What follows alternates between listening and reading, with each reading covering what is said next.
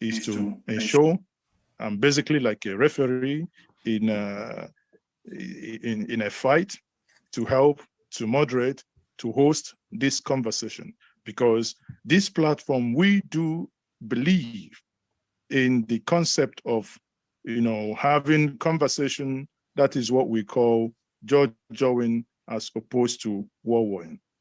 On that note, I will say once more, welcome everyone to this platform. My name is Maaz Ezoke, and here we are today. As I had noted before, this is a town hall. Now, in this town hall, it's not the one that is different. This town hall is a town hall that is necessary at a point in the Nigerian history. The town hall today is Nigeria in Distress, NINA's invitation to the emergency state of the nation town hall. Now, there is a note from NINAS here that I would want to read out. And the note reads, "Dear compatriots, as consultations and preparations continues towards rallying stakeholders groups for a more potent pushback to the existential threats presented by the effects of recent government policy actions, particularly the removal of fuel subsidy, NINAS is reaching out and converging this fantastic conversation today. An emergency virtual meeting, which is what we have now, is being convened by NINAS, and that is going to be taking place now. And this is where we are. And the NINAS is inviting civil society, other interest segments, including the youths, women, clergy, etc., in an alternative dialogue and prescription for the burning issues of Nigeria, starting with the so-called fuel subsidy removal, which has plunged the populace, obviously, unless you're living in the moon, into a deeper poverty and misery on a level that represents existential threat to all. Beyond the question of wage and palliative, and on account of aforementioned existential threat, a joint demand made by these forces attending the proposed town hall that directs its focus to constitutional foundational problem we are now confronted with. We will radically alter the dynamics of dispute that has now risen, for which labor and its civil society allies are mobilizing for a pushback that would commence, or rather that has already commenced, and conversations with the president happened yesterday. Therefore, this emergency meeting is from NINAS. Now, as we go, we take a back step again. There is also another footnote, as a side note, from NINAS.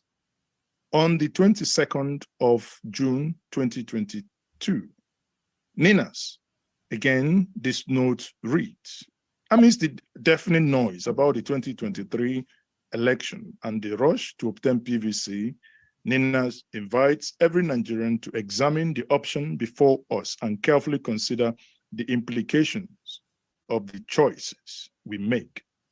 First, NINAS wrote, let us be reminded that there is a conquest agenda that already turned Nigeria into a master slave servant via the caliphate-imposed unitary constitution order that confiscates the sovereignty of the constituent components of Nigeria. He goes further to say, let us be reminded that the current murderous invasion of Nigeria by heavily armed Fulani militia from across the entire Sahel region, who are masquerading as headsmen, is a furtherance of the conquest agenda with the manifest complicity of the current federal government of Nigeria, headed by General Muhammadu Buhari, a Fulani man. Let it be understood that the bondage and miseries of the people of Nigeria, including the killing associated with the Fulani conquest invasion, flow from the 1999 Constitution, which comprehensively empowers them, in this case, under the Constitution against the indigenous people of Nigeria. Let it be clearly understood Footnote 1. With the countrywide repudiation and rejection of toxic 1999 Constitution, the NINA's onslaught against the 1999 Constitution is aimed at terminating the master-servant union of death that Nigeria has become for its constituent indigenous nationalities. 2, according to NINA's, that the NINA's campaign to shut down the 2023 electoral voyage is the NINA's preferred strategy for shutting down the 1999 Constitution. 3, that the NINA's campaign against PVC, which predated political party primaries for 2023 election, was an integral part of the campaign against the 2023 election that will be mandated by 1999 Constitution, to which winner in the 2023 election must swear, and by which the winner must govern. As explained in part 1 of that extraordinary alert series, number 6, the massive mobilization by the youth of Nigeria to get involved in that political process in order to effect change is a very positive development. However, the change they seek must be defined, and the mechanism for achieving that change must equally clearly be thought out. Now, without going down all the 10 points being highlighted here, it is at this point that I will be allowing the participants of this town hall to begin to lay their point. Now, to start with, I would want to have Barrister Tony Nnadi, who is the co-convener NINA's. Now, I would say at this point, please, can we pay attention to time and stick to time? Tony, I will give you 5 minutes to lay the foundation before we take other speakers. Please kindly unmute yourself and take the virtual lectern. Yeah, thank you. Welcome, everybody. And like being told, this is an emergency town hall aimed at presenting to all stakeholders, the populace, but particularly labor, civil society, and all the other groups that are now choking under the things that are already happening from the inconclusive 2023 presidential election. Inconclusive because the outcome is, the outcome has not produced, a president that is not being challenged and disputed all around. They're still in court. And it will be recalled that on the 12th of June, NINA's had declared an interregnum, the period an interregnum. And so while, yes, there's somebody in government house, he can fire the central bank governor and hire service chiefs and go to ECOWAS. All of that have not settled the question of whether we have a president in place according to the Constitution of Nigeria, especially because of the 25% that is missing, which is the basis of the principal basis of the institution in court. More important, what is happening to the populace and what can we do about it before it becomes a problem that will consume, the union and everybody in the union.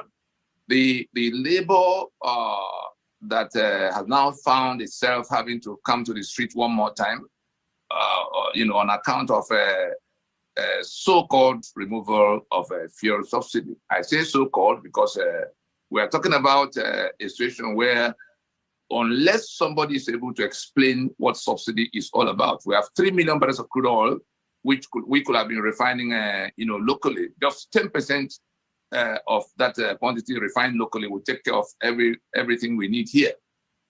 Why are the refineries not working such that we are importing?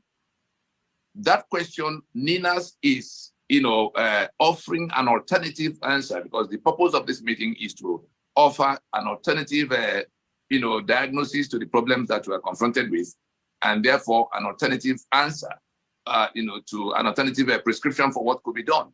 And so we say, instead of the recurring, fuel subsidy withdrawal that we see all the time. It's happened almost 10 times since Obasanjo became president. Our task should be, Ninas is saying that it is the constitution of Nigeria that locks down the refining capacity by its exclusive list. And as long as that situation remains so, the capacity to refine petroleum products will continue to be in lockdown mode. And therefore, the federal government that confiscated the exclusive rights to refine for all of us. We've seen what they've done with the 4 refineries.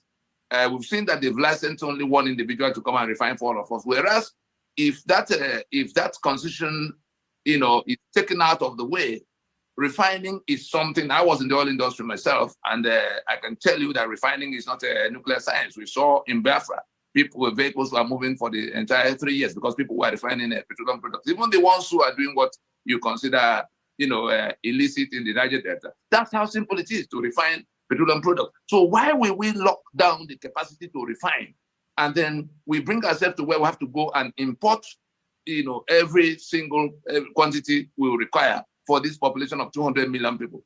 And it is in that, using our Naira to go to import finished products, that we put the Naira under the kind of pressure that, has placed it in this free fall, quite apart from the corruption of governors that go to buy dollar with the allocations every month. But the biggest pressure on the Naira is this matter of having to pay for petroleum products in dollar.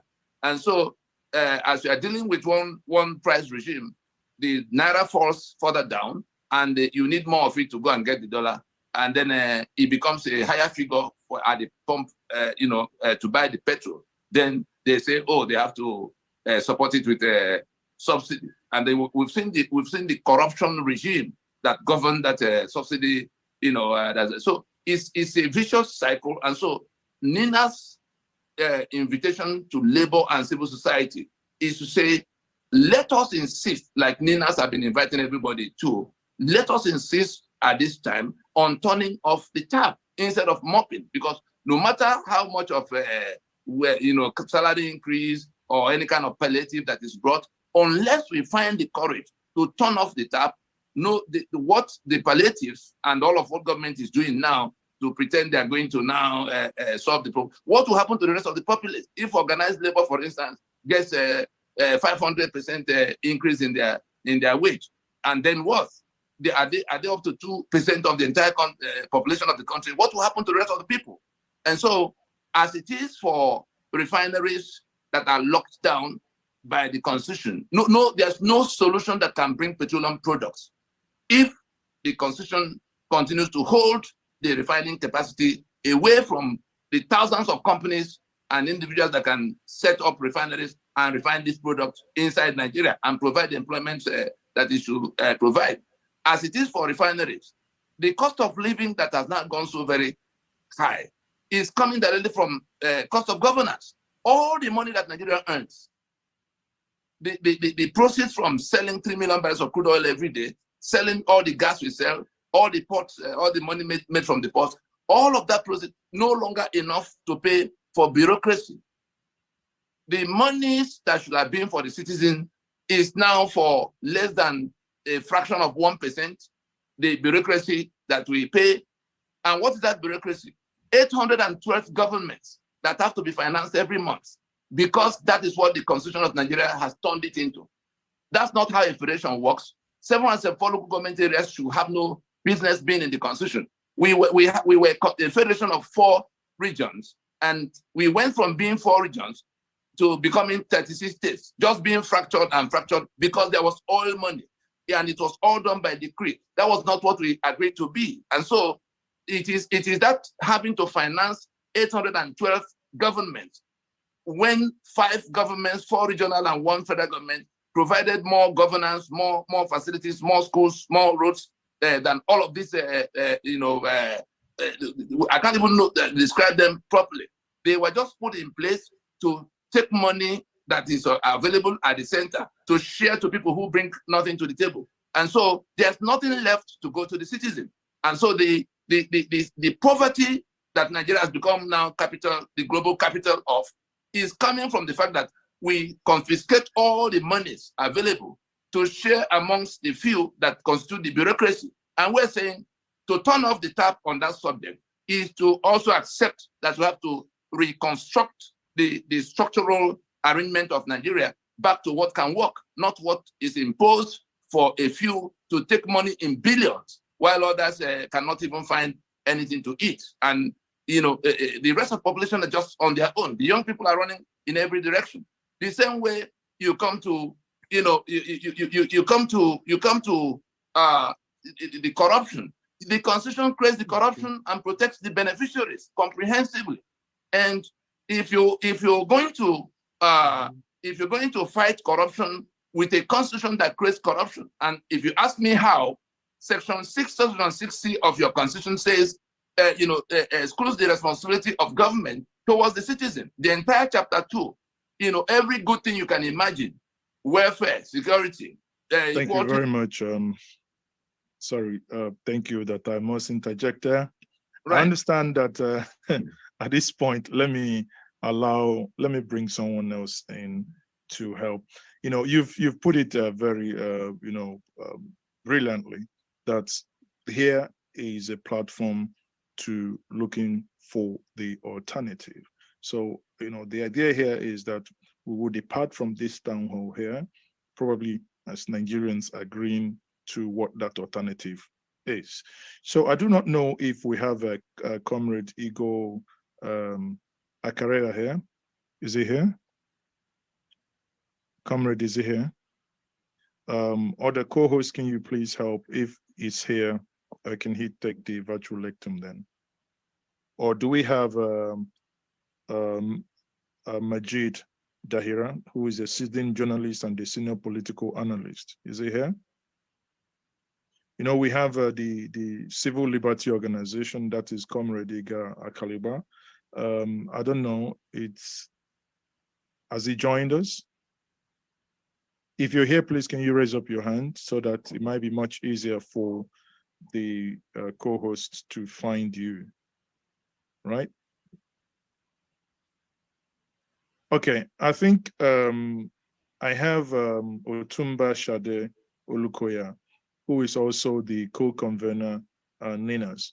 Now, Otumba, if you do not mind, we are timing everyone. You will hear a sound after your allotted time to start. So your time starts now, Otumba. Thank you very much for joining us. Now your intervention. Good evening, everybody.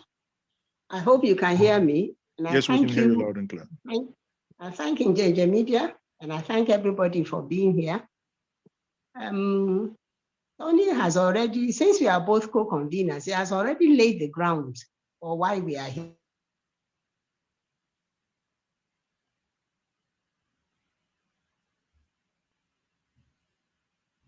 today. So solution to this problem, this quagmire we are in now. And we believe that as NINAS, that we already have that solution. If we can get people to join in with us and join hands with us rather in implementing this solution. It's a 5-step solution, and we sincerely hope that by the time we leave this place, we'll have a lot of people in agreement with us, because there's no way we can survive. No government, nobody can sustain the situation we are in now. It's a near-death situation. People are dying every day. Children are being killed and dying every day for lack of food, lack of drugs, lack of care. A lot of children are out of school. And most of these people imposing this situation on us now all went through the free education, the good governance of our founding fathers, when we had just regions and one federal, 4 regions and 1 federal government. So I really believe that this is a good opportunity to get everybody on the same page, for us to listen to each other and see if we can find work out a solution using the NINAS template. Thank you very much. I don't want to overstep my bounds. Elites, now that we've made travel so expensive, we have this hotel to ourselves. How'd you get here? Kayak. They compared hundreds of travel sites to find a great deal on my flight, car, and hotel. Kayak. Search one and done. Thank you very much. I think you've and I'll be answering questions. I'll still be answering questions later, hopefully. So yes, thank you very much. You did amazingly well, speaking within the time allotted. And let's quickly speak to, let's invite Reverend Dr. David Salami. That is a delegation from the Yoruba Nation to NINAS to now take the virtual lectern and make his intervention. Reverend Dr. David Salami, please. Good evening, Engineer GP. Can you hear me? Yes, we can hear you, sir. yes, we can hear you, sir. I'm really grateful for this meeting today. It is painful. I heard you calling some key speakers a few minutes ago, and it seems you are not around to speak. It's painful in the sense that all that NINAS has said through the spokesman is the solution to Nigeria's problem. I remember I came to know NINAS just a few months ago, and I had to challenge them that how did this thing eluded some of us? But they said, no, we've been crying. We've been saying this.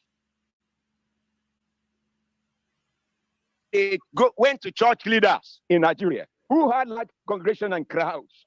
And unfortunately, they did not disseminate the information. I remember when I had this information from NINAS, all the provisions NINAS had, it fell in line to what I have been as an individual, bothered for many years looking for solution to Nigeria's problem. But when I got NINAS materials and I went through them, I discovered it's the only solution for Nigeria's problem. But unfortunately, the leadership of the church failed us. They failed Nigerians. They failed their followers. And I know if this country should collapse today, they will all pay with their blood for it. This now, there's still an opportunity, both for the Muslim, the church at large, to join this forum and join hands with us at NINAS. Because this nation is going gradually. Everybody can see it's not a matter of prophecy. It's a matter of reality on the ground.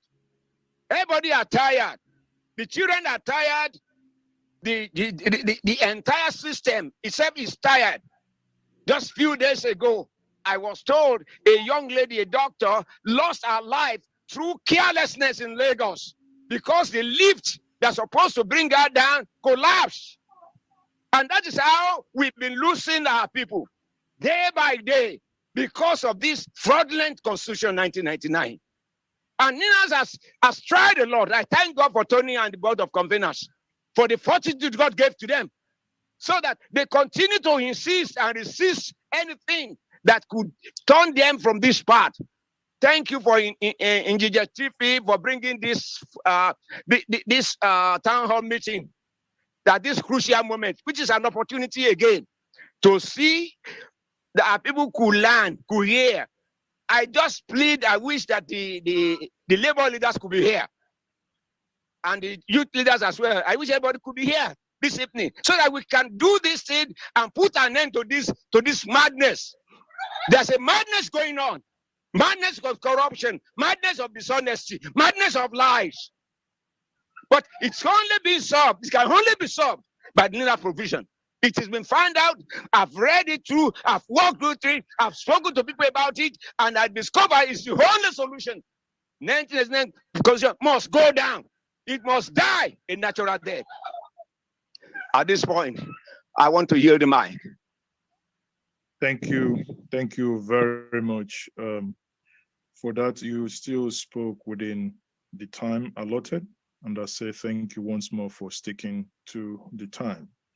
Now, for those of us who may be wondering who are the speakers, here we have invited here the civil society, and we also had other seasoned journalists and senior political analysts, and we have also the members of the Nigerian Labour Congress, that is, and from the apex leadership of that organization.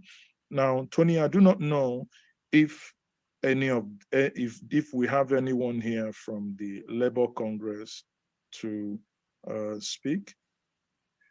I do not know, from those we have in this virtual town hall and those we are still expecting. Do we have anyone from the Labour Congress? As I search around, I can't identify anyone amongst them yet. And if the president of the Labour Congress sent a representative, I wouldn't know from amongst us. I will expect that if he is not here and somebody is here on his behalf, such a representative should, because that's the kind of meetings happening in Abuja. The government is practically sitting at their doorsteps, just refusing to let's go. It's one meeting after. I do not know. They are basically, as it is since yesterday, basically under hostage. Literally. That's what it's been. Yeah. They all intended to be here, but meetings upon meetings, emergency upon emergency. And when the president say, "Come, let's talk again," if you don't come, it will be misread. Okay, so we have Reverend Dr. David Salami address us. You've obviously spoken. I don't know if we have TK Ogiriba here in house. If not, can we have the Labour Congress? If any representative from the Labour Congress is here, could they please indicate? Or can we take Abiodun Aremu? The aforementioned people, is any one of them here? If not, we can go back and begin to interrogate some of the submissions made, right? Is there any of those mentioned, are they here? If they're here, please kindly indicate, then you will be given the opportunity to make your intervention. Check up with the CLO director, Ibuchukwu, I don't know whether he's here, the CLO director. Okay. Okay, find out whether he's here. No, I mean, unless there are people here who've joined with device names. So that's why sometimes, if someone has joined with a device name, please, I can see an iPhone, 2 iPhones here. So obviously there is no name behind it. There is no way to know. If you be kind enough to change your device name to reflect your name, and so that will help us to know who is here, please. Okay, having said that, now let me come back. Let me play the devil's advocate here. And any of you, or rather, before I even make my, before I make my, devil playing the advocate. Before they give me the senior advocate now. Sorry. Sorry. Let me take, for those of us in this room that from the interventions you've had so far, that you may have questions, let me use the opportunity to say, if you have any question, clarification, or any of the talking points that you think those that have made their intervention should concentrate on, please, can you raise your hand, your digital hand, by the way, because when you do like this, I probably wouldn't see everyone on the screen, but at least if you do, raise your hand digitally. It will help either myself or the co-moderators to do justice to that. So do we have anyone raising their hands? Anyone not wanting to make intervention before we take on the questions? Okay, that means we are on the same page. Now, my question goes to the conveners of NINAS. And the question is as follows. NINAS has projected and argued that within the short frame Nigeria had last year, and not, to the election, that the best option should have been that there shouldn't have been any election, but to go on a constitutional, I don't want to say a constitutional reform, but to have some sort of a constitutional force majeure where everything will be collapsed, an interim government made. Now, my question is, what is the legality of that and how practical is that? Bearing in mind, for instance, in Niger, we have a coup d'etat that has happened last week and that's thrown the nation into confusion, that neighbors and international organizations are now beginning to plow themselves into a poor country, but rich in certain minerals that is of interest to them. Where does that leave Nigeria, for instance, if a nation of over 200 million people and over 285 ethnic nationalities, where would that leave them if you create such lacuna? I am a body moving, bobbing and weaving. I know at the end of the day, where tonight is tomorrow, that I showed up. No matter what I'm doing, I'll move, sweat, replenish, then do it again. Electrolyte, instant hydration. Some would argue, probably myself included, would then say, isn't it then better to go and, to achieve the same thing that you want to achieve through constitutional means by, basically what Gani Fayemi will call the people's constitution, getting a brand new constitution as opposed to what we definitely have today. So can you put the viewers through on this? Thank you. So let me start with Tony. I believe you can do justice to this within 5 minutes. Let's see how it goes. This, we are not anarchists. It is precisely for the purpose of avoiding the kind of thing we've seen in Niger Republic. And if you can pull up the map, there's a map I sent to you, a map of Africa that shows the countries that have come under this kind of a situation all around Nigeria. Nigeria is now, just next to, if it goes from coast to coast in the area directly to the northern latitudes of the limit of Nigeria.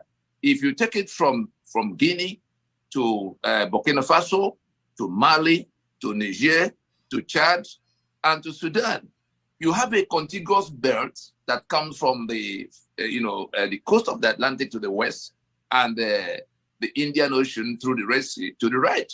And so what is it that has been responsible for people trying to topple what they had in place? And so, yes, that's the map. Ladies and gentlemen, you can see the Nigeria that is, sitting directly below Niger Republic. The territory I was describing from the extreme left, the first one there is Guinea. There you see Burkina Faso. There you see Mali. There you see Niger. There you see Chad. There you see Sudan.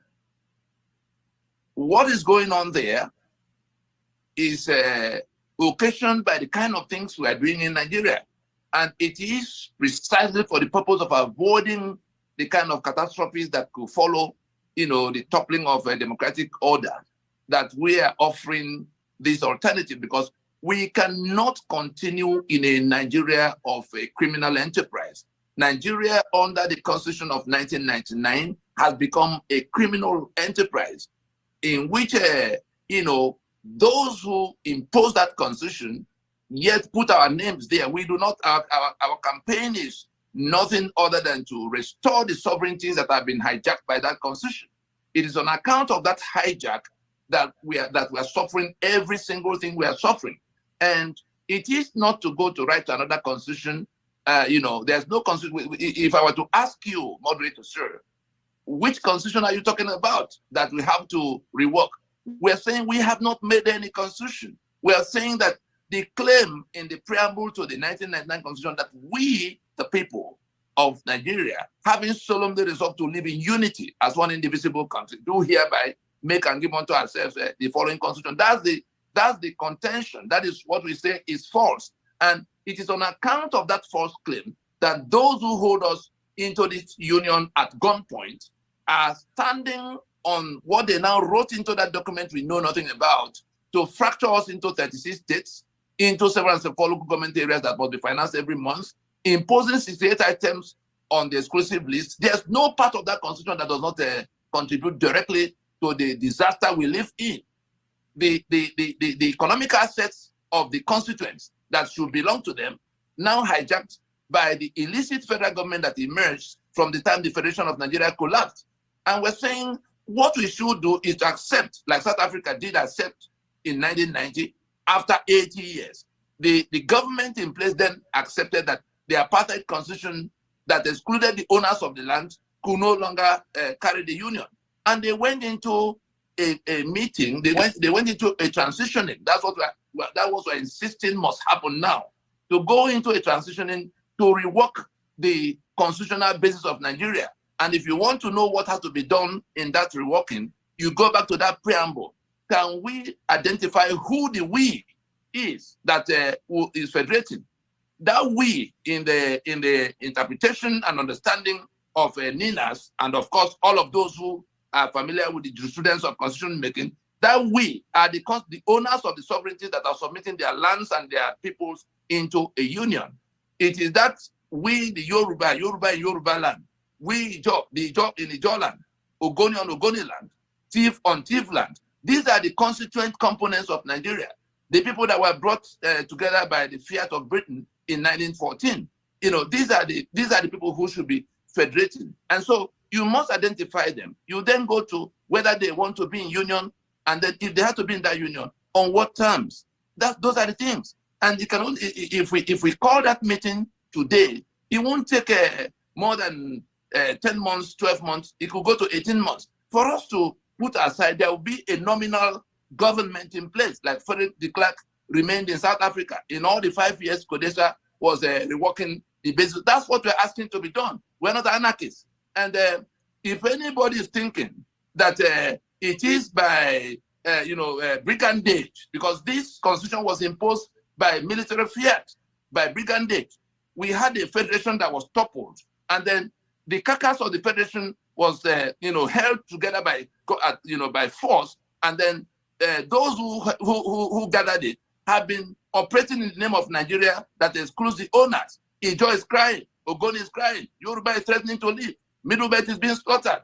All of them flowing from that constitution. How long are we going to retain it? And so when they began to go towards another election that will renew the life of that constitution, because the winner of that election will have to swear to govern by and defend that constitution, meaning that we're going to have these agitations that are all over the place continuing. We're going to have corruption growing. We're going to have infrastructure decaying further. We're going to have, impunity, rubbing us on the face. And so we say, can't we all reason together instead of allowing this thing to burst like it's bursting in some other? We saw Yugoslavia, these same issues. We saw the places where governments are being toppled. What happened on February the 25th, 2023? Can anybody differentiate it from a coup? The people went out to vote. The outcome is known to everybody. And then somebody had been imposed as president. The whole world is telling, we took out, a position, a global caveat. And we told the whole world that the candidate that have been declared winner has not met the minimum constitutional requirement. And at the end, the people that are imposing him on us are just asking us to go to court. The candidate that won the election has gone to court. In all of that, what is the difference between the coup of toppling the will of the people as expressed in election, much as NINAS had advised against that election? Now they've gone there, and somebody is now going to stand on that constitution for another 4 years to continue to ruin the lives of people. You see what they're already doing. the subsidy. Nobody's talking about how to solve any problem. They are talking about how to share No. money. Position. Sorry, Mr. Nadi. I want to say that it is the transitioning we are talking about is very clearly spelled out for how it starts to finish, how it can be done. If we refuse to do it, people are going to get so pressured in their inability to live their lives without electricity, without petroleum products, with corruption that they see every day, and they see the people doing it. And the Constitution actually forbids anybody from questioning those people in Section 308, immunity.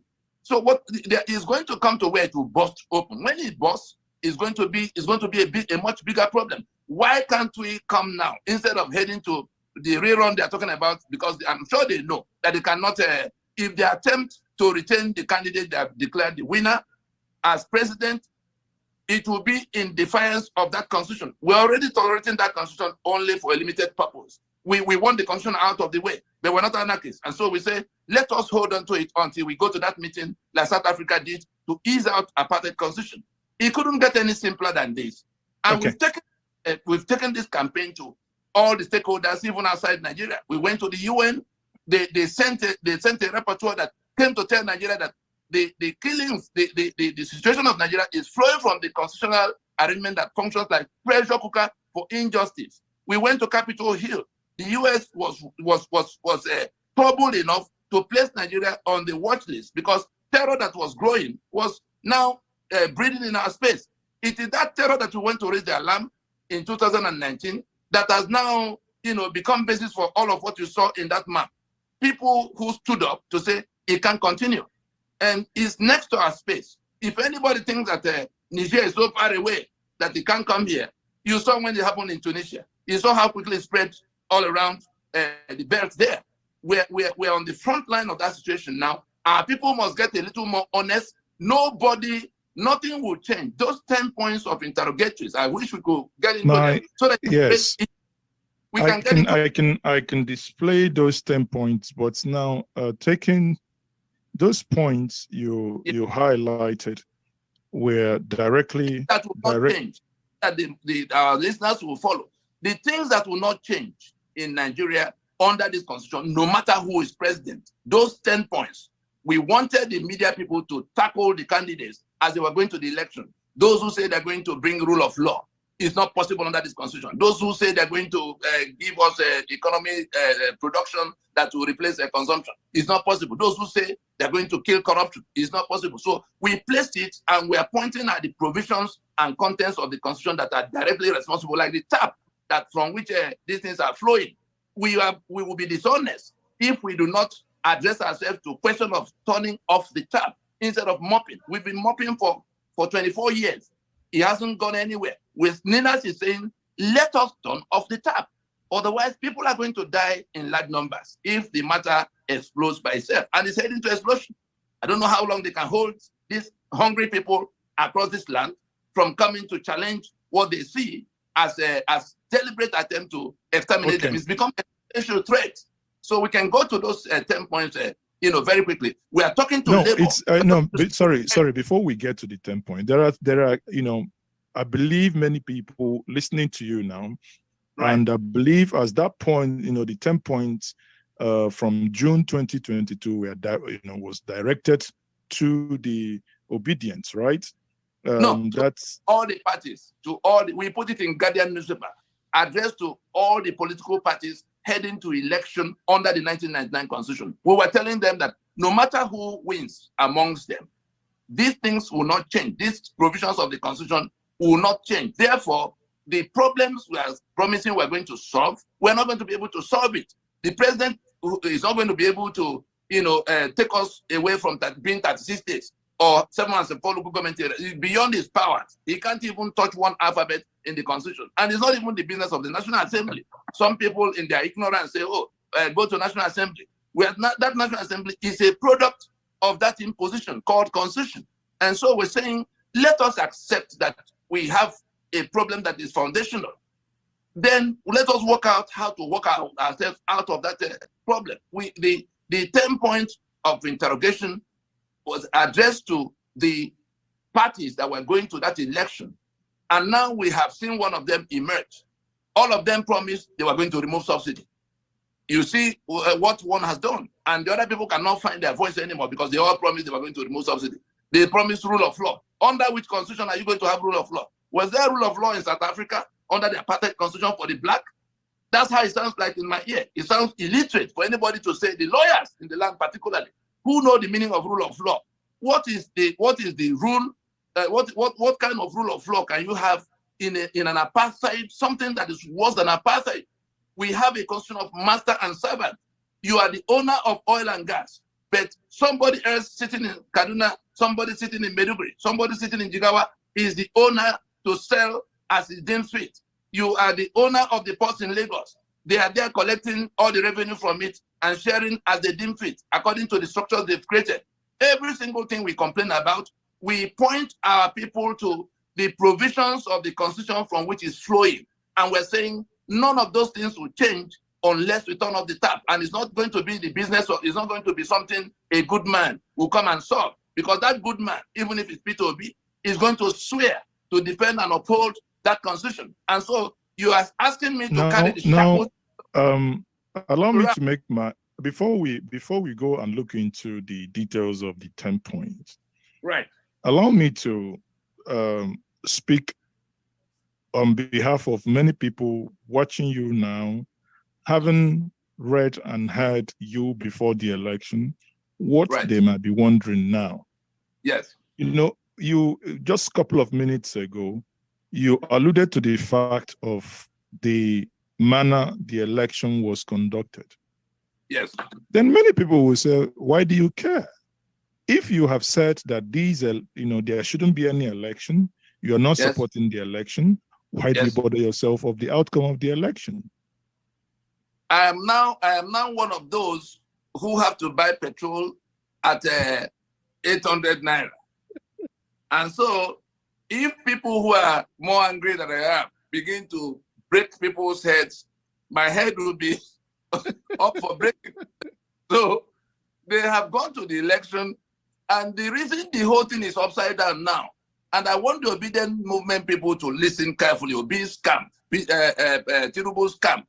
The reason we got to the kind of outcome we have now is simply because of that exclusive list in that constitution that locks down elections to federal and state offices. So the election of governors and senators and house members in the states and president, everybody who has to be elected in Nigeria, is the business of the Abuja where INEC sits. And so they can sit in Abuja. They are the ones who have to register all of those who are going to vote. It is not supposed to be so in a federation.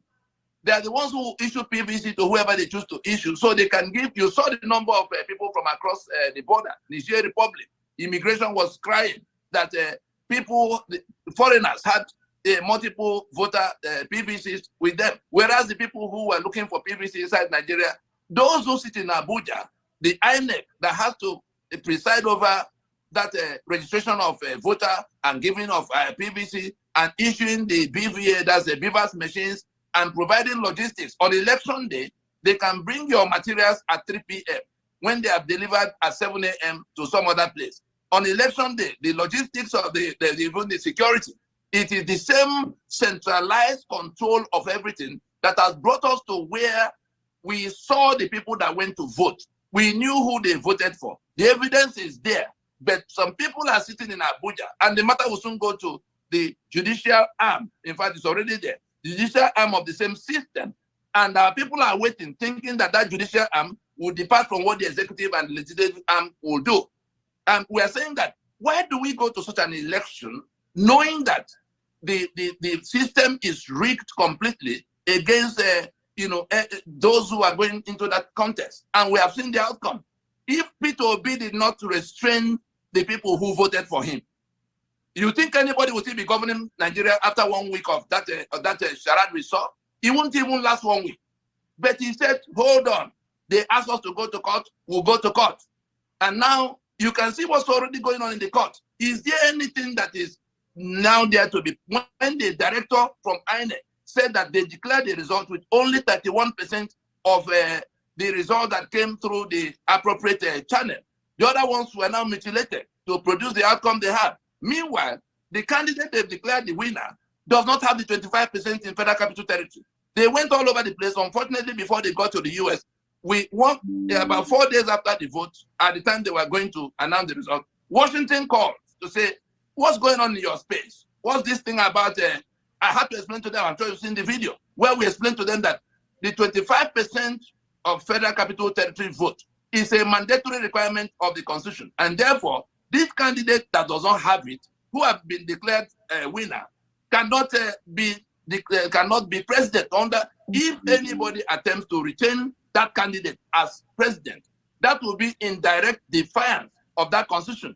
We gave the caveat we gave when we talked about interregnum, that if anybody would choose to do that, to retain candidate Bola Tinubu as the winner of that election, then we will join them to defy whatever is left of that Constitution. All of us who have been restraining those who are carrying arms, who have been restraining those who wanted to take laws into their hands all the while, we will join them. Exactly on your last statement is where, again, I want to, you're saying that if you put a conditionality that if they go ahead to retain, now, isn't that a departure? Because that's what I want us to get to. In this argument, let's lay it black and blue. Isn't that a departure from where you said, no, let's not go to an election? Now the election is flawed. The process it's nothing to write home about. It's produced an outcome that is not palatable to many who believe in a process that ought to be. And you're saying if you maintain this process, if you know the outcome, if you maintain the outcome, you will join and your group will join to say, no, that's not correct. It then means to others, to those who are in power now, will now ask this question, because I say here, I'm going to be playing the devil's advocate, will say, well, is it because certain individual did not emerge? Or is it because you are against election ab initio? Isn't that a contradiction of the previous stand you had? Our stand is in black and white, advertised in national dailies. If you go to the force majeure, declaration of December 16, 2020, you will see the 5-point proposition we put forward to say, let us accept that we now have a union dispute for people rejecting Nigeria everywhere. It is because they are rejecting the constitution of Nigeria as presently constituted, whether it is resource control agitation or Biafra agitation or Odo agitation, number one. Number two, we must now accept that constitution has to be jettisoned completely. Number three, we have to accept that we cannot proceed to another election to renew the life of that constitution 20 years after it first came in 1999. Number four, the mechanism for working out the transition, what is it that will have to happen in that period we're not going to the election? Nominal government, like that of Frederick de Klerk, discussion among the owners of the sovereignty, like Codesa did.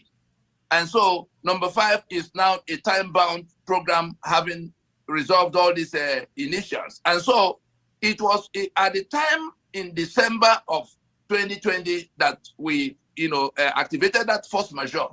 If Buhari, because we gave 90 days to the 90 days notice to the federal government, say, look, let us not allow this thing to burst open. The election might even collapse on your head if people begin to resist what is being done by INEC. And so let us leave the journey of election so that the Nigeria that collapsed the first time, was it not the election of 1964-65 that led us to 66? Was it not the independence election that led to the collapse of the Western Region Constitution in 19? So it had always been about manipulation around the that then set unfair. And so back to your question, about one candidate or the other, all of them subscribe to that Constitution 1999, and we say we do not prefer any one candidate to the other, and we can be held by what we put out before the global community in 2020 to say that if anybody, our quarrel is not with the people in government house at all. Whoever was in government, if Buhari at the time we gave that 90 days. If Buhari had, stepped forward on behalf of that federal government, because we are saying illicit federal government, since our federation collapsed and somebody is still sitting in Abuja saying his federal government, if Buhari had accepted that there's a problem to be solved, he probably would have been in that team of nominal governance. We will have had 3 years to sort out this matter. We do not need the whole of 3 years. We can do this in 6 months if we want. It can go all the way to 10, 12 months. It can go to 18 months. And we had 3 years from the time we began to say, let us not go. We're going to end up in a ditch. And so Buhari lives in the kind of controversy he has set up now. Whoever is going to come from government house, our contention at this time is that, yes, since we are not anarchists, and we made it very clear that anybody who is in government house as president will be the one, will be part of the nominal governance, just like Frederick de Klerk was leading the nominal governance in South Africa in the years of discussion of what will become their constitution in CODESA. That's what we're insisting has to happen. But we now have a situation where in that election, which we told everybody will go wrong, because of the centralized control of the electionary machinery, that was what turned everything upside down for the election. Yes, we did not support the election, but we are still tolerating that constitution for the sake of peace. And within the context of that limited toleration, we are going to allow the wrongdoers, that is APC, PDP, Labour Party, they all subscribe to that constitution. So as Ninas looks at them as a bunch of rogues fighting over the loot, over what they got from, they stole our sovereignty, and they are fighting over the mandate to manage that sovereignty. And we say, if that fight is not put out in some way quick enough, it will consume everybody like we saw in 1966. And it is in that limited sense that we are making this intervention to say, why do we waste the energy or time of who has won or who has lost? Let us sort out what they did as they did it, since there were rules under which they did it, and it produced an outcome that everybody could see. For the same reason, we were going to accept whoever was in government house in 2020 as president to lead the nominal governance that will continue in the period of that discussion. We are not advocating lacuna or anarchy.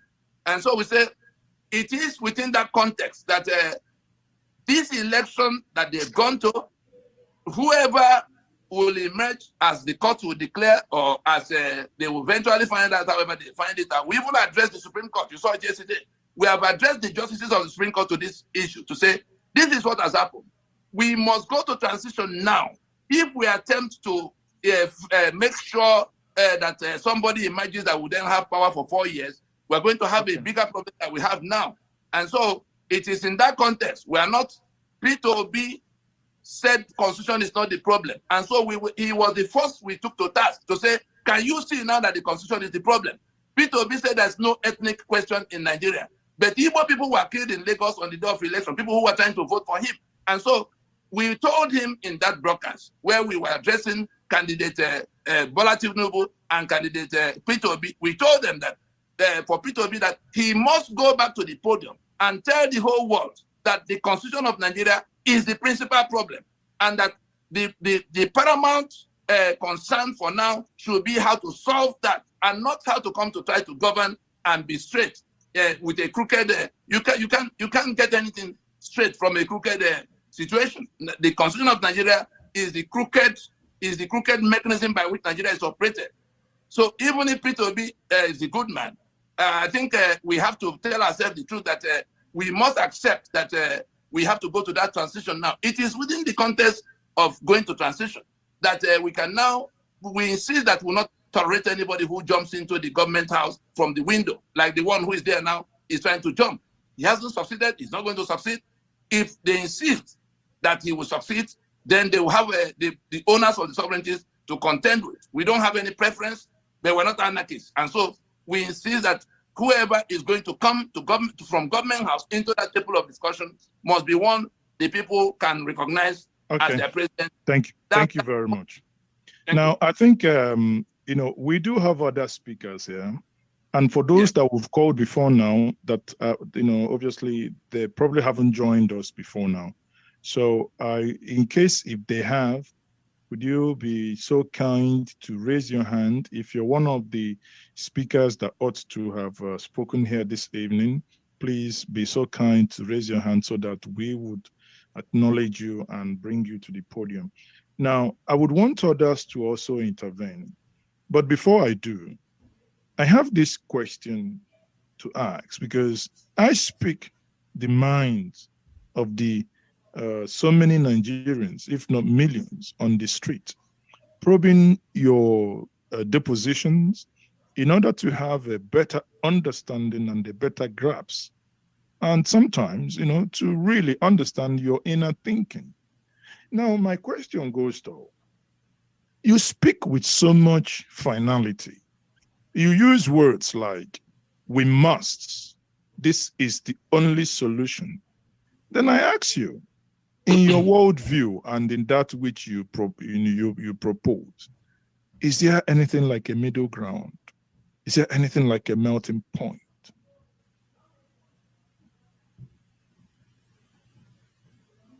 Did you get that? Okay, hold on. I hope you understood my question. You can unmute yourself now. Right. What if you could do SEO smarter and faster? With Wix, you can edit your meta tags page by page or all in one go. Modify your URLs, inspect all of them in one click, and more. Save time, customize freely with SEO on Wix.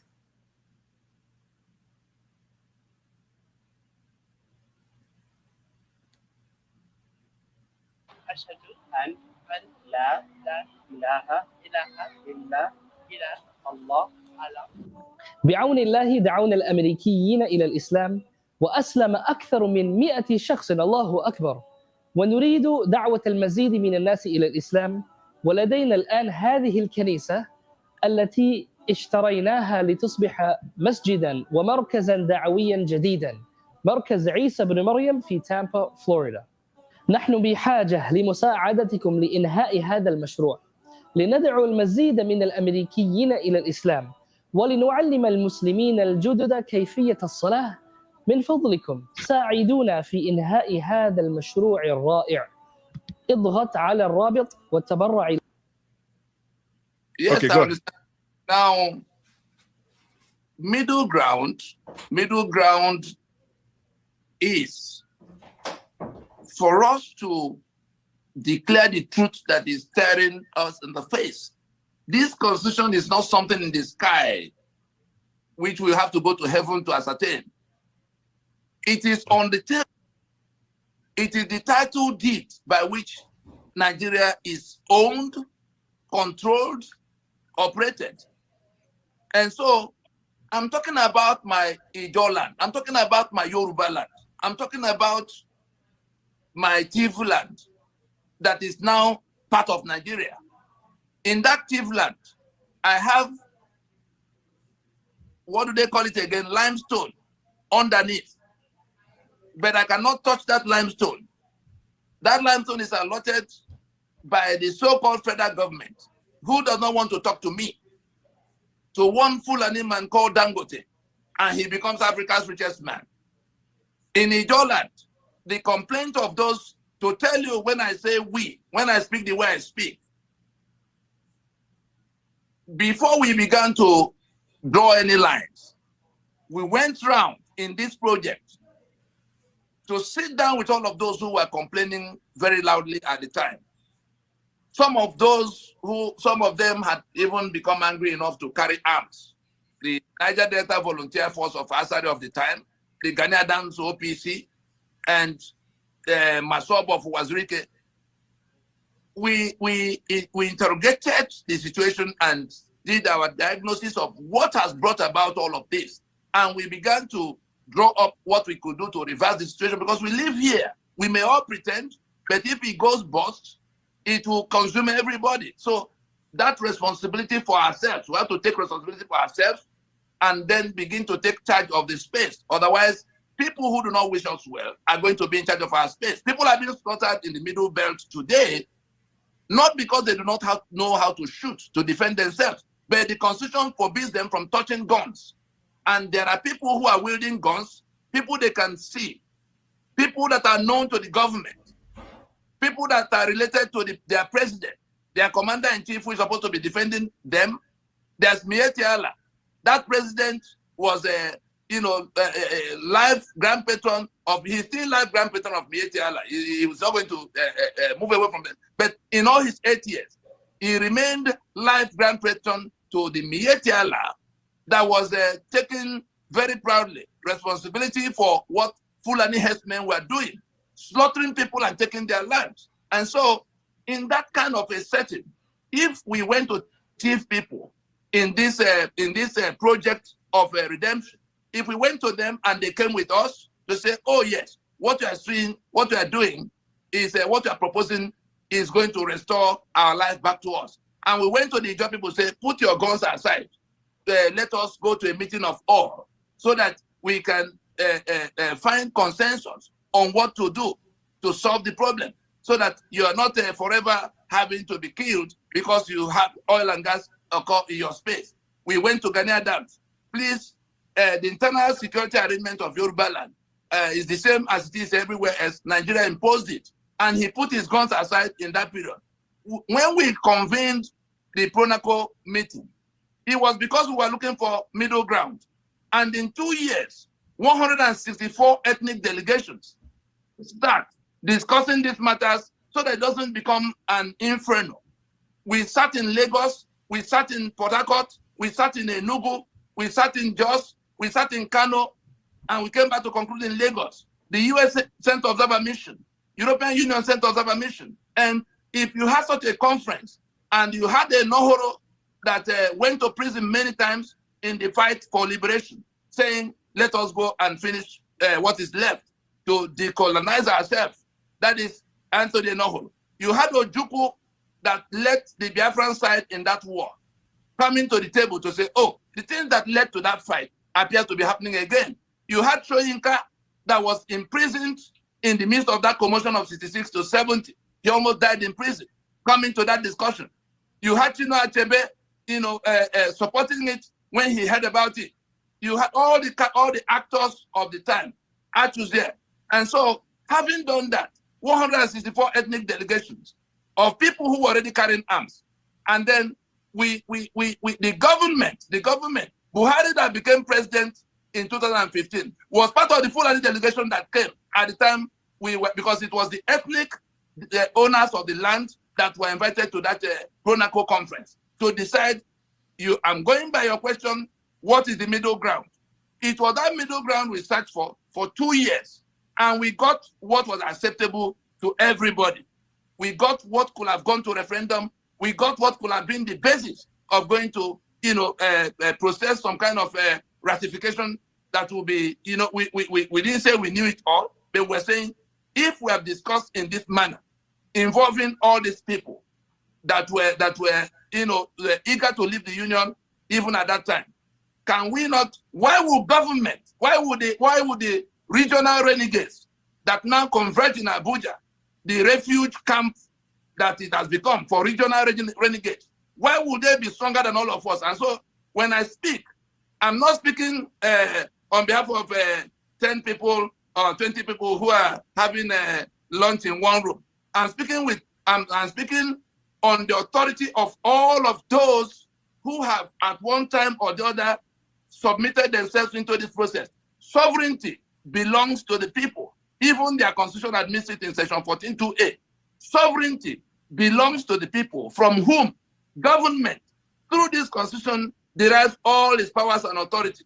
That's in black and white. So on the basis of that, they had come to claim that it was the people, we the people, the Ijaw, the Ogoni, everybody standing on their land, the thief, the bearer, the Yoruba, the Igbo.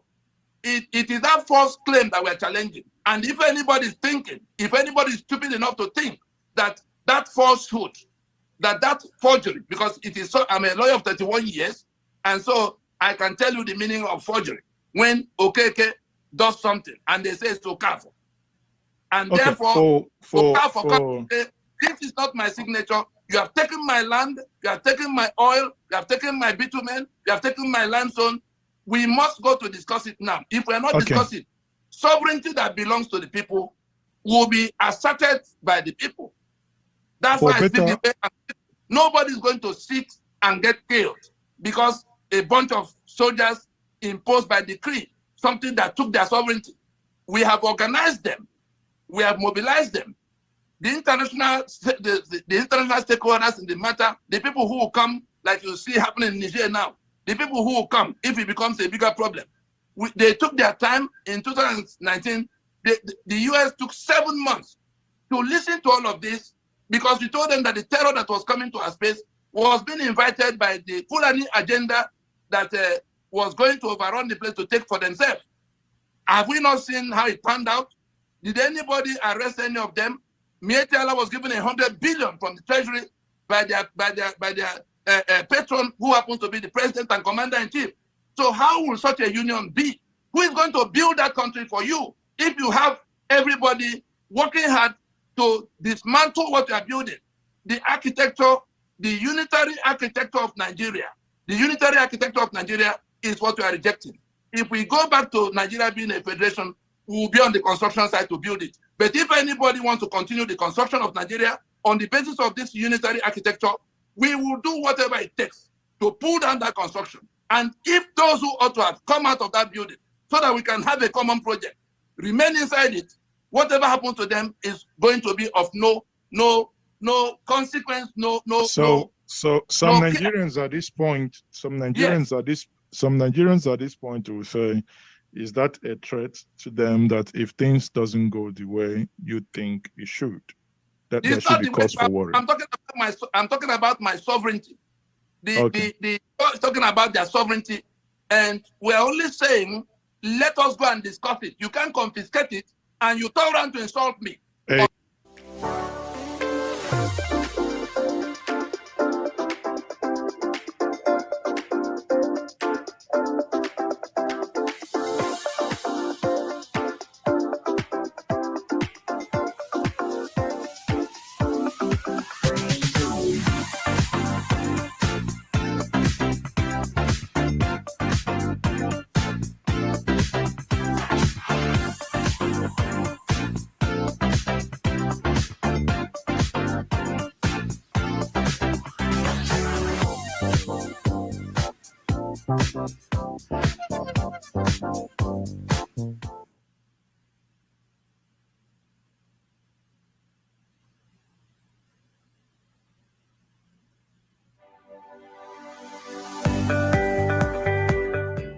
Introducing the FilterSorb Whole House Water Conditioner, a complete home water filtration and conditioning system by Purigen Water. Calcium and magnesium are healthy minerals found in your home's water supply. However, when these ions are heated, they can wreak havoc on your home, causing hard water and scale buildup in your pipes and appliances. In the past, traditional salt-based water softeners have been used to soften water. However, these systems require a lot of maintenance, waste thousands of gallons of water, and the sodium can damage your home over time. This is why we've created a salt-free system that requires no bulky tank, uses no electricity, and wastes no water, while providing clean, conditioned, great-tasting water throughout your home. Here's how it works. When water enters the system, it will travel through 2 carbon block filters, which will remove up to 99% of chlorine from the water, as well as any other harmful contaminants. After the water is purified, it then enters the 3rd stage, which contains the FilterSorb SP3 media, where it undergoes a process called nucleation-assisted crystallization. As the water passes through the FilterSorb media, calcium and magnesium is transformed into harmless nanocrystals on the surface of the FilterSorb SP3 beads. Once these crystals are formed, they are very stable and unable to form scale. As these crystals flow through your water system, they will begin removing any existing scale buildup, unblocking even the toughest hard water scale from your pipes and appliances. Furthermore, because our system is neutralizing the hard mineral ions instead of removing them, It will provide you and your family with the cleanest, purest, and most delicious mineral water you've ever tasted. Most importantly, when you purchase the FilterSorb Whole House system, you will also receive lifetime servicing at no additional cost, which guarantees that your system will always be working at peak performance, and you will never pay for a service call for as long as you own the system. For more information or to schedule a free in-home consultation, contact Pure Again Water today and give your family the gift of clean, healthy, great tasting water.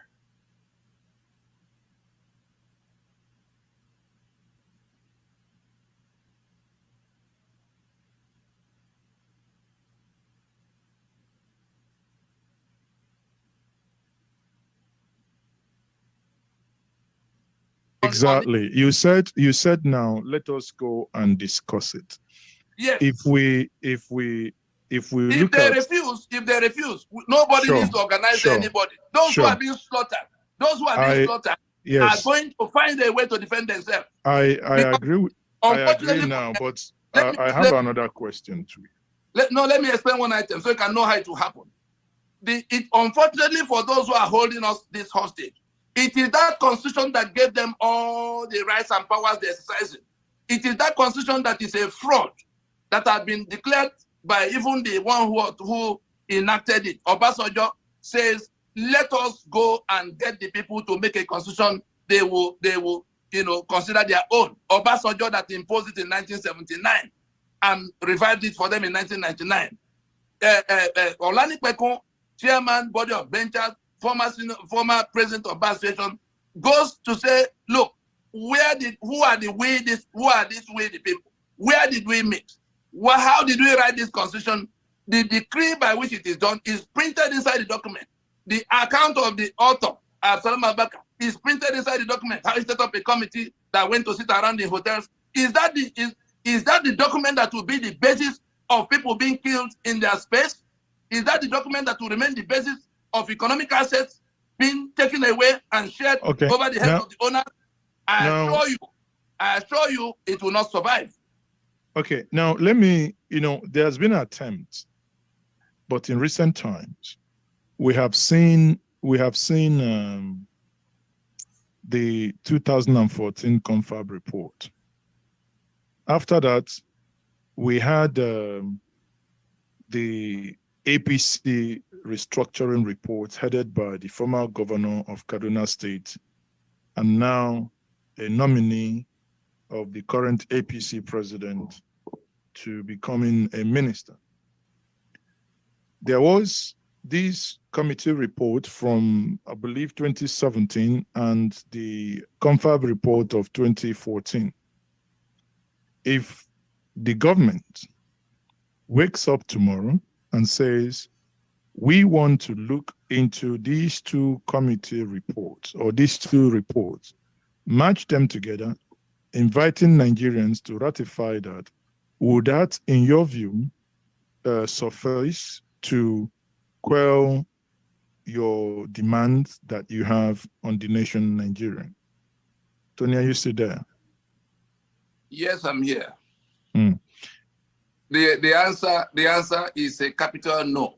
You know why? The conference, can you remember the first decision taken on the floor of the conference in 2014? Let's start from 2014. Can you remember? Area. Good. But decided on the floor of the conference.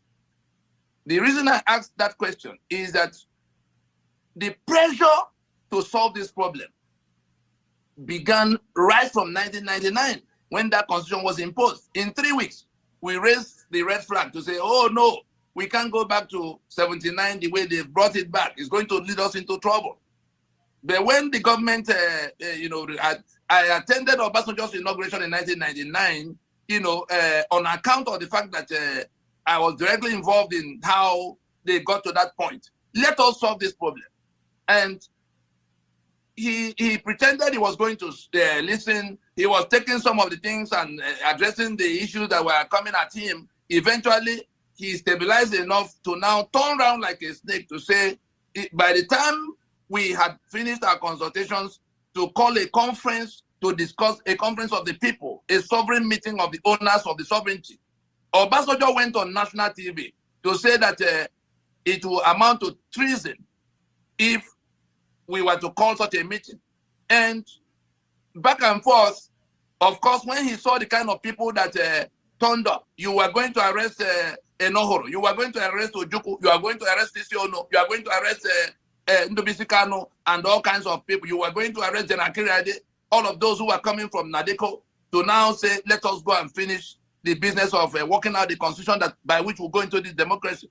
Obasanjo became the chief enemy of going to solve the problem. And certainly, just like this one, the one that is now threatening anarchy, Obasanjo went on national TV to threaten that it will amount to treason if we were to call such a meeting. Of course, we have to defy him, and we called the meeting.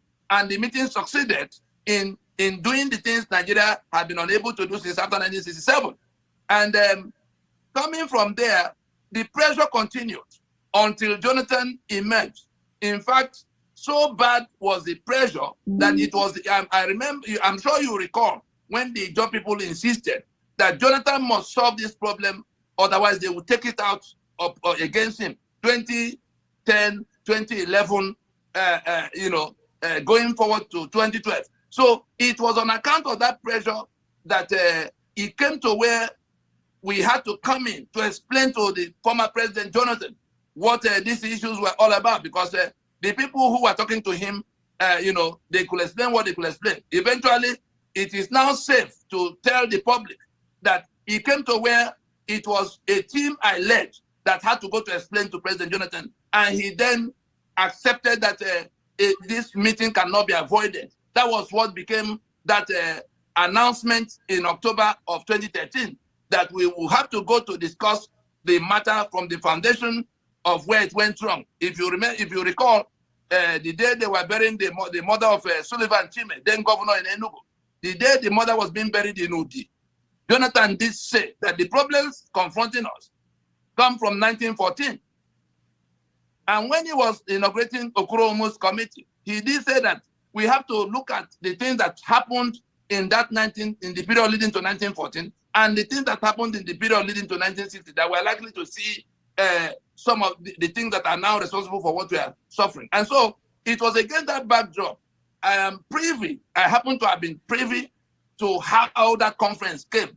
The modalities that should have solved the problem in terms of a two-stage modality in which the people who are federating will have to organize themselves in the formations they want, and it will become their decision to federate according to how they agree with everybody else. Those modalities were overturned, and they summoned a conference of Little Ogoni, Little Shekiri, come to sit with Igbo and Yoruba in Abuja.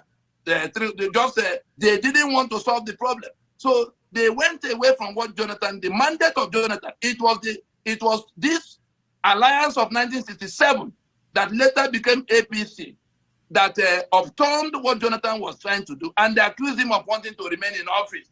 And so they shut down the business of the conference. So what they went on discussing did not touch any of this. That was why we didn't, all of those from our circle who were invited to the conference, starting with myself, so, we decided to stay away. In order to make this quite,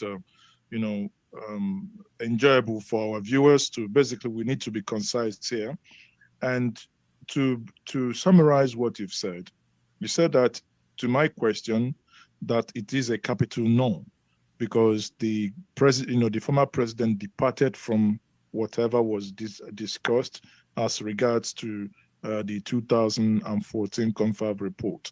Now, what of the 10 points of the APC 2017 report led by Nasir El-Rufai, which actually point 9 in that had a referendum in it?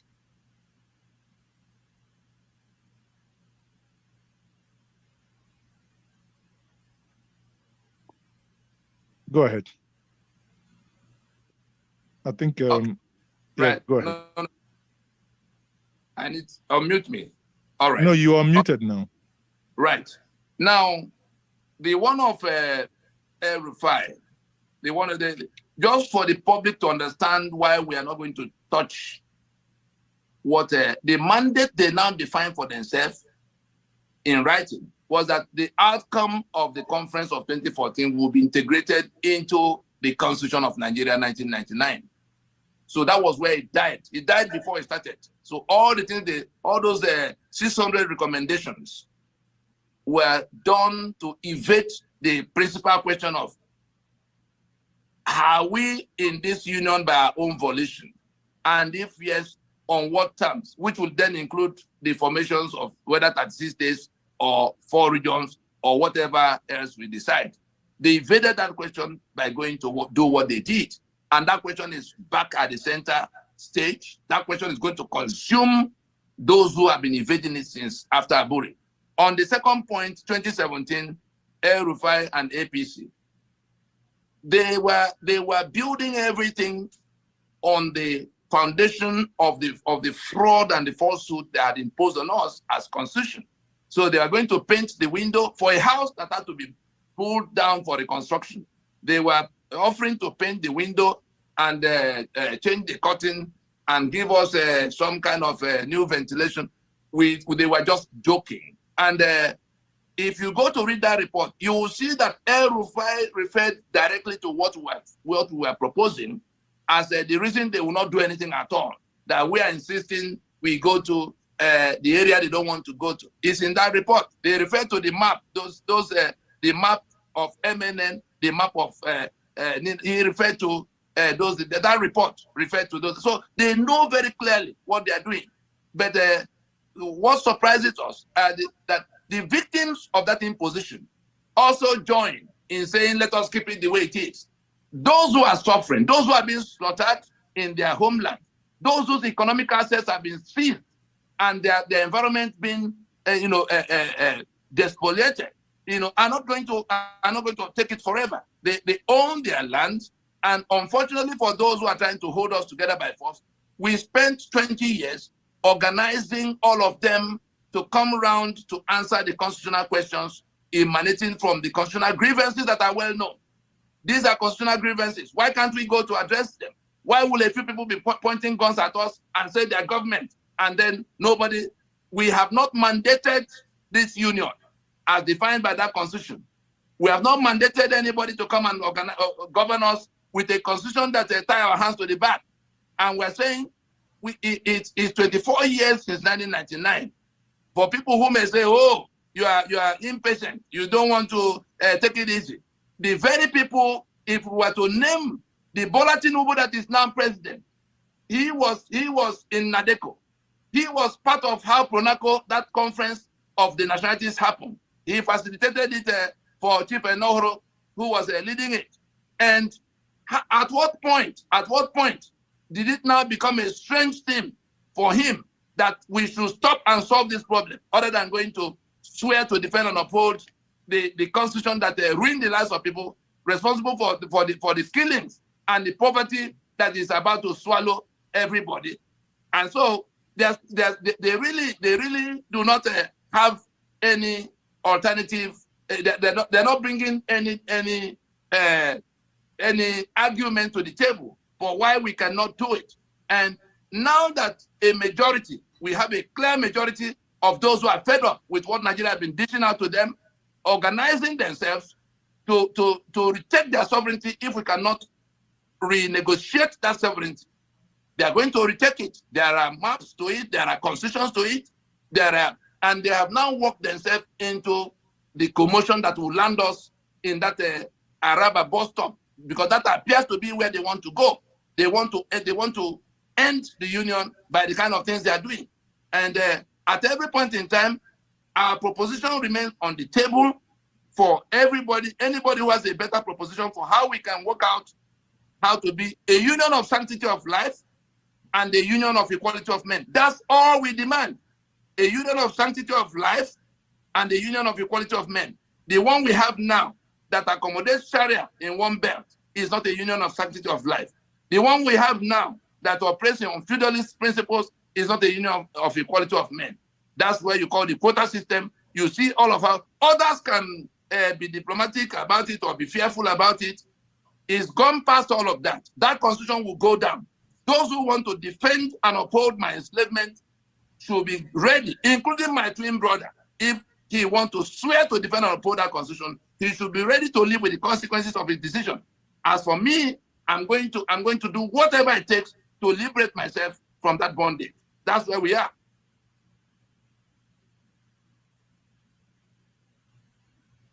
With the Wells Fargo Active Cash Credit Card, earn unlimited 2% cash back on purchases you want, like dance lessons. Ow, ow, ow. And on what you need, like memory foam inserts. Ah, that's real life ready. Visit wellsfargo.com/activecash. Terms apply.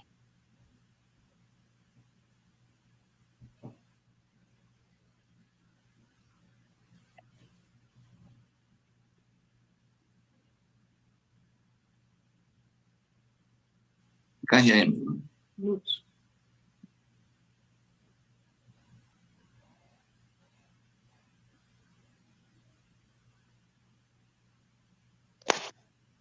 Njanje, we can't hear you. Oh, sorry. Can you hear me now? Now we can. We Okay, lost you thank for you very about half a minute. Yeah, sorry about that. I said thank you very much for that, Tony, I must say. And when we started this, you made it very clear that this evening is to look for and seek for an alternative to what is currently happening. And I said, in my view, I would have preferred that we are seeking for alternative solutions, you know, so that we do not only box ourselves into one. Because I do personally have issues when we argue that this is the only solution. And I say, well, if that becomes the only solution, that means we may be having a limited worldview. There might be many solutions, but what is not constant and what is not acceptable is that the status quo, as we know it, you know, we can't continue with it. That's a given. I think everybody, even, you know, those who have gone to election, those who objected to the election, those who want Nigeria broken, those who want to mend the house, those who believe that the car has no engine, those who even believe that the car has engine, but the crankshaft and the piston and rings are all wobbling. You know, everybody know that there is one thing, and one thing everyone has in common, that the current status quo does not serve its purpose, right? So, and in the current status quo not serving its purpose, question then is, what is that alternative, alternative solution? And it is quite unfortunate because this evening, bearing in mind the caliber of people that were invited in this, we had the Labour Congress, Joe Ajero, who is the president, and we're expecting that he sent a delegate.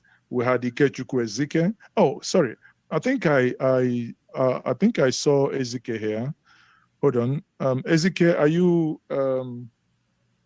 Is it the same? Akachukwu Ezike, is it? If that's you, please kindly unmute because you've been called before to make your presentation. Is that you? Yeah, Akachukwu is my son. I am Ibuchukwu. I tried to log in with my own identity, but it didn't work. So I have to scramble by all means to ensure that I join this discussion. Okay. Just now that I'm reading the names, I kind of, as Ezike clicked in, I say, I think I know that name. So now, on that note, I will yield. If you're in an environment that you can turn on your video, it will be greatly appreciated. And you know, you've been here for a while and you've been listening to the conversation. If it doesn't, you know, I would. Okay, we'll start your video later. So if I will bring you to the podium now, haven't listened to this. Hello, sir. Because what we are here to do is to seek for the alternative narrative. Alternative solution. Yes. So go ahead. Thank you, the anchor. Am I right? Yes, go ahead. Mazi is okay. Good evening, ladies and gentlemen who are in the house. When I joined, I listened to Barrister Tony Nnadi espousing issues on the way forward. You know, I'm referring to Hisuku issues also. I think I totally agree with Barrister Nnadi in the explanation that he has done. You recall that the Civil Liberties Organization too, and other civil society organizations and activists and people's organizations like NAS, like ASU, like NLC in those days, all of us fought during the military regime to return Nigeria to civilian democracy. It was not a struggle without prices. Some of us were killed, some of us were detained, some of us went on exile, and some of us were expelled from the universities and other social institutions who participated in this struggle. When we got civilian rule from this struggle in 1999, we wanted to see what Nigeria was transiting to. Unfortunately, like Barrister Nadi explained, the civilian politicians weren't and are still not able to give Nigeria what they are asking for. And the desires of Nigerians to have a society of their own, a just, fair, equitable, and sincere society, where you can say your view in line with the laws of the land, and you will not be killed, and you will not be arrested, and you will not be sent out of the country. Unfortunately, what we experienced under the military dictatorship has become worse under civilian, what they call democracy. Now is a civilian dictatorship. Like Nadia explained, you can't sleep with your two eyes, with even your one eye closed. People will come to your house, kill you, rape your wife, rape your daughters, and say nothing will happen. And exactly nothing has happened. People will marry your daughters, underage daughters, without having done the rightful thing in accordance with your tradition. Kept in MS policies, kept with certain persons in this country. And when the police, they go, they say they were overpowered. Those persons have transited to become the wives of certain persons without bride paid, without parents consenting to the marriage, without the girls consenting to the marriage, and they have been transformed into another religion against their wishes. We know all those things. These things are happening because we have a law that we all of us did not sit down to discuss it. I wouldn't know if I would have accepted that anybody will come and take my daughter by force, marry her, and convert her to another religion against her wish and my wish. If we were in a place where we discuss about writing a constitution, a law that will guide us, Ibuchukwu Ezike wouldn't have accepted to that law, and I don't think the anchor would have done so. So it is not possible again for you to come to my backyard and take the resources that God has bestowed on me or on my land and go to somewhere else, come with more local government areas, come with politicians, come with your kinsmen and women, and do them the way you like, without even asking me, do you like it? Do you want it? Everything is done by force. And so, how would if you are saying there is alternative, well, people may have alternatives, but these alternatives are what you have seen that are fake. 2 days ago, the Nigeria Labour Congress and TUC and some of us in the civil society went to the streets to protest. This protest is what we have been doing since 1990s or even before. And what did we achieve? At the end of the day, the president of NLC and the president of TUC ended up at Aso Rock to discuss with the same person that they said is changing Nigeria. What is it that we are demanding or they are demanding that this government has been able to resolve? Are there new refineries? Are they reactivating the old ones? Have they reduced the price of petroleum pump prices? The school fees, the suffering that Nigerians are passing through today, which one has been addressed? You recall that in 2005, the LASCO, that is Labour Civil Society Coalition, led by then Adams Ochemole, with the late Chimu Bani, my own late executive director, as the secretary. We traversed the width and length of this country, saying that we want system change. That was what took the life of Chimu Bani and Tunji Oyeleri of the Vanguard newspapers, a photojournalist. So, and at the end of the day, we ended it. Nothing came out of it. In 2012, we gathered in Lagos, in Abuja, in all parts of the country to demand for the same thing. And at the end of the day, we, came to Ojota, Faniga point there, and stayed. Immediately we left to say, let's go and come back on Monday. A different thing happened. And today nothing came out of it. Some of us were seriously injured. Some were arrested. So out of all these things, they're arresting people, detaining people, killing people, sending people on exile. You recall that the current president was on exile before 1999. You recall also that he was arrested and detained with Yochayu and other members of the Senate there because they reconvened the Senate, which late Abacha had dispersed. So you see, this is that when you are not one of them, you say you join us to shout. But when you are one of them, like the president now, he's no longer seeing the constitution, writing a new constitution for Nigeria as anything reasonable because he's there. He will loot, he will plunder with his colleagues there. But if he is sincere, a sincere person like Jerry Rawlings did when he became the president of Ghana, he saw the plight of the downtrodden people, the peasants in the rural communities, and said, these children, these people are people born like I and any other person. These amenities that have not been extended to them will be extended to them. These opportunities that they didn't have, they will have it. That is how to build a society. Not when you are on the side, you say everything is all right. How can everything be all right in this country? Do you know how many families that go to bed without breakfast, without lunch, and without dinner? Some brilliant students have been withdrawn from schools, from primary to university. And there are a lot of things that are happening in this country that are not condonable. If we say we continue to condone, to which level, to what level will we be condoning to? So there's no alternative to sitting down to write a new law on how Nigerian people should organize, should be led, resources should be controlled and shared. I don't see any superior alternative. There may be other alternative, but I don't see any other superior alternative. This is alternative, is palliative, and I think that it is the alternative that will serve the interests of Nigerian people. Thank you.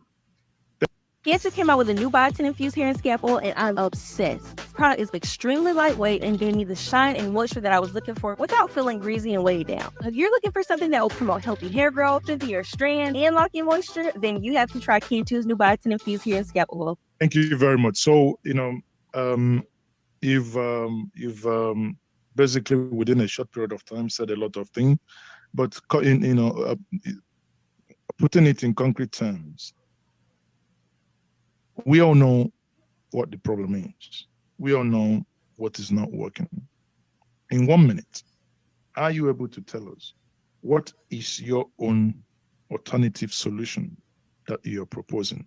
And this will form the basis for any other person subsequently speaking as we are now rounding up to,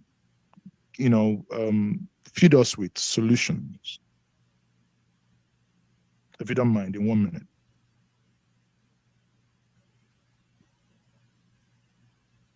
Are you okay?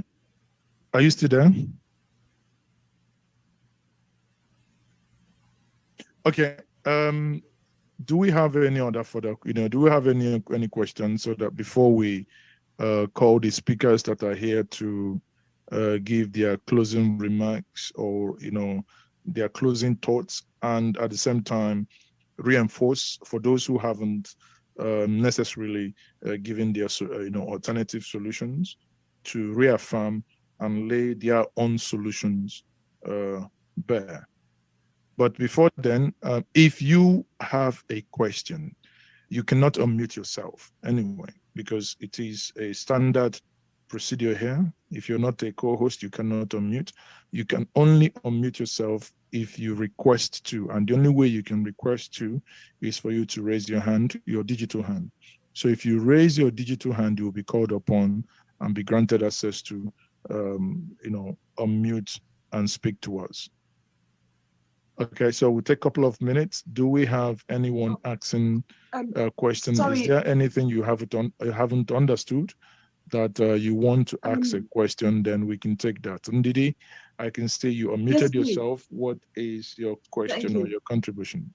Yeah, sorry, I couldn't find my hand up. It's really to say I'm Ndidi Wechwe, and I'm one of those people who are in the diaspora, and we were told, oh, come to Nigeria and come and help Nigerians. I then invested all my savings in a farm in my ancestral land, my ancestral kingdom. I came to Nigeria one day after Buhari got sworn in. That was in 2015 May. By 2016 January or February, Fulani herdsmen had trespassed onto my farm. And within that year and a half, they burnt it, destroyed the well that was in the leased land, etc., etc. To cut a long story short, I had to shut down my farm. Savings gone. Black lives do not matter in Nigeria. And I say that with a lot of authority because I'm a retired Metropolitan Police officer, that's London. And never would such a thing happen in England. Even a trespasser is a big problem. Talk less of a trespasser that commits robbery, arson, etc. In Nigeria, your Black life does not matter. It was while wondering what is going on, I providentially came across the Lower Niger Congress Facebook page. And when I read that Nigerians did not write the constitution, I said, oh my God, bloody hell. Sorry, I'm swearing, but that's what I said. I said, oh, bloody hell, there's going to be a war in this place. Because I recognized it was a forgery. I didn't realize that the LNC Ninas had a brilliant plan. And I say that as an expert in law enforcement. I'm not a lawyer. And when I saw the evidence of all the work, the solemn assemblies, the PRONACO, everything that Ninas had done before they even declared the constitutional force majeure, I was highly impressed. And I'm going to take my time to explain, because there may be young people listening here. When you're a police officer and you've charged your suspect, you prepare the case papers. Even before I prepare my case papers, but let's just say by the time I've done it, I know I've won the case because I've got all my evidence, I've got all my victims, my witnesses, everything is in place. I've won the case and it still hasn't even gone to court yet. But I've looked at my evidence, I've met all the points to prove I know it. That's what Ninas has done. They've done all the work, dotted the I's, crossed the T's. And we are now here.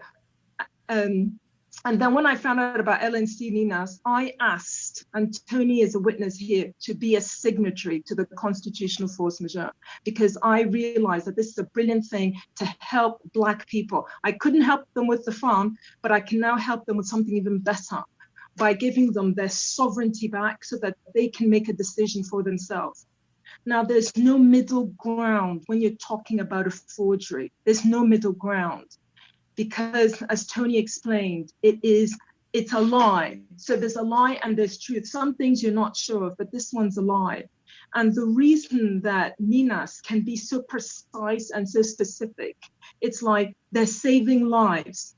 It's about saving lives, not just saving property and resources, but also saving lives.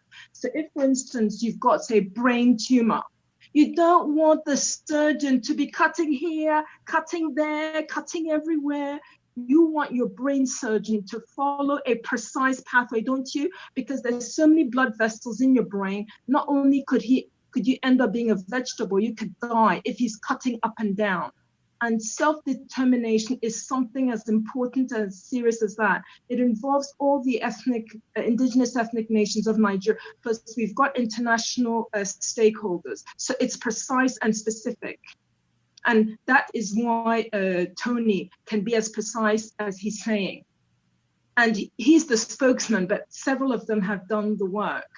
Now, for me, just before I end, some Ninas came up with some broadcasts, video broadcasts today and yesterday.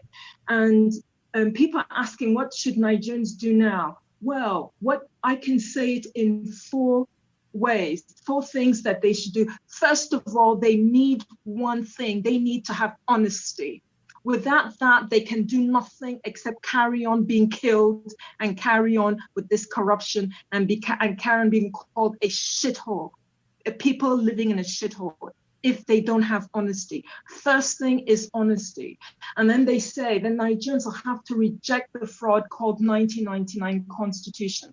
Second thing, Nigerians will have to acknowledge that they were wrong in having had elections 2023 when Nigeria had a dysfunctional constitutional arrangement. Third thing, Nigerians have to reject any rerun since a clear winner had come out of the presidential elections, and a rerun is a scam for the Tinubu camp to finally fling away the winner, Peter Obi. And number 4, Nigerians will insist that Peter Obi openly rejects that 1999 constitution and insists on transitioning using the NINAS transitioning template. Yeah, and why is it the NINAS transitioning template and nothing else? Because nobody else has done the work. Only NINAS has done the work. That's why it has to be the NINAS transitioning template. They've done the work according to United Nations guideline. So we've got to sort of like grow up. Somebody has done the work, you've not done it. So we go with the person who's done the work, and they've taken 24 years. And you guys don't have 24 years again. Okay, because now the Fulani are in your farms. 24 years ago, they were not in the farms destroying, killing, and raping. Now they are. And NINAS are the only people who've done the work. So it's not about, oh, why is it not me? Why is it not me? You know, that kind of childish thing that Nigerians are fond of. If this had been in England, they would be praising NINAS for doing this work without even asking for 1 penny. That's why I'm getting annoyed, because they've done all this work. Nobody gave them 1 penny. The solemn assemblies, everything they've done. We know how things work in this life. Money is needed, and they did it without deceiving anybody, scamming anybody. They need to be praised for the work they've done.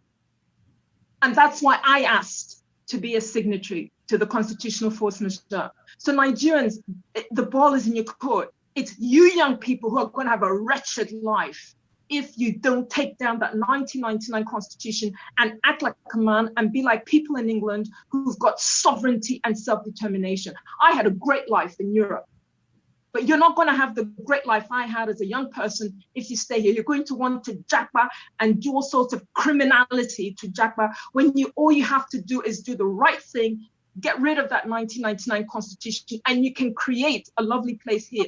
And some people like myself, and they're better than me, they can give you advice on how that can be done.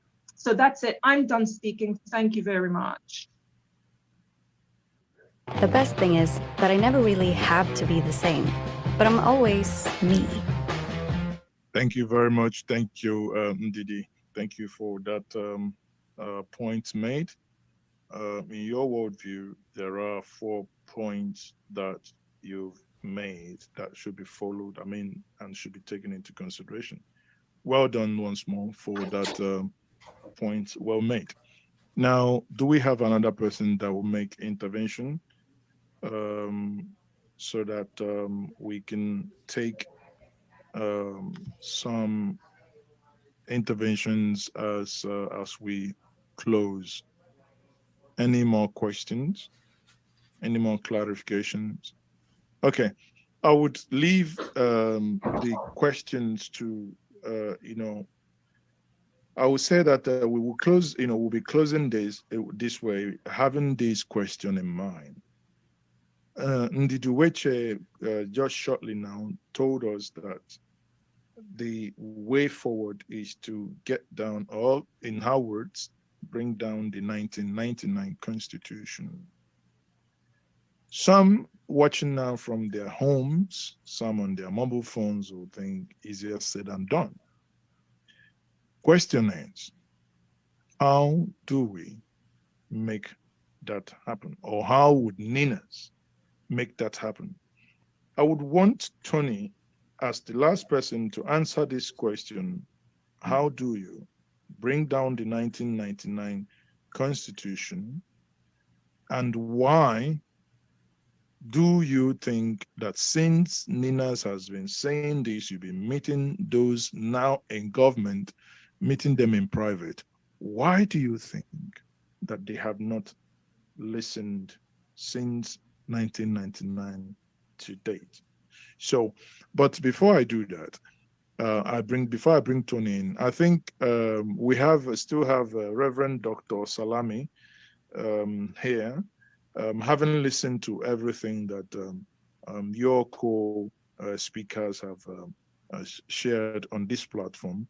I would ask you once more, sir, what is your final take as to the alternative solution?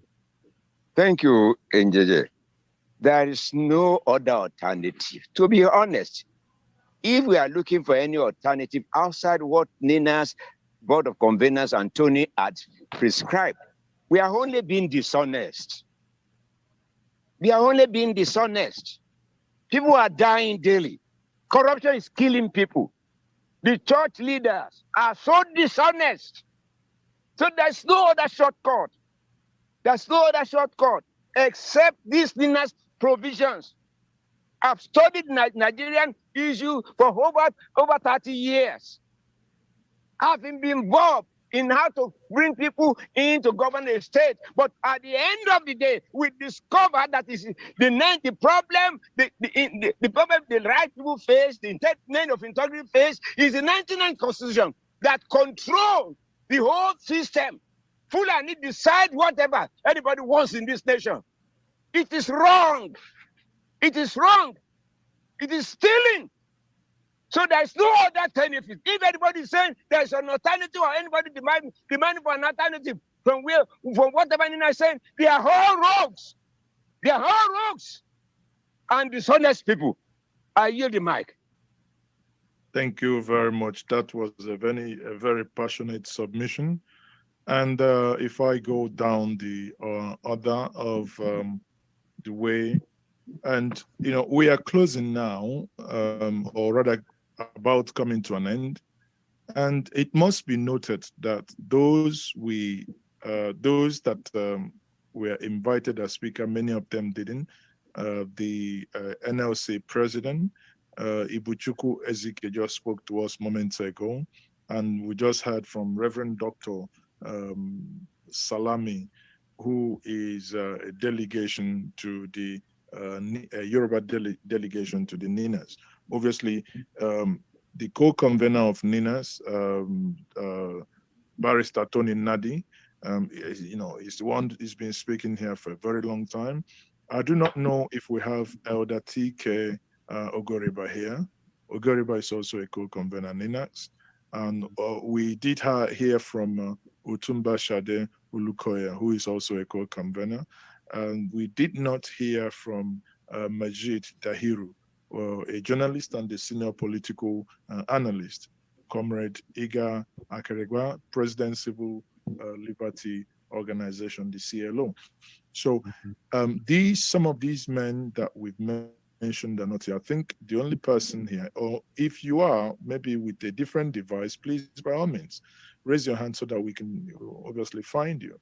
But in the absence of that, I think I would, before I take on Tony as the last person, let me quickly, the same question, rephrase it and ask Olukoya, if you're there, if you may kindly unmute and give us your final submission. Celebrate 20 years of great style and value at the Living Spaces Anniversary event. Shop a huge selection of anniversary deals and get free shipping as soon as next day. It's all happening only at the Living Spaces Anniversary event. Living Spaces. Did you know that you could get $50,000 to over $150,000 of investment capital at 0% interest rates to fund any business or investment that you want? That's right. You could quickly and easily access $50,000 to over $150,000 of free money in less than 30 days to invest in guaranteed businesses and investments, all without having to risk your own cash or credit. And this is even despite all the craziness that's going on in the economy right now. It's true. In form of a closing remark with your alternative solution. And JJ, you're asking me for alternative solutions. Yes. No. You can reinforce what you've been. I mean, you can tell us to do a Niger Republic. I mean, it's an opinion. No. We started this thing because we realized that, like we've been saying all along, we didn't make this constitution. They stole our sovereignty. Each of us, Yorubas, Igbos, whatever, Jukuns, they stole everybody's sovereignty. And they patched us all together under one constitution. When our founding fathers put us under 4 constitutions, in fact 5, including the federal government. So we don't have plan B. We don't have plan B. Maybe the only differences, small differences may be when we get our sovereignties back, when our sovereignties is in our hand, we now go for referendum and plebiscite. It's possible that Ijo and maybe Shekiri or whatever may decide to federate together. You understand? Or Yorubas themselves may decide they want a confederation. That may be the only difference we can have. But to have a plan B, that we have an alternative solution, there's no alternative, there's no solution to our sovereignty. We all want our sovereignties in our hands to determine our future, to educate our children the way our culture and demands. Because we are all different cultures. And the way we want to educate our children is not worldwide. Education may be worldwide, but the way to it is not. So please, as far as I'm concerned, in fact, I'm sorry to say this, I see Tony as a pacifist. You see him talking passionately everything. Yes, it hurts him. He's been at it longer than any of us. I met him in the struggle, but we could have escalated this in a long time, if not for Tony. You know, I told you he was the one going around getting Yorubas to put away their guns, Ijos to put aside their guns, Igbos to put so that we can all come together and talk. Nobody was ready to talk before. So Tony was a pacifist, and he is still remaining one. He keeps telling you we are not anarchists, and we will, left to me, every single political office holder and anybody that has ever carried ballot box in this country, we will get rid of all of them. Left to me, because they don't have our interest at heart. They are not interested in us. Like Ndidi said, we are not people to be in front of them, whether black or white. We are not people. They are just there to satisfy, to authenticate their elections, make people, the whole world see that they've won election. That's all they use us for. And once the elections have been authenticated, they forget us. And we are all sitting there looking for money, looking for food, looking for jobs. Well, even to go to school is a problem. And it's now worse. With Tinubu's advent now, with the advent of Tinubu, everything is even worse now. School fees has jumped 300, 400%, both in government schools and in private schools. How do we manage? How do we sustain such a lifestyle? My brother, there's no alternative. I have no alternative than that. Like everybody must go their separate ways first. Hold your sovereignty in your hands, and then we can come together as independent nations, ethnic nations, and decide, okay, it's possible. The whole of Southern Nigeria may end up coming together as a confederation, but that will be our decision. It's not my decision. It's not an alternative. I will. You said you do not have an alternative. You said you do not have an alternative. I said it's possible. It's possible. No, you said you do not have an alternative I don't have. And you dropped an alternative as well. Because your own alternative is that probably everybody should go their separate way first. Because Nigerians have, Nigerians, they have made us, we are, what shall I call it? We need our brains to be resetting.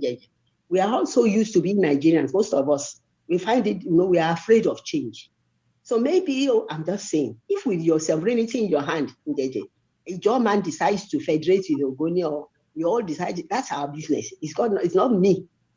It's not me, but I'm just saying. But that I will ever advocate an alternative. No. I want my Yoruba sovereignty in my hand. I want to be independent. Okay. Thank you. Thank you very much for that submission. Now, in 3 to 5 minutes max, I would want Tony to do the last summary here before we disperse from this, August gathering in August. Tony, the question to you is, since 1999, by the submissions you've made here, you've told us that since 1999, how you have engaged the former president, Chief Olusegun Obasanjo, Goodluck Ebere Jonathan, and many others who have been in government. Now, my question to you is, why do you think in all your engagement with these men and women you've mentioned here, why is it that they appear uninterested in the solution proposed by you and the organization? Secondly, in your summary, as Ndidi alluded to, when she said, you know, how to bring down the 1999 Constitution, I would say, can you expand on that narrative that she posited here? How could you, or how could anyone, bring down the 1999 Constitution? By these two questions, I'll yield and say, well, once you're done with it, then we can call it a day. Thank you very much once more, Tony. Yes, thank you. Our observation, having dealt eyeball to eyeball with all of those who ended up in Government House from 1999 on this subject, is that they are committed to, they are committed to their interests, what they share among themselves. That's what brought them to government. That's all they want to defend with all their life. Except for Yar'Adua sent Bola Tinubu, after he was sworn in 2007, to approach us at the time, because it was Enohoro that was our leader at the time, that he told the story of how Enohoro brought their father, the senior Yar'Adua, before Shehu. There was Musa Yar'Adua that was a minister in the First Republic. And so Yar'Adua, was prepared to engage this whole discussion from inside government. And so he sent Bola Tinubu, who had just been governor, he had handed over as governor in May of 2007, to come to offer us, something that could bring us into his government so that this matter could be dealt with from within. He offered 5 ministerial slots, 10 ambassadorial positions. Bola Tinubu is still alive. Anybody who has access to him should ask him, whether that did not happen. The answer we gave him is the answer we're going to give today, is the same answer we gave to everybody after Yar'Adua, to say, you must go to the public to commit, going to what should we do? Our demand is simple, and that's why we stated it so very clearly in the constitutional force majeure. There's a 5-point proposition for the how these things can be done step by step from where we are now. In fact, in 2018, we did raise a memo when Buhari went to France to say, oh, these people who are talking about all kinds of restructure, they don't even know what they're looking for. He ran his mouth in France. And then 2 days after, we raised a memo, an open memo to Buhari on the restructuring debate, where we spelled out step by step how it had to be done. And when people refer to what Tony is saying, that I'm only a spokesman, in that force majeure, constitutional force majeure of 2020, you could see that there were 128 signatories, almost 40 from each of the blocks. In the Igbo list, you saw the head of Ohaneze with Ukiwe listed, and the whole number of other people. In the Yoruba list, you saw the kind of people that signed. Anybody who could lay any claim to anything, and they were there. In the Middle Belt list, you saw Jonah Jang, you saw Professor Turaki. In the Niger Delta, you saw those who, the head of PANDEF at the time. So it's not, I'm just the spokesman. Tony Nnadi is merely the spokesman of the group. And we carefully made that choice because of the issues that could arise in terms of treason that the government will want to throw around. So it is those 5 points of proposition is the how. Let us accept that this constitution we did not make is the problem. Let us accept that we have to jettison it 100%, because you can't build anything on falsehood. Let us accept that we can't proceed to other elections under that constitution because it will reinforce, Let us then go to the two-stage procedure by which the owners of the sovereignties will be the ones deciding. Nobody in Abuja, there were people who asked questions in the background. There's one that came from Techno Camo. He was talking about amendments. It's not the business of National Assembly to make constitution for us. National Assembly is like part of a management team of that company, exclusively belonging to the jurisdiction of the owners of the company. For National Assembly, anybody, including lawyers, who will say, let's go to National Assembly to amend, we then say, amend what? Because we have not made any constitution. That's our contention. They are holding us by the decree they impose on us. There is also another question that relates to that says, who should that NINA should tell everybody what to do. That should explain how the constitution is the reason things are the way they are. That was why, moderator, sir. That was why, and you could accommodate it in 5 minutes. That was why I wanted us to go to those 10 points of interrogatories, which we put out before the election, which is now everything we said in those 10 points is playing out now. The people crying about fuel subsidy, what happened to refinery? Constitution. The people crying about corruption, what happened to corruption? Constitution. What brings it to be? The people crying about being killed in the middle belt, what is killing them?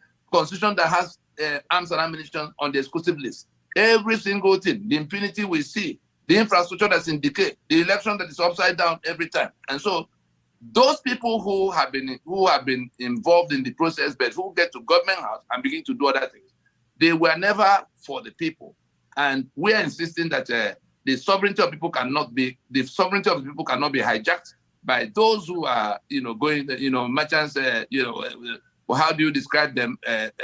Merchants of fortune that go in the name of the people to government house. We're saying the constitution that has our signature as authorization for our damnation must now go down. And it's not matter for negotiating halfway, exactly for the same reasons why Nelson Mandela and Oliver Tambo rejected the apartheid constitution of South Africa. That's what we are insisting has to happen now.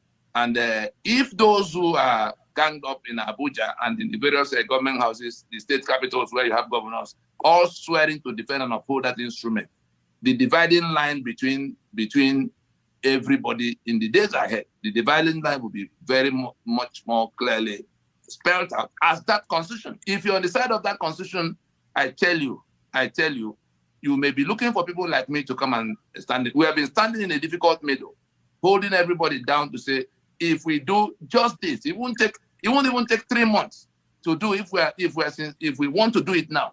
But if we refuse to do it and we think we can do it by brigandage, like those who have been doing it since 24 years, we only wanted to connect this information to sufficient numbers of people. We wanted to build enough consensus. If anybody says it is not a good proposition, we want the alternative proposition that can address the question.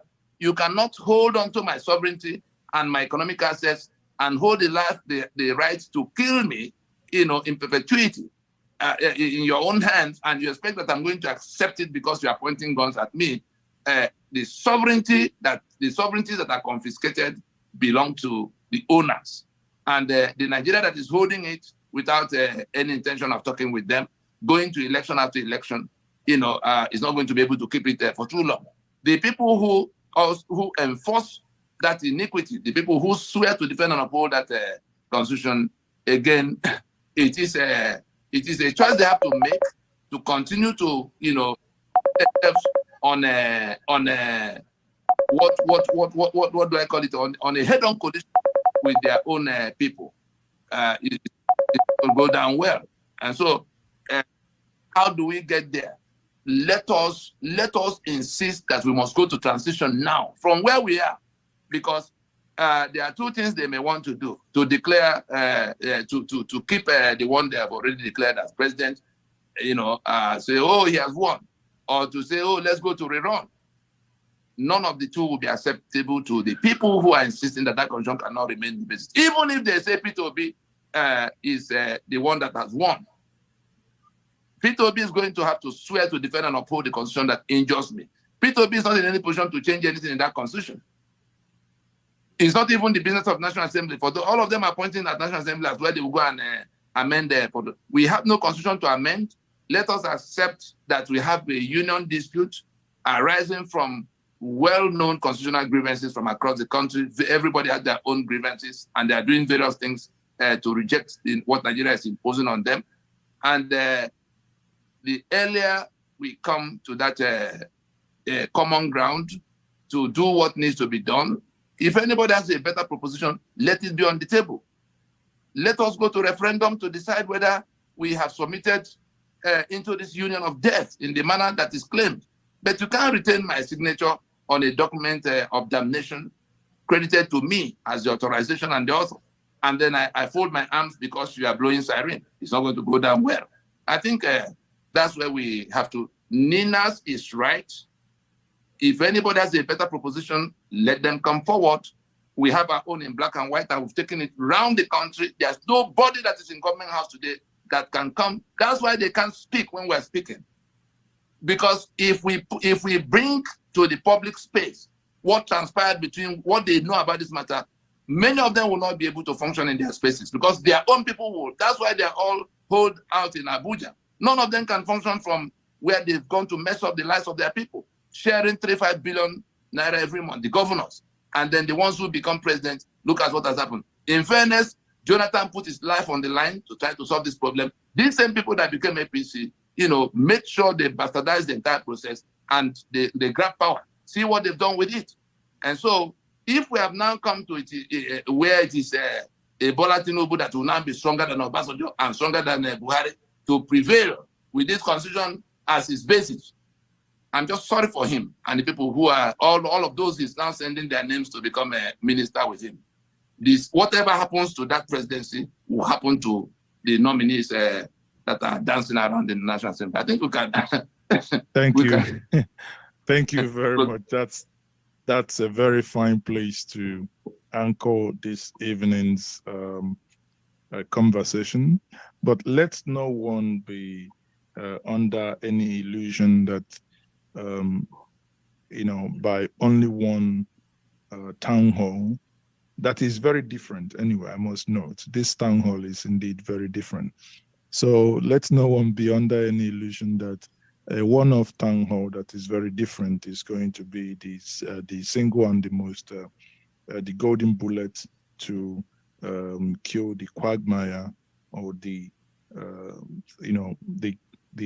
monster tormenting us for so many years.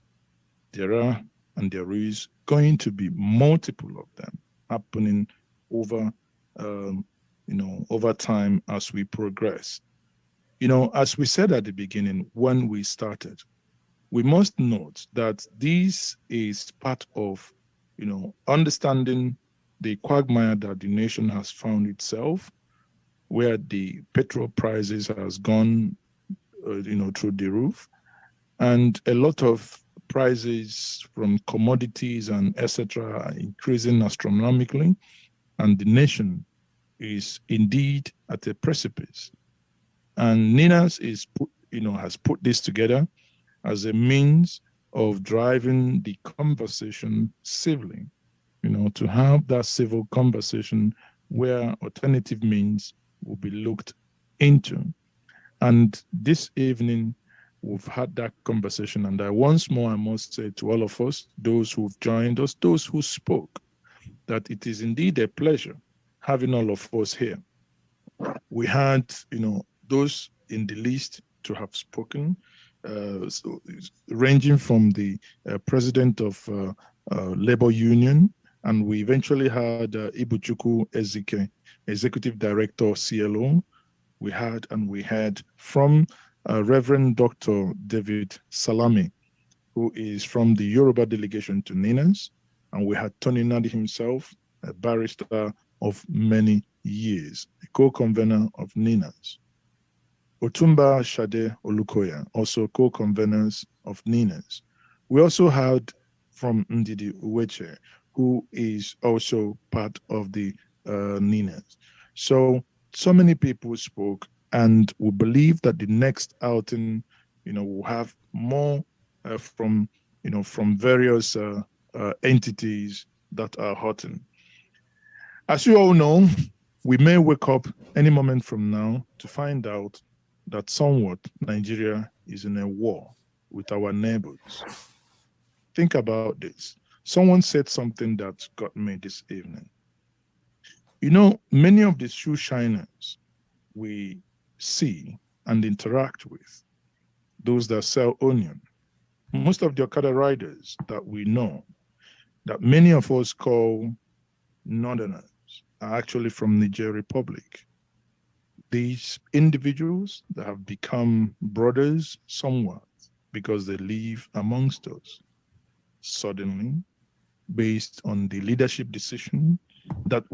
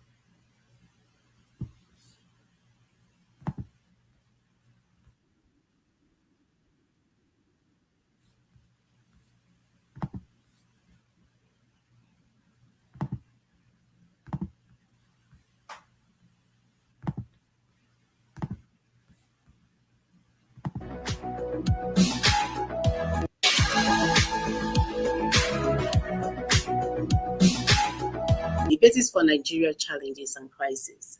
We know that we Africans, Nigerians, we have been long history of exploitation and oppression. Nothing has changed from the day they came in and gave us that fake independence. They were in the background looking at us as if, why are these people happy? They don't even know. They don't even know that the Ebu music has changed and they're here clapping. We know that they destroyed the stability of the country with coups and counter coups that they funded by themselves. If they don't like the government, they make things happen. They make things disappear and people suffer. They have created so much political instability due to electoral malpractices and corruption. They will even tell us that they will bring us a computerized account. And we know that even gives them easy access because with computerized count, one button will change the outcome of everything. Then we have leadership serving the interests of external colonizers because they are there to make sure that the business, that's why we keep reminding you guys, Nigeria is a business enterprise. So the people that call themselves leaders are the ones, leading the companies. But you can tell that they're so stupid because when you're working in a company that is not working, any reasonable person would like to make a change. Exactly. So their stupid leadership have left millions of people trapped in a cycle of hardship and inequality. Then there's, of course, the agitation across Nigeria for freedom, democracy, and sovereignty because our people are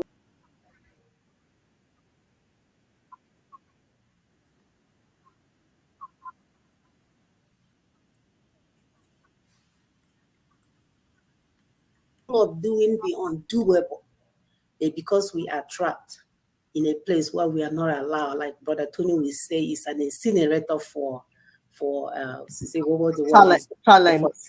talents and dreams.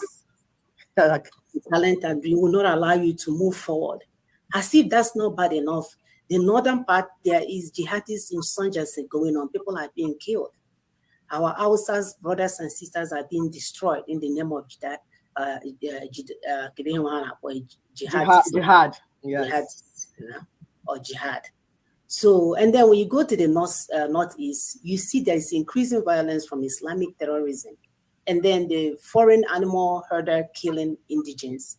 They are taking over the land, displacing the people that owns the land, and actually renaming the land to their own. And this has happened way past in the history before. If nothing is not done in the next 20 years, that place will actually look like their own land. They will insist on grazing rights on the land that do not belong to them in the name of federal government of Nigeria. Because every time they come out on TV, they remind us that as long as we are in that place called Nigeria, as long as we're in one Nigeria, that they own you, own your stomach, own your private part, they own everything. They can do as they wish. And then when you look at the Northwest, there is a widespread and lifestyle criminal banditry and kidnapping. Are they doing anything about it? No. You pray to God, you fast and pray. You go and see your pastor, give him money so he can give you oil, olive oil, as if olive oil is going to prevent a hungry man from why the pastor is in bulletproof cow. Why the pastor is yeah, you will go and see him before you leave town so he can give you olive oil and pray for you and lay hands on you. The same hand he's using to put in the private part of the children that goes to his church, he will use it and lay oil on your head. And you think you'll be protected. And then when we go to the Niger Delta area, they are controlling the resources. The federal government has 97%, while the indigenous people have 3%. They are not doing anything but destroying our land. And then we look at the $140 million naira palliative politicians. People got 8,000 naira. Look at me, who gave me pounds? People got 8,000 K, which is 8,000 naira per family. Politicians got 140 million each. Just do the math. Even if you don't have elementary school education, you know that you've been cheated, you've been punked out of your resources. As if that's not bad enough, they are spilling oil everywhere at damaging places. Children are now being born with the defect, which you don't see in our land. As if we have the resources to take care of them. And they keep reminding us, like I said earlier, that the oil in Bayelsa belongs to them in Jigawa. So everything belongs to them. They will sell their gold, they will keep the money. They will sell the oil, they will keep the money. They will sell the diamond, they will keep the money. Everything they will keep. They are not even using it to help the people. They're not even using it to help the people around them. And then we know that the unitary system took away our assets. It took away what belongs to us and put our name there down in their so-called constitution and say, we the people that never happened. Pointing guns at people's head. We know that non-state actors and individuals now have private security outfit to bully others. It's only in Africa, especially in Nigeria, that it's okay for a senator or a politician to carry around 50 cars as if he's God. And it's okay while people are suffering. You're driving all this entourage and people are there waving their hands, hungry people waving their hands, and you think that you're invincible. Former state security agencies, they are all compromised. The police are so compromised, they are not well trained, they are not well paid, they are not well anything.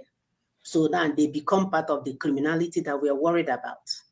You give them a gun, you're not paying them, they are very, very likely to give that gun to someone who will put it to good use if they don't have the stomach to do it themselves. Then there's a 40 billion that was given to buy bulletproof vehicles to protect our so-called politicians, the same one benefiting from the system, instead of feeding the poor, hungry masses. And then there's another 35 billion that was given to judiciary. I know a lot of you are not aware of all these numbers that we are calling out, and that's why we do the research. Because when a mother is busy in the market trying to find the meal for the next day, you don't know that you participating in election has kept you the way you are, have kept your children from not being able to go back to school. Because they will come into a place where you're selling akara and join you to fry akara during election, just for you to feel like they're part of you. You're there clapping, hey, whoa, he says, whoa, look at her down to earth. No. It's all a decoy. It's all a decoy for you to go to that election and give him power to keep you where you are. The worst part is that you may not even be able to fry the akara that you were frying before he came to your location because the beans is so expensive. And then we look at the Southeast. We are talking about the basis for Nigerian challenges and crisis. There's agitation for freedom and independence. And we know the people that pretending to lead our people to freedom that know this information about the Constitution being the problem, how they work hard to hide it from our people. And when we say they are the agent of Nigerian states, people will think we are kidding. Tell me how someone came to bring freedom. You know what freedom, what pathway your people need to go, and you literally lead them to their damnation. I don't have any names to call you. You can call your name, self-names. We keep every day, they remind us that we are the conquered people of the Southeast, and we are hunted down like animals in the bush. Our youths are being destroyed every day. These are children that we know that are capable of doing the undoable, that can think beyond challenges. And yet we have reduced them to people that anybody can tie their hands on their back and burn them and do whatever you guys do to them, our so-called future. And then you look at the ones that are doing all these things, they don't have any plans for our people. Politicians fund anarchy all over the country. You see them, they will come out on TV from nowhere and say, oh, release this one, release that person, release that person. What about our children that are locked up in every dungeon in Nigerian prison? What about them? Who's going to release them? The politicians, the elders, who's going to release those ones? Because of one man, our boys, our young men should perish in prison. What effort are you guys making to get those children out and rehabilitate them? As if it's not bad enough, they continue to make our people sit at home. We have our sisters back home that we're in contact with. And one of the biggest impediments that they're complaining about is that sit at home. Whatever, anything that is left of them, they say that sit at home is equivalent to kwashiorkor in their eyes, especially for the mothers. So you're here talking about, oh, Biafra, they killed 1 million people, they killed 20 people, oh, they gave them kwashiorkor. You are initiating another level of kwashiorkor for our mothers and their young children. Because children need protein for them to grow. Missing that protein, missing that enough nutrition in less than a month, kwashiorkor has ensued. If you think it's going to take 3 years like it did in Biafra War. The only reason why it didn't happen immediately because children were being fed even though we are at war. But now you guys have created a level of kwashiorkor for our mothers. And we don't have the medical facility to handle all of this. And then we talk about the serious constitutional grievances in the failed Lugadian experiment. We want everyone to understand that if this constitution did not go down, your life will not change. So that means you will live and go on, meet your ancestors, your children will live and go on and meet your ancestors. And we know it's world without end and nothing will change. And that's why it seems like we are every day pointing to the Constitution because it's the basis. It's the basis of our existence. So we allowing them to rule us with something that we did not make, to rule us with a fraudulent unitary constitution that we did not make, that did not include the constituents. It leaves us in a dire situation. And then there is a clash of civilization and dual ideology in that 1999 constitution. We look at feudalism and Sharia/constitution and democracy. It's like somebody trying to put milk in fufu and eat cereal in the morning. Just imagine it, you get to Fuegusi, you bring milk, you put in it to go and eat. That's what we've been marinating in. And we'll pretend like all is well. The 68 exclusive item list in that constitution will decide if you live or die. There's no other way to describe it. It will decide if you live or die.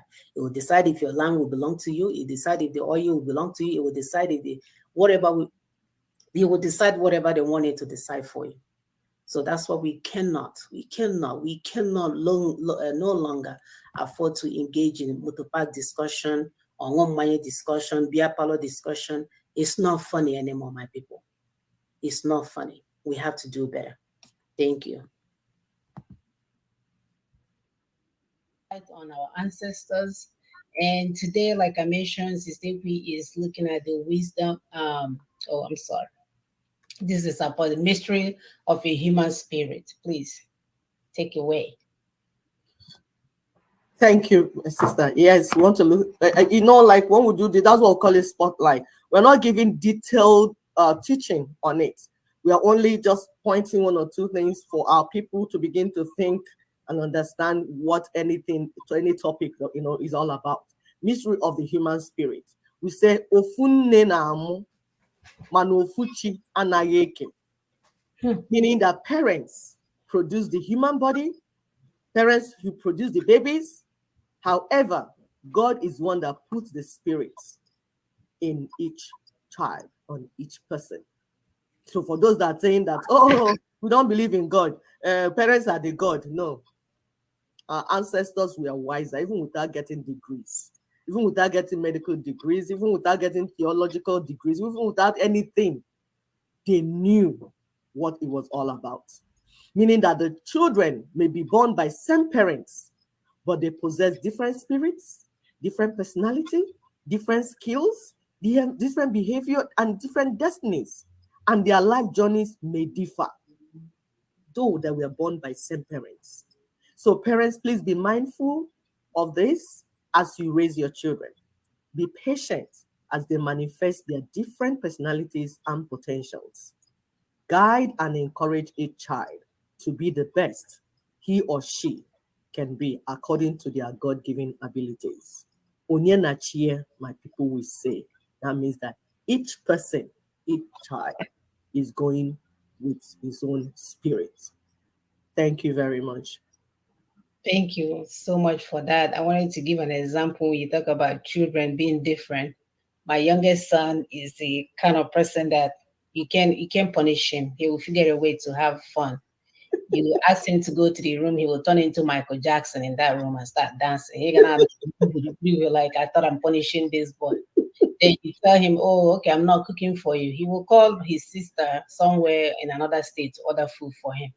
My dear, full of when if you do this to the sister, they will really suffer. They will be in the room, they will be apologetic, they will be like, you know, it's the end of the world. But this one, my dear, he has something else about his spirit. So it makes perfect sense that we are mindful of our children as we raise them and be able to work with their differences. Thank you so much. So yeah, we finished early today. Awesome. So please help us to share, like, subscribe, do all those things that we need to do. Every week, Nina's Voice has a video that is out there at least once a week. Please take time to watch it and share. It's not just you watching. If you are watching our show, you're not sharing, you are an enemy of progress. I don't know how else to tell you that. So please continue to share this information. We need our people to get the knowledge that we need, right? Because if we say we don't want to be moving forward and they think we are working against them. So that's why we are here constantly educating. So that and then we'll be able to get where we're going sooner. So thank you so much. It's been a pleasure, brothers and sisters. We will see you guys next week by the grace of God. You have a great one. Bye.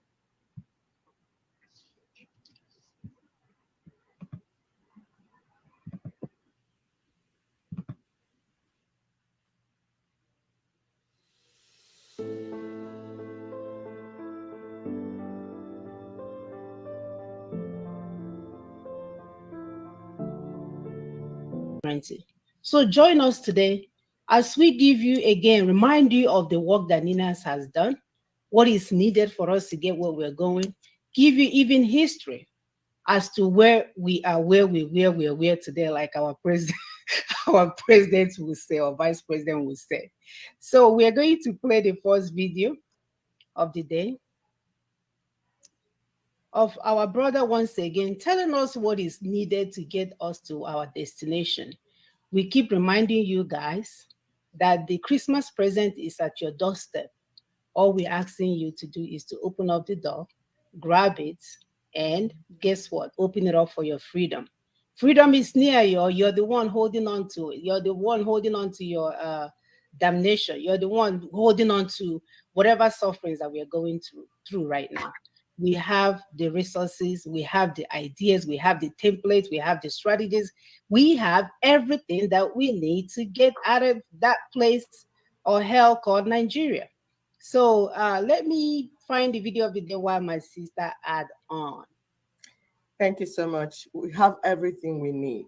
Please help us to continue to share, like, subscribe, hit the button about like, please, so that this information can get out to our people. We need information. Our people need information, accurate information, because for you to get what you want, you need to know how to do it, how to go through the process, because there's a process. It's not something you sleep and wake up, somebody has done it for you.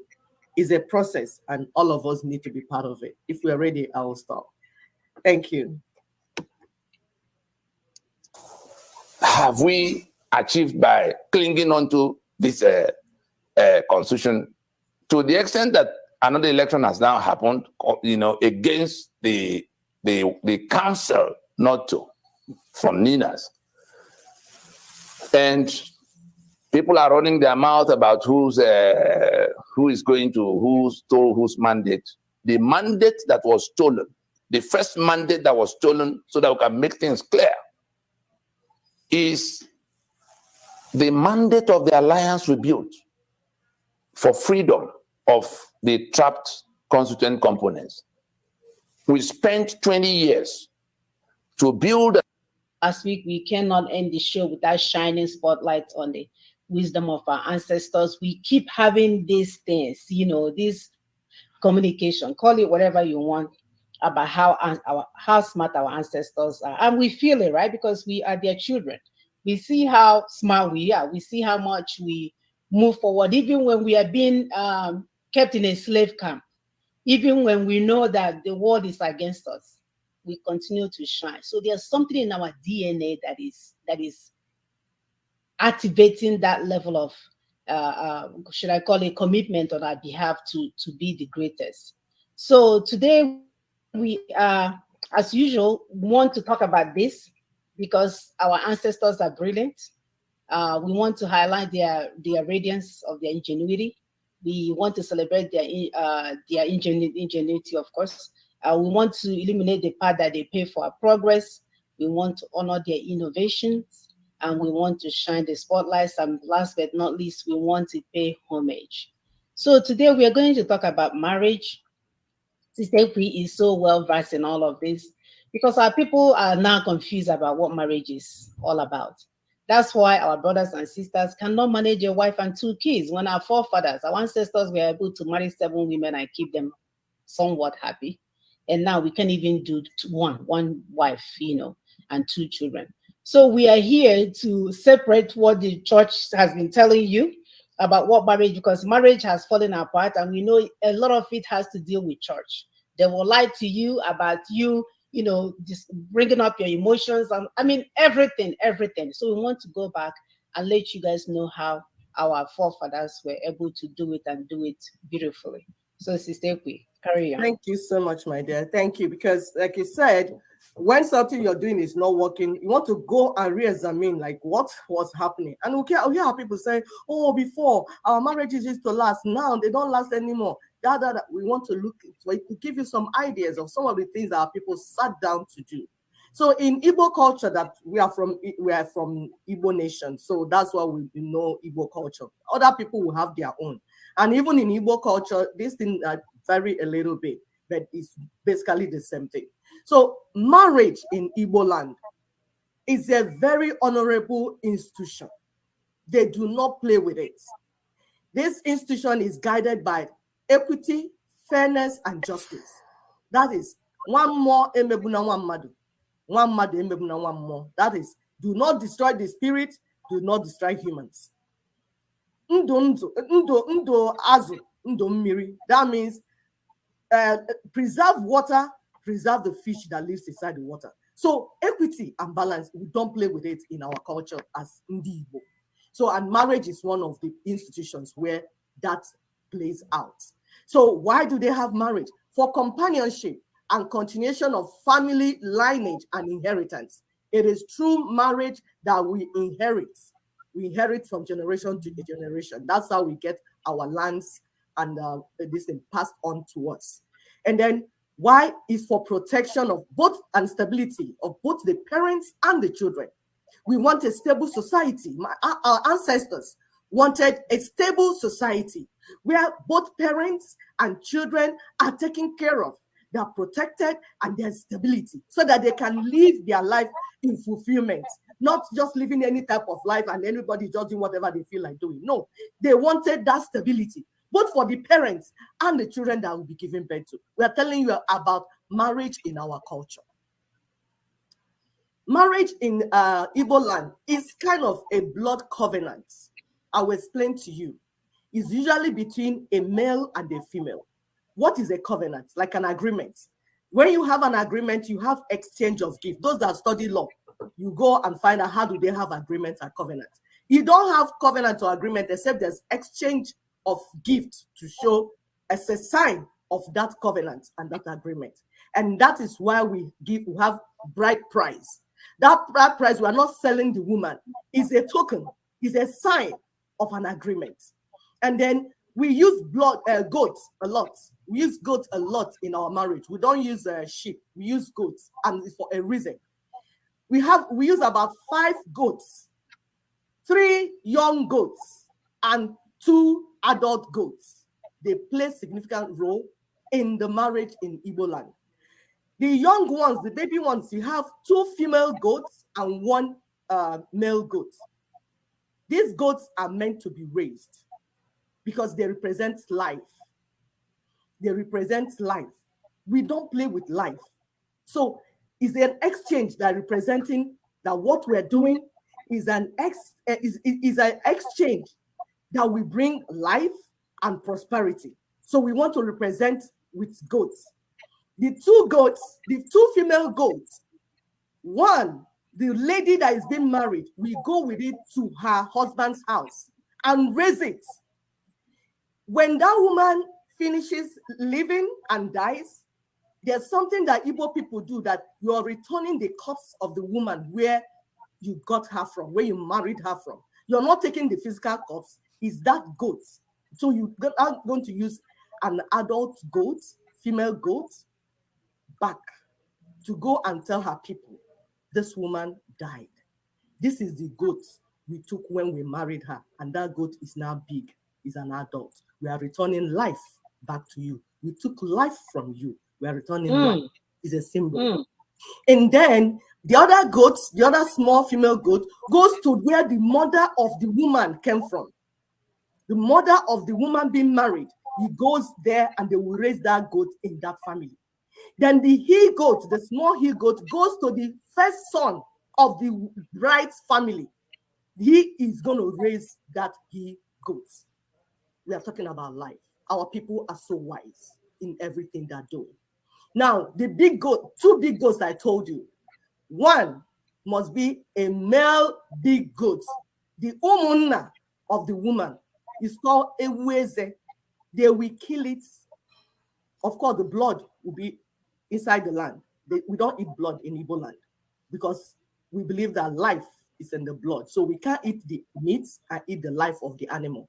We return the life to the soil. We open the ground and put it inside there. You eat the meat. So when we are putting down its life, we are returning where it came from. It's symbol. So the Umu Ada will be part of this, eating this goat, because the waste of the goat belongs to Umu Ada. You don't touch it. If you dare touch it, you are in trouble. Umu Ada will show you pepper. Umu Ada are the daughters of the land. So then the other goats, there's what we call Ebu Atunyema. You're going to give it to the in-laws that came. You will kill it. So 2 goats. One will be for the lady's family, and one will be for the husband's family. You will kill it, prepare it, everything will be complete. And they will cross-check. When they come to marry, they will cross-check to see that every part. You see, it builds trust between 2 families, which is taking me to the next point when we talk about that the marriage in Igbo land is something for the whole community. It's not just one person. So I've not told you the first one, male and female. Then in another setting, of course, if you go to about bride price, because we tell people that some of the things we do come from the Bible. That Bible you're reading, it was not written by the white man. For those that are born in Bible, you're just ignorant. The record in the Bible is the culture. If you go to Leviticus, is the culture of Igbo people. You go there, study it, and Deuteronomy, you will see our culture recorded there. Our ancestors wrote those books. Of course, some people confiscated them and took them away. That's why the practice there is the same thing. So Genesis 24, 53, 54, you will hear about bride price and the importance of it. I hear one lawyer saying, oh no, we don't want to do bride price because we want to be like Oyibo. Please stop that. Want to go and steal somebody's daughter and run away. You imagine you. So the marriage can be between male and female. There's another one that can be between a male and females, which we call polygamy. Yes, polygamy is allowed in Igbo culture. It's not like when people say, oh, Africa is only polygamy. No. We have more monogamy family marriages. But in certain situations, we have polygamy. And I will tell you, and it's usually with the consent of the first wife. You don't do it because you want to punish her or deal with her. Or no. It's within reason. Like I told you from beginning, marriage is about equity, fairness, and justice. So in the case of polygamy, is to solve social problems. It is not to undermine or demean the woman. No. For instance, when a woman is infertile, like what happened in Genesis 16, 2-3, where you have somebody else coming to help. But now we don't do that much again because medicine has gone, technology in medicine, we have that now. So we have surrogacy, we have so many things, IVF and all that to take care of infertility. But we're telling you how our ancestors handled this social problem. That a woman did not give birth, our ancestors will not send her out of her husband's house. No, it does not end the marriage. Rather, something else will be done to make her comfortable.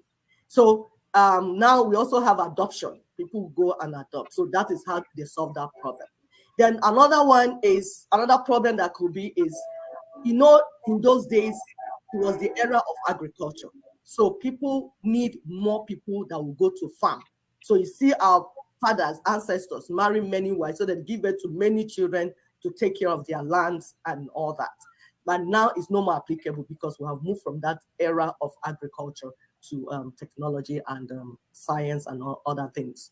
Then another thing is to continue the lineage. Another time that you can have polygamy is when they want to continue or protect the lineage or protect the widow of a dead relation. Like what happened in Ruth 3:4.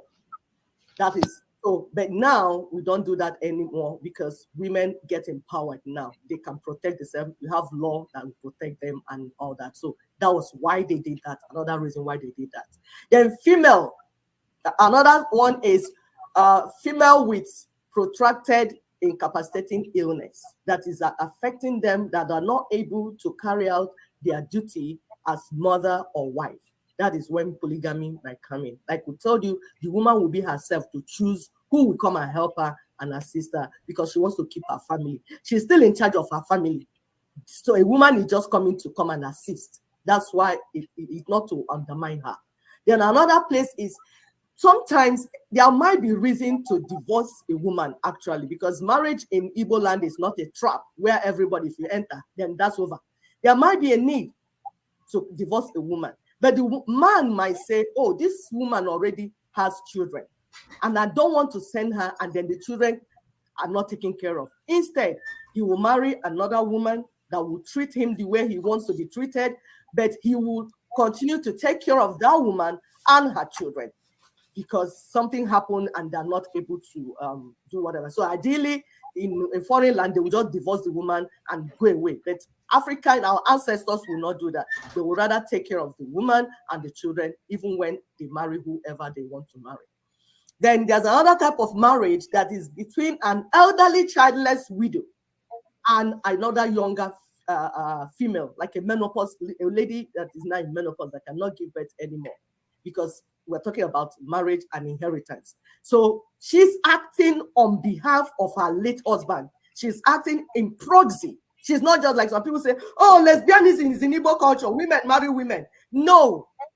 The woman is married herself. Then she wasn't able to have children, bear children for her husband, and her husband is late. Now she goes in proxy because her umunna, her husband's umunna, will go with her on that journey. It's a ceremony, it's something that we do. Like we said, some of these things, they put them in place to solve social problems. And then we said that marriage in Igbo land involves families, kings, kindreds, clans, communities, towns. Women are like ambassadors of their family to another place. That is where when they want to marry, they want to get a good family.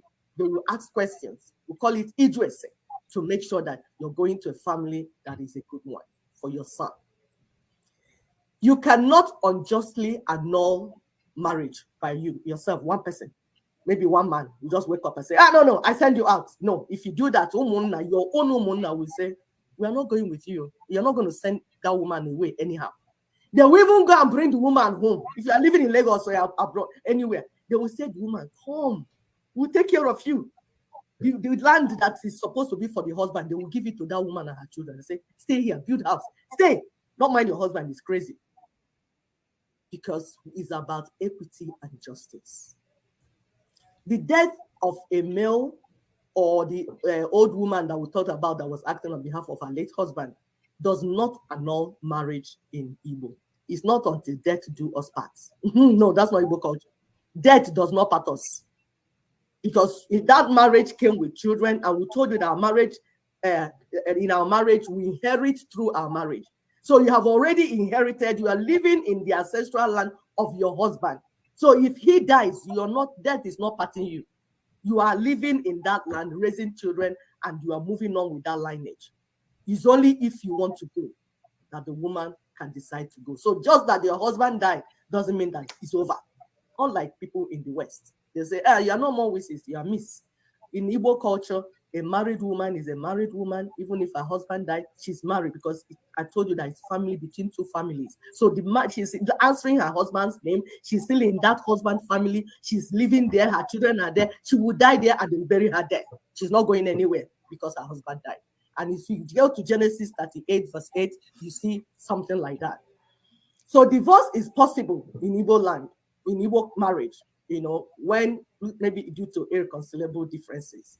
And even when that divorce happens, because some Christians will say, oh, God hates divorce, but God, the same God with an atrocity. When your marriage is even already an abomination before God, is the divorce God hates. We don't do that. It's not our culture. There's something that can happen. We have some points, up to 3 points I can give you, that people will say, okay, this marriage cannot go on anymore. We need to annul it. It is possible. It's not a trap. Once you enter, then bam, that's over for you. No. And even when that happens, if the woman had children in that family, when the children grow up and get their inheritance from their father, do you know they can go and bring their mother to live in their house if they want? Is a balanced, Igbo culture is a balanced culture. We don't have bastards in our land. We don't have, that's why they're doing all this DNA, whatever. Every child has a father. It might not be biological, but it will be your father to take care of you and give you that stability. Igbo culture is beautiful, and we want to promote the good parts and improve on the bad ones. Thank you very much. Whoa, thank you, Sister. I learned so much today about the goats. My goodness, I didn't even know it was that deep. So, honor them, we are their product. I will continue to honor them in all our ways. So, as our spotlight goes today, you know what our objectives are, which is to illuminate the brilliance of ancestors, highlight their radiance, celebrate their ingenuity, illuminate their path that they have paid for our progress, honor their innovation, especially paying homage to the creativity of our predecessors.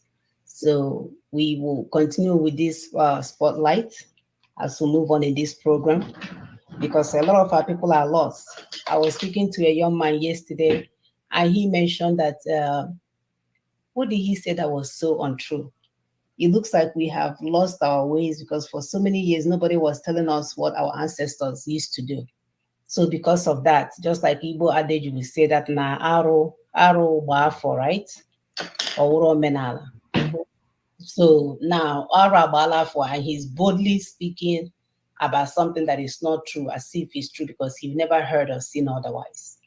So if not for anything, that is the goal of this section of our show. So please, please, please help us to share, like, subscribe, do all these things so that people can begin to educate themselves.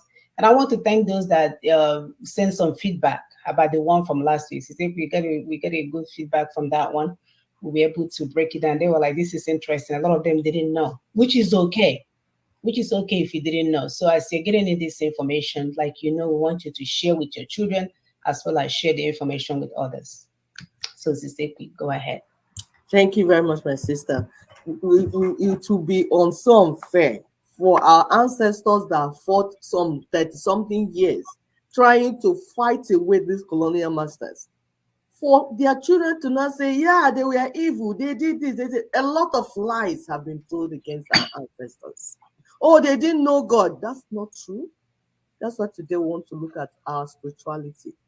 Because we are Igbo women, we are using the Igbo spirituality. I don't know that of other people. Please, if you know other, to investigate and find out that we are talking about our own. As recorded in the Old Testament, our spirituality as in Igbo is very, very similar to ancient Judaism. If you go and read the Old Testament, Deuteronomy, Leviticus, all those places, all those things recorded there, it's our culture, because our spirituality was our culture. Before, of course, it got corrupted, but it was our culture. This is different from idolatry, witchcraft, sorcery, false prophet, false prophetess of Baal. No, that's not what we're talking about. Because anytime we talk about spirituality in Africa, people will start thinking about demons and evil. My dear, the lie is too much. We worship God as the only supreme being, indeed, from ancient time. And there are so many things, evidence, to show you that that's who we were. We believe that God is the creator of the whole universe, humanity, everything within and outside the globe. Ekekeroa. If you miss the story, look at our language. What we did not do or did not have, we don't have a word for it. We don't have a word for it. That will show you that we don't know what it is. But anything we have a word for, it means that is the history. That is the accurate information of what happened. We believe that God is almighty, omnipotent, omniscient, and omnipresent. Chineke pụrụ ime ihe niile. We believe that each person has his or her guardian angel. Onye na chi ya. We see God as a fair God that punishes unfairness, injustice, inequity. That's our worldview as indeed. That's our spirituality. And there are signs of our spiritual relationship with the God that created us. We bear his name. We also give our children his name. Chidera, once God has written. That means we're talking about destiny. Nkechikuru or Nkechikara.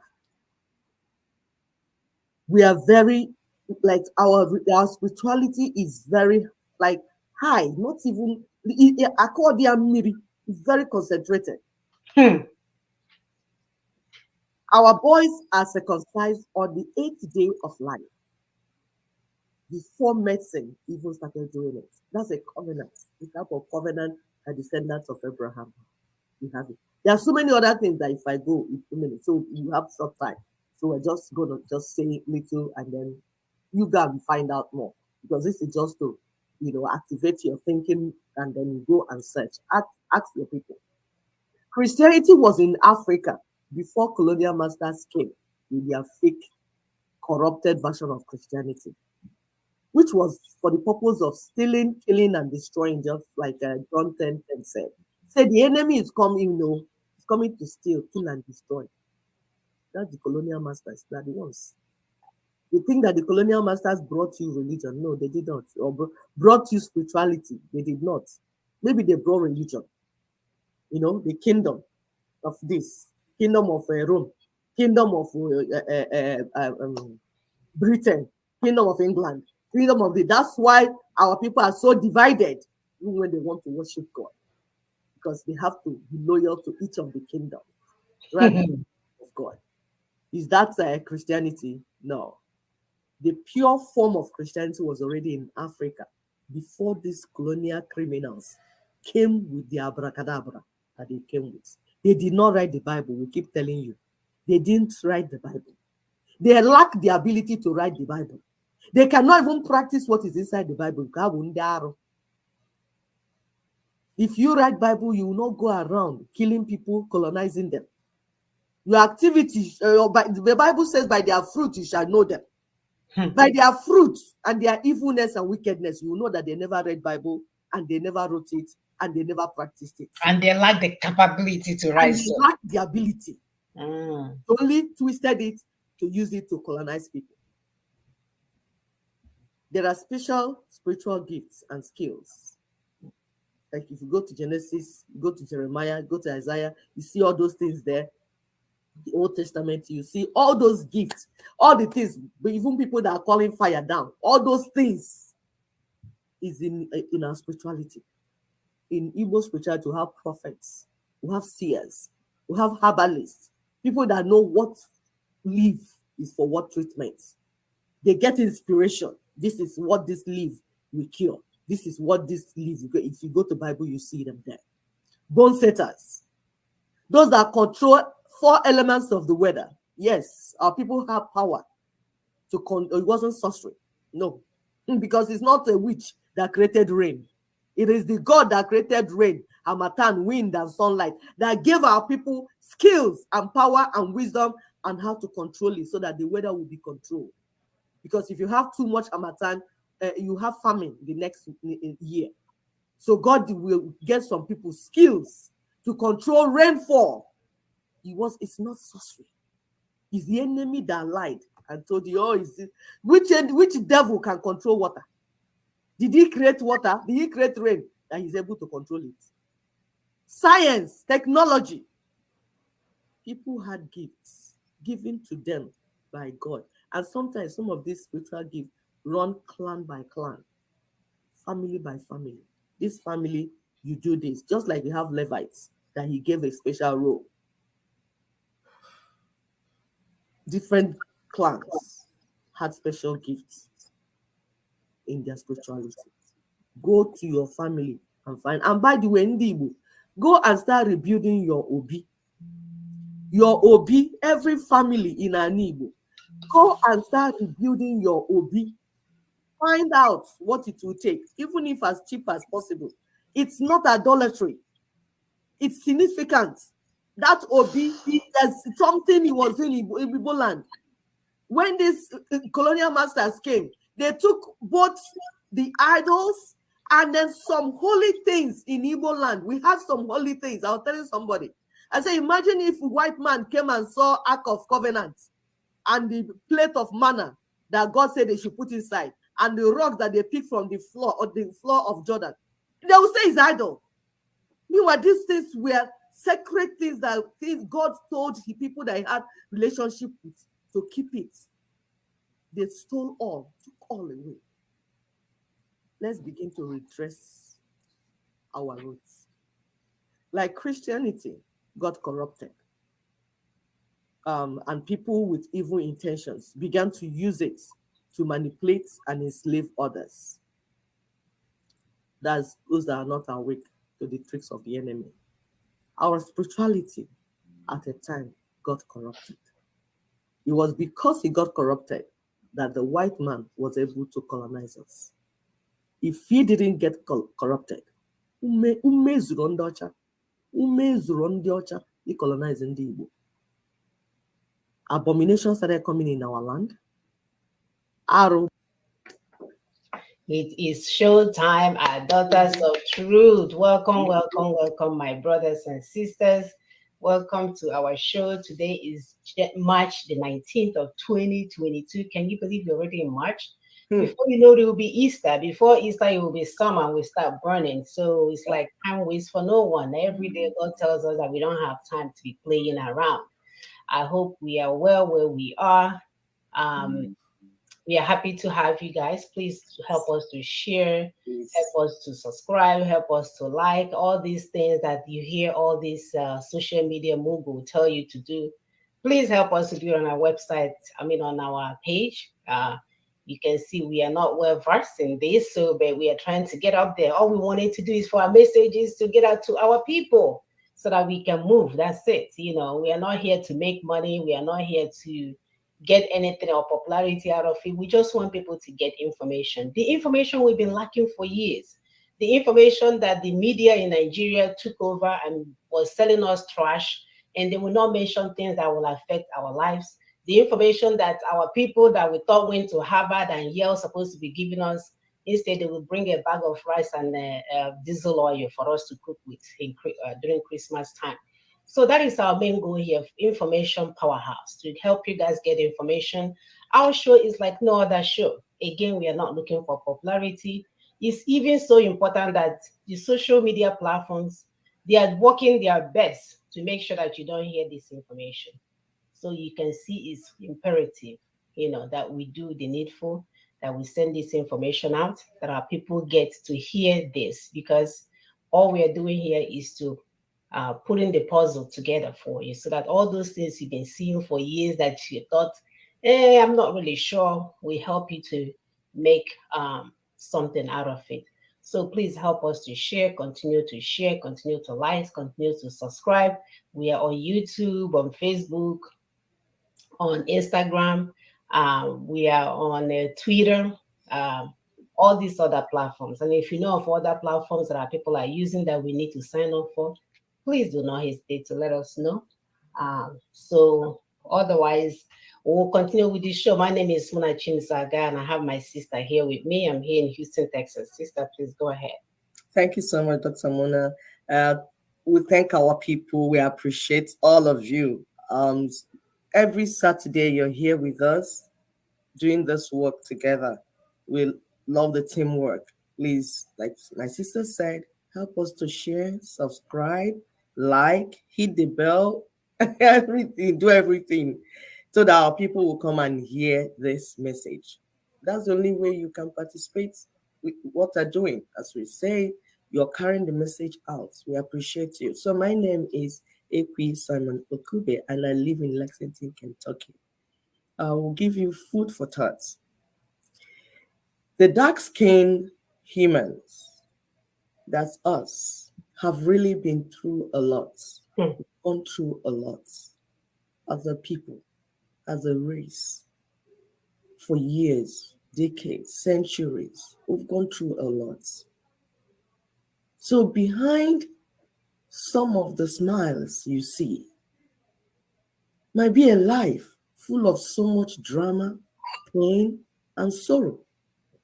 The smiles and the laughter and the dancing, maybe some coping mechanism. You may never know.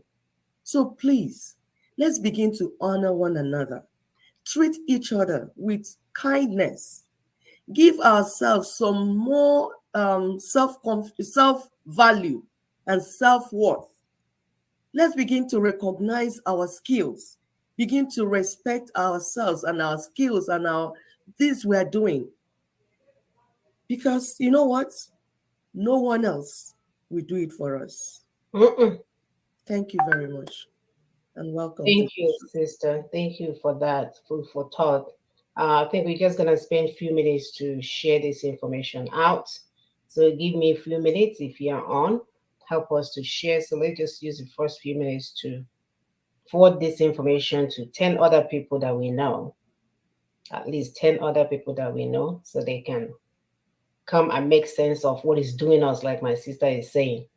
For years, we don't know what was doing us. So what we do here is to help us to put together what is doing us. Welcome to the program once again. Continue to help us to share this information. It's important. Very, very important. You can see today's topic has to do with the politicians. They have taken us on a merry-go-round and Most of us have become dizzy. We don't even know how to ask the right question anymore because we are in a dizzy spell. So we need to stop being dizzy and take the bull by the horn, especially when we understand what is doing us. So that's what we want to do today, to find out all these things that has been happening around us, that have been happening around us all these years that we couldn't make sense of, so that we can make sense of it and move forward, because nobody's coming for you. You can see how the superpowers are there backing like Chihuahua. There's a dog in America called Chihuahua, a tiny dog. That stupid dog, if you come close to the door where the dog reside, he will be barking, and you will run back to your car and take off. You wouldn't even know it's a dog this big. And it doesn't bite. If you have the courage to get there, the stupid dog will run away. So all he has to offer is the barking. So we need to do better for ourselves. Like my sister said in her opening statement, we need to take care of ourselves. We have been through a lot. We cannot afford to fight each other anymore. We cannot afford to undermine each other anymore. This is a time for, peace, for forgiveness, for understanding, for us to come together. Whether you have done the unthinkable or whatever, this is the time to retrace your steps. We need to make this work. If not for ourselves, for our children. So let's do something for the first time in our life, but it's not about us, but it's also about those that we will never meet, our children to come. Please, our people, we are begging you. We are asking, as mothers, as sisters, as daughters, let's get this right. If we begin to take care of ourselves and love ourselves, then other people will be forced to love us. How can they love us when we don't love ourselves? So let's show that love with our character, our even reply to things that you see on social media, reply to things that you're hearing. In our language, we say, with our actions, with our plea. Now you everybody, you're doing freedom fight, whatever you're doing, please let it not be about you anymore. If you have been offended, we ask for forgiveness. Come back home, come back to the right place, come back to the right platform. Let's to fix our father's land. We, the daughters, we cannot watch. We cannot watch when things are not going the right way. We cannot watch because they were the one that will carry this pregnancy to term, only for our son to finish college at 21 and some random police will kill him or whatever. It's not even, we can't even fathom that. Let's do for ourselves, my people. Let's begin. My sister posted a very nice picture of people eating turkey on top of a table and the people are under. And she said, if the people will stand up, they don't have any choice than to end up a turkey party, right? Because if they stand up, the table will go up in the air. So let's begin to gather. Let's begin to gather. Talk to each other, understand each other, so that we can fight a common enemy. So welcome to the program. Continue to help us to share. We are glad that you're here. Welcome once again. As our topic says, our politician agents of the West and Caliphate. Well, a lot of us already have the answer to that question. It makes no difference who you vote for. The two parties are one party representing 4% of the people, according to Gore Vidal, who is an American writer. It's so funny that this man was describing this situation that you would think he's a Nigerian, but he was actually referring to American politics. Is this a coincidence? Or some people intentionally create the same scenario worldwide for their benefit? Globalization, colonization, feudalism, dictatorship, they all seem to share the same theme. That is, they are anything else but democracy. So all they do is to give us this facade that the more you see, the less, the more you look, the less you see. We are always in a daze, like someone that has been a merry-go-round that will not stop. Politics to them is a situation where the sovereignty and resources of the people become their own properties. So we have some burning questions today that will help us to understand the attitudes of these politicians. One of our questions today is that why are politicians more interested in preserving the colonial systems rather than their people? Why do they work hand in hand with the West/the Caliphate to ensure that their biddings are done?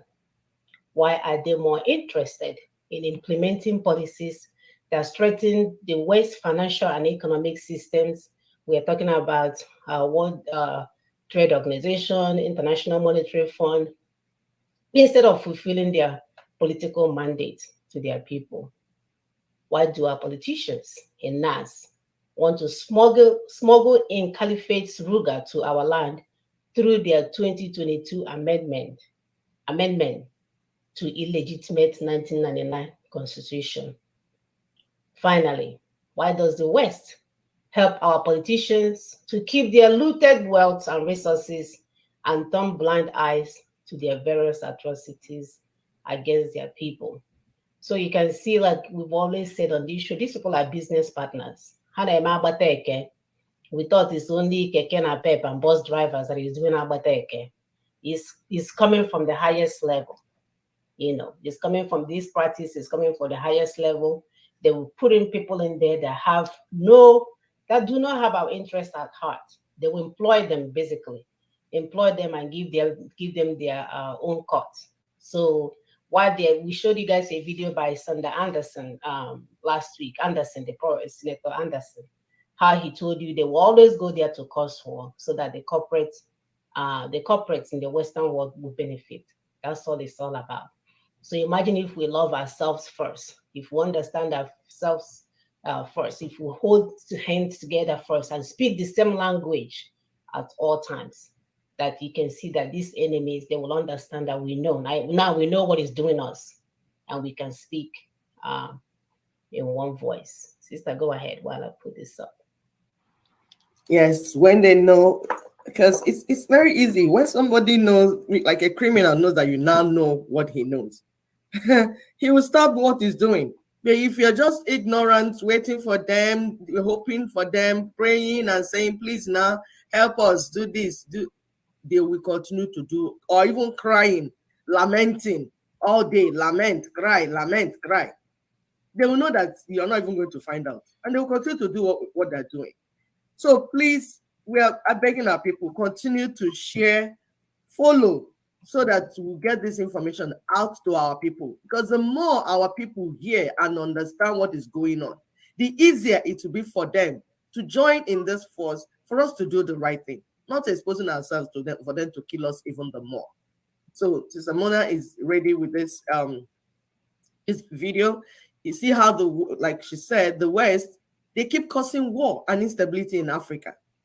And then all of a sudden, the same thing that they've been doing all over Africa, nobody is talking, is happening in Ukraine. And all of them are crying as if Ukraine people are more human beings than the human beings in Africa. As if the people that they've been killing in Africa are animals. Then the Ukraine people are the human being, the real human being.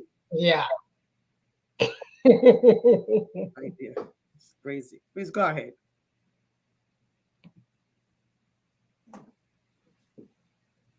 Okay. Thank you, sir. I'm curious about why are we paying attention to Ukraine and nothing else right now, and how that must feel to the folks in Central America who are migrating, to the folks in Africa who are dealing with 6 coups in 18 months. What's your take? Well, here in the continent, I think that the sort of hypocrisy that one would feel coming out of the West is powerful, of course. I mean, in Nigeria and Cameroon, for instance, there are at least 2 million internally displaced people. There is a war, an all-out war in Cameroon with the English-speaking region. There's also massive conflict in Central African Republic. And yet, what we are seeing, there's also huge conflict with the military junta in Burkina Faso. And yet, what we're seeing is that there's wall-to-wall coverage of Western European nations and America with the Ukraine and Russia. But Russia has been wreaking havoc in the Central African Republic. They have been wreaking havoc in the last couple of months in Burkina Faso. And the former colonial powers are nowhere to be seen. There are Russian mercenaries called Wagner who are all over Africa and have enlarged their footprint. So this is a situation where our former colonial masters, the United Kingdom, France in particular, have decided that perhaps the spoils are not here enough right now, and perhaps we should turn our attention elsewhere.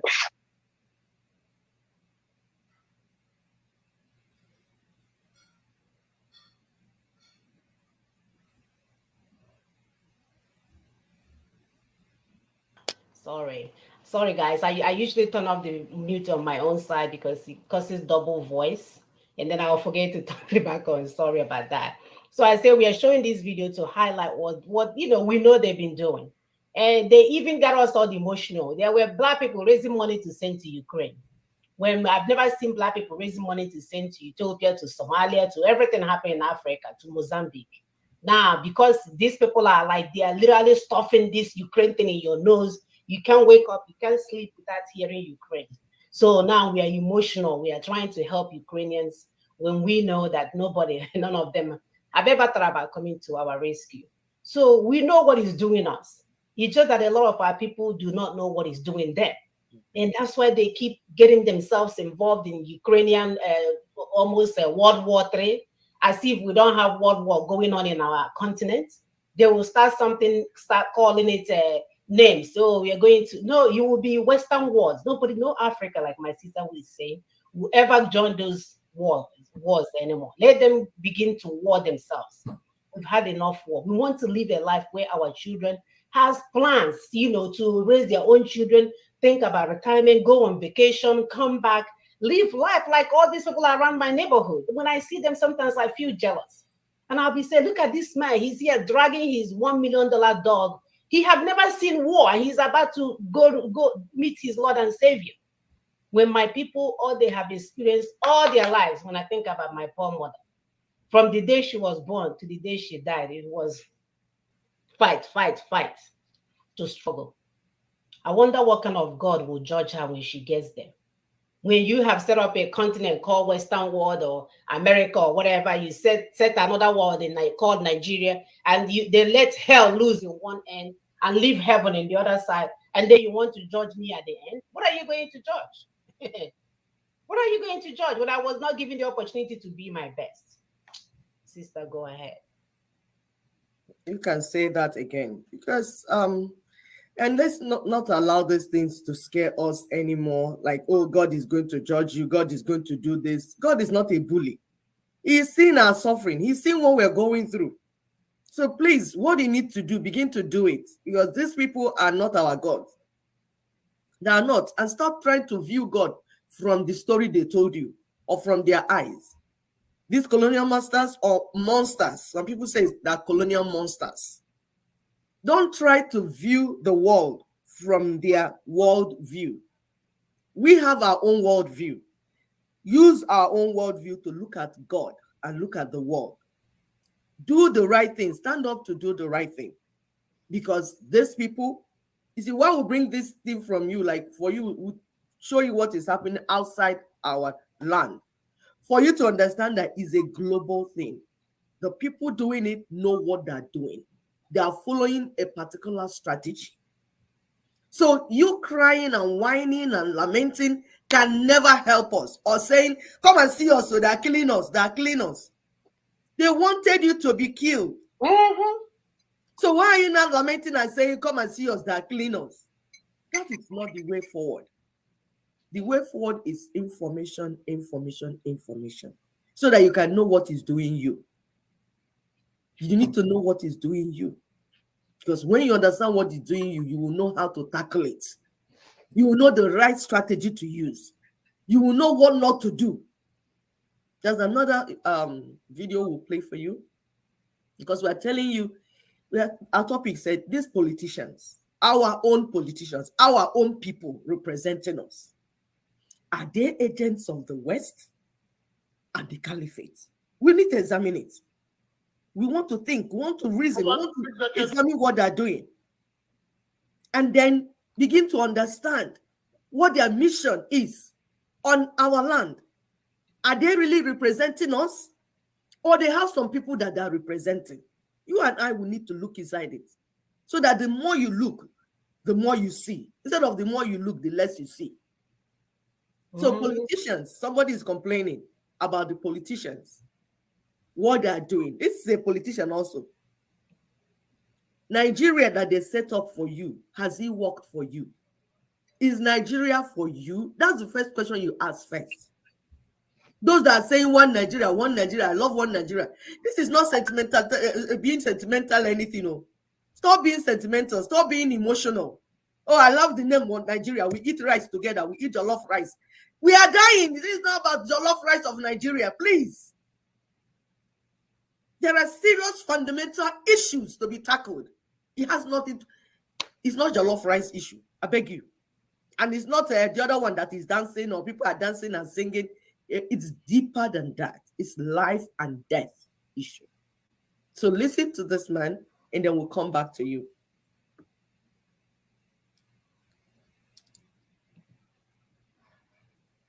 Political independence, we are still where we are. We have not solved one single problem. One, even as the one listed in O.A. Lawal that we all read for a while. Go back to that book, it's still in existence, and see if we have solved one problem since 1960. We should be embarrassed. The Nigerian ruling class is more than wearing big agbada, riding their condition cars and building mansions in Asokoro and other places. We should be embarrassed that as a nation, we have not made progress decisively in any sector. And part of the problem is what is happening with us. We're going to be talking about our school children. You have governors with convoys of 20 cars, 30 cars. They're spending money to hire jobs, but they can't even build schools for their children. They can't feed the children once a day. What are we talking about as a people?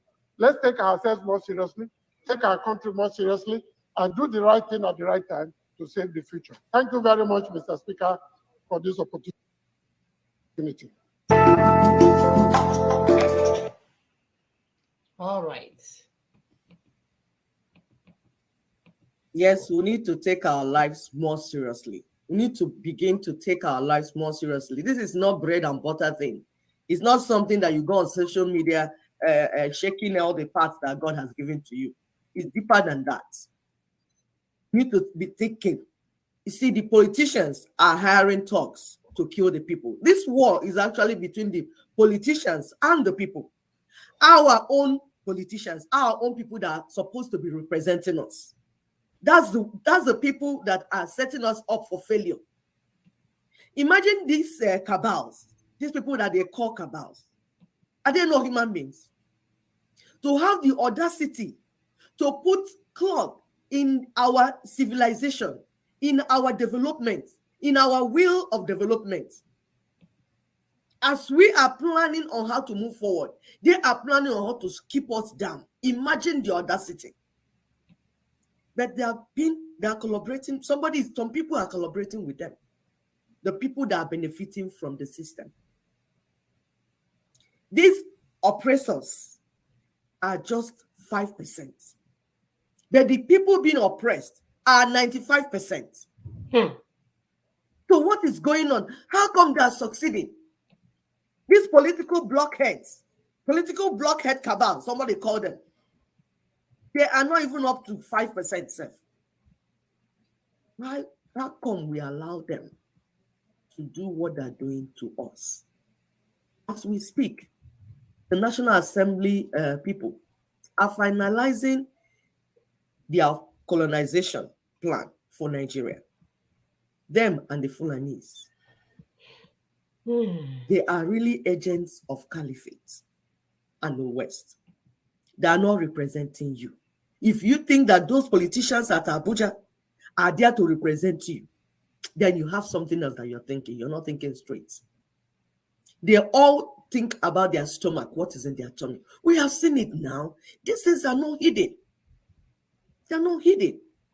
They are the ones sponsoring terrorism, banditry, kidnapping, ritual killing, all the vices in our land. They are the ones doing it, because the more hungry you are, the easier it is for you to be manipulated and brainwashed. It's part of the strategy to keep you down, hungry, dejected, very poor.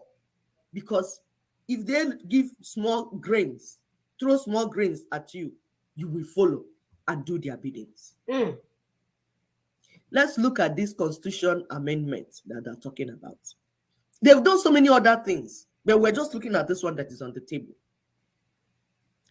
These people have the audacity to plan, to plot, to bring in foreigners to settle in our land, when indigenous people in Yoruba, Igbo mainly, are outside the shores.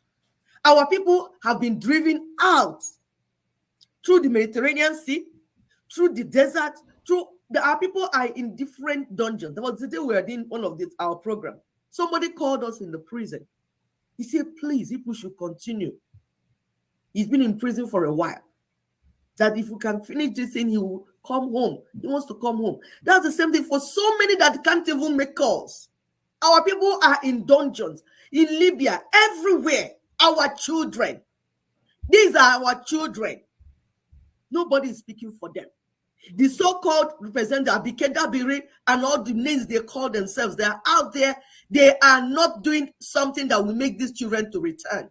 Rather, they are plotting to bring in foreign invaders into our land to replace our own children. They have started, Mike. They are still planning. They already have your Nigerian passport and the national IDs and all kinds of stuff. I can tell you.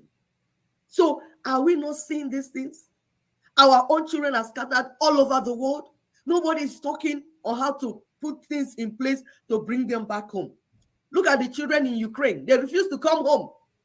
They say they better go somewhere else than come back to Nigeria, even in the face of war. But some people open the borders in the north to bring in jihadists, foreigners, and to have the audacity to issue them NIN numbers, passports, and everything, and passing laws in their stupid policy, National Assembly, to make them indigents after 5 years. And we are watching. Look at what they did with the 774 local governments that they created. These are mushroom local government areas. Mushroom indeed. Just like the 36 states that they created. You ask yourself, what's the purpose? To weaken the indigenous people. My Igbo people, look at us now. They reduced us to 5 states. But we are not actually only in 5 states. They carry the rest, put some in Benue, some in Rivers, some in Delta, some everywhere. Why? Someone will say why? To make you weak. Because when you are scattered, you don't even know. Your brothers in Rivers don't even know their identity anymore. If you tell them that they are Igbos, they will fight. I remember when Sunday Olise in Delta, he said, I'm not Igbo. He nearly fought because he was called Igbo. His name is Olise Chineke. He said, no, that he's not Igbo. Why? That is the strategy that they're using to weaken the indigenous nationalities. So those of you that say, hey, I'm not Igbo, I'm a detribalized Igbo, clap for yourself. You have identity crisis. That's your problem. Because like we have told you before, that the Americans are proud of being Americans. So why would you be proud of who you are? Some will say, no, it's just a tribe. Who made you a tribe? This is just like that Jesus, God looked at Adam. He said, Adam. He said, I'm naked. God said, who told you that you're naked, Adam? Who told you, Igbo man, that you are a tribe, not a nation? Who told you? Yoruba person, who told you that you're a tribe and not a nation? Who told you that lie? What were you before the invaders came? Were you not a kingdom, a nation that was functioning on its own, doing your business, had your banking system, economic system, culture, everything? They came and ruined it and scattered everything. It's got your people all over the world. And you have the audacity to open mouth to validate what the invaders did. I said, we are tribes. When you hear anybody saying that, know that they are all agents of the West and caliphate. We'll give you another example of what they did with senatorial seats. When we began, each state is supposed to have 3 senatorial seats. Lagos, for instance, 3. Sokoto, 3. Kano, 3. But as time went on, all of a sudden, between Sokoto and Kano, they now have 18 senatorial seats. Why Lagos? Money sharing scheme.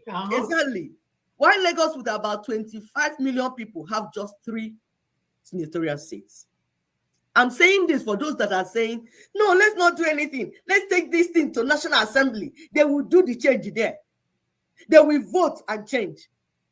There is unequal representation. There is nobody that will vote anything that will make sense for your life. That's the same thing they're doing with local government area that they're creating. This is the sit down doing. This is not by accident. It's not coincidence. It's by design. By design. And they have an intention and they have a purpose. And you know what? That intention is not for your good. And it's not for the good of your children either. It's not for the good of your grandchildren or great-grandchildren to come. Generation unborn, they have been sold. And who is selling them? Who is helping them? Your politicians. Who are these politicians? Your brothers, your sisters, your aunts. Sweating your code. And you are there hailing them and saying, oh, he's doing well for himself. Do you know the new car he brought? That new car is the money they would have used to build hospital for you. It's money they would have built roads for you. It's money they would have used to build schools for your children. That's why you see that the bill for their children to come back and school in our land failed. But the bill to divide and conquer you through their local government system passed unhindered. And you know what? While all these are going on, the West will turn a blind eye. Why are they turning a blind eye? Because it's to their own benefits. Yeah, and you, the citizens, are turning a blind eye too. Also. So the West are benefiting from it. Tell me how. They need you out of your land. They want your resources. So anything that these your misrulers will do that will make you to get out of your land, they will hail them. And any leader that you vote in that will make you stay in your land and make your land to prosper, you will hear their school. They will remove the person. They will say, oh, it's corrupt, it's this. They're not lacking story to tell you. And then they will put the type of person that will do the work they want. So please, we cannot continue with this our cry, baby. Cry. Crying is not a strategy. Lamentation is not a strategy. Please, we need to begin to work together. In the indigenous plan that we have, there is an indigenous plan. Because we can't use the plan of the white man. The West, you can't use their plan. There is an indigenous plan. Like Aburi that we had, that was an indigenous plan.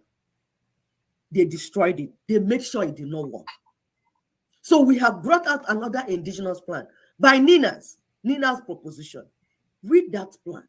Read that strategy. Try to understand it. This is not political. This is not, oh, this is our group. Our group is doing this one. This group is doing this one. Everybody be doing your own group and we will get there. No, everything cannot be right. This is same geographical space we are talking about. There must be a plan that is superior to all the other plans. Well thought out plan.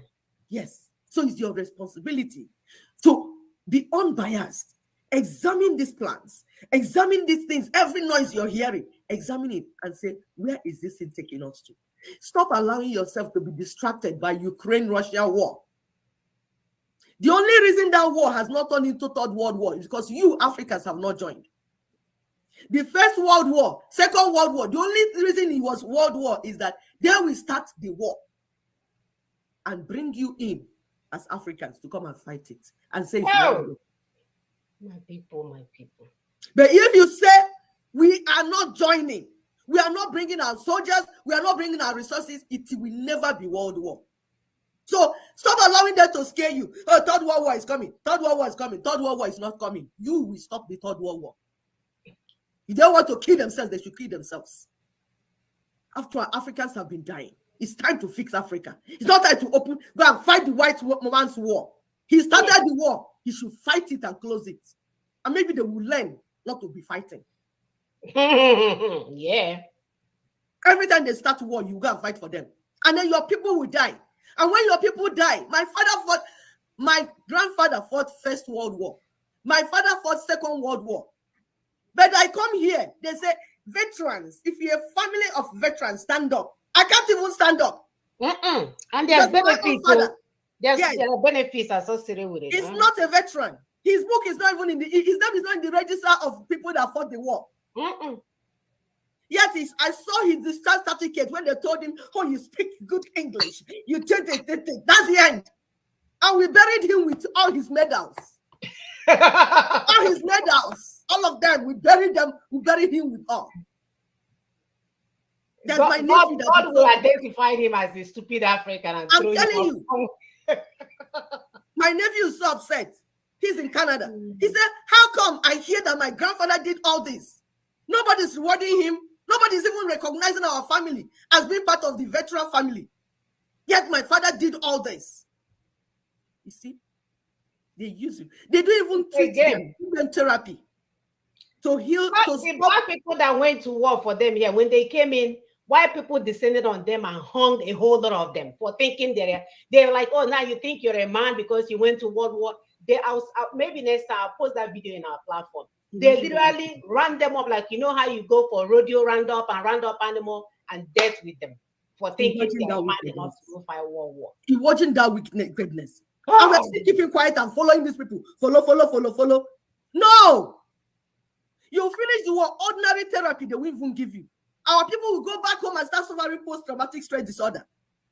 Nobody's even treating them. And then I say, oh, no,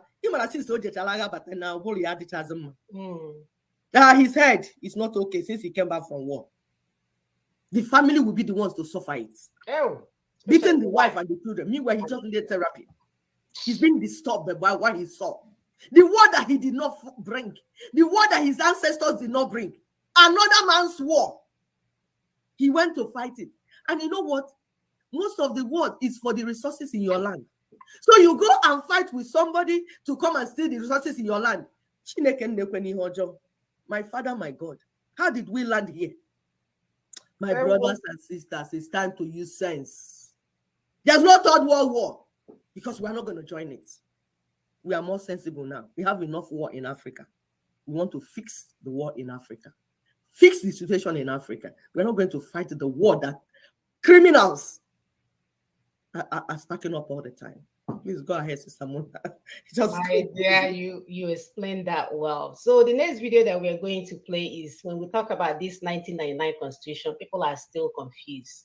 People are still don't understand what we mean. They're even promoting whoever they want to promote, saying they are talking about good governance and this and this. But at the end of the day, in order for you to take that so-called position, you have to raise your right hand up in front of anyone to uphold the Constitution of Nigeria. So after you uphold, you swear to uphold. When you swear and you uphold, how then are you going to help us to bring it down? Please don't want them. Can you all help me? Can the church say amen? Can we understand that these people are still spinning that merry-go-round with the highest speed on us? And they will come looking like you, speaking like you, smiling like you. Even sometimes they will give each other dirty slaps in between. But nothing changes.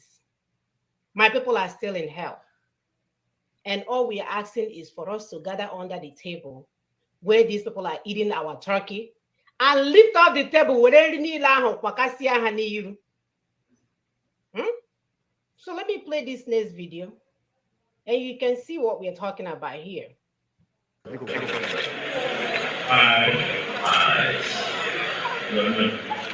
Charles, do solemnly swear that I will be faithful and bear true allegiance. To the Federal Republic of Nigeria. And that I will preserve. Protect. And defend the Constitution of the Federal Republic. So help me God. Did you even see the man holding the camera when he said, I will defend, protect? His camera almost fell off his hand. Do you guys see what we're talking about? That we are still in square one, my people. So what we did now was, when you have a screwdriver, you put it and tighten the knot even tighter. I will swear, or I'm swearing to protect and defend and fight and protect the Nigerian Constitution and for its republic for which it stands. My sister, Biko Kowaram, help me understand. My dear, all now. The thing has explained itself. How my people are clapping. The slaves. Hey, he has won it all. All swear go near. One may go. You see, we're not saying that you should go and slap Soludo since it's a moment of slap you. We're not going to use slap to slap out of this one. Slap is not a strategy. Slap is not strategy. I'm not telling you to go and slap Soludo or his wife or his wife or his children. No. We are saying that these people's hands are tied.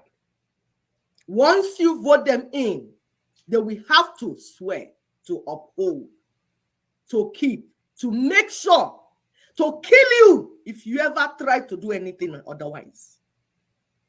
It's what they swore. So their hands are tied.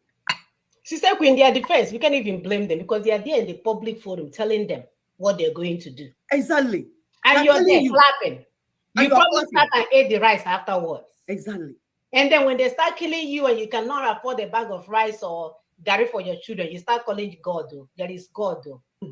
So where were you and the God when you are clapping for someone that said, I swear to protect something that is going to continue to kill you and take you out?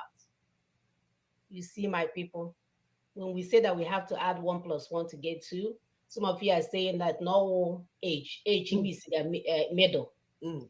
You're not getting it. You're not getting it. There is a strategy on the table that gives power to the people back. Because sovereignty belongs to the people. You looking to me, listening to us.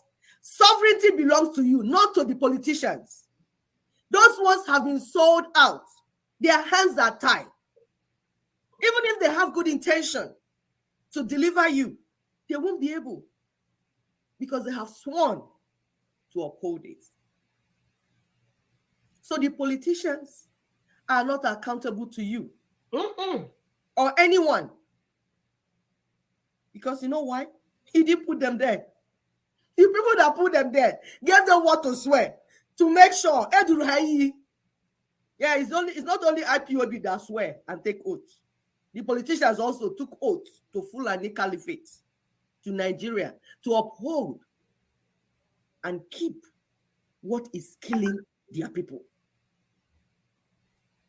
So you see, you can't hold them accountable. Everything that is evil in that constitution, they have sworn to keep it in its entirety. They can't touch any part of it. So rather, what they will do is they will be manipulating you. While all that is going on, they will do you, the more you look, the less you see. If you talk like this, they talk like that. You talk like this, you talk like that. From generation to generation. That's why after 50 years, you have not achieved anything. Manipulating you. And then they will bring the church in to brainwash you so that you'll be Ekene Maria Jupitana Gracia every morning. Hallelujah. Praise the Lord. That's all you're doing. You just go mass toto. You just go mass afternoon. Hey, I'm with a mass evening. Have you done night vigil? Yes. That's what you'll be doing around, like rats. That's what you'll be doing.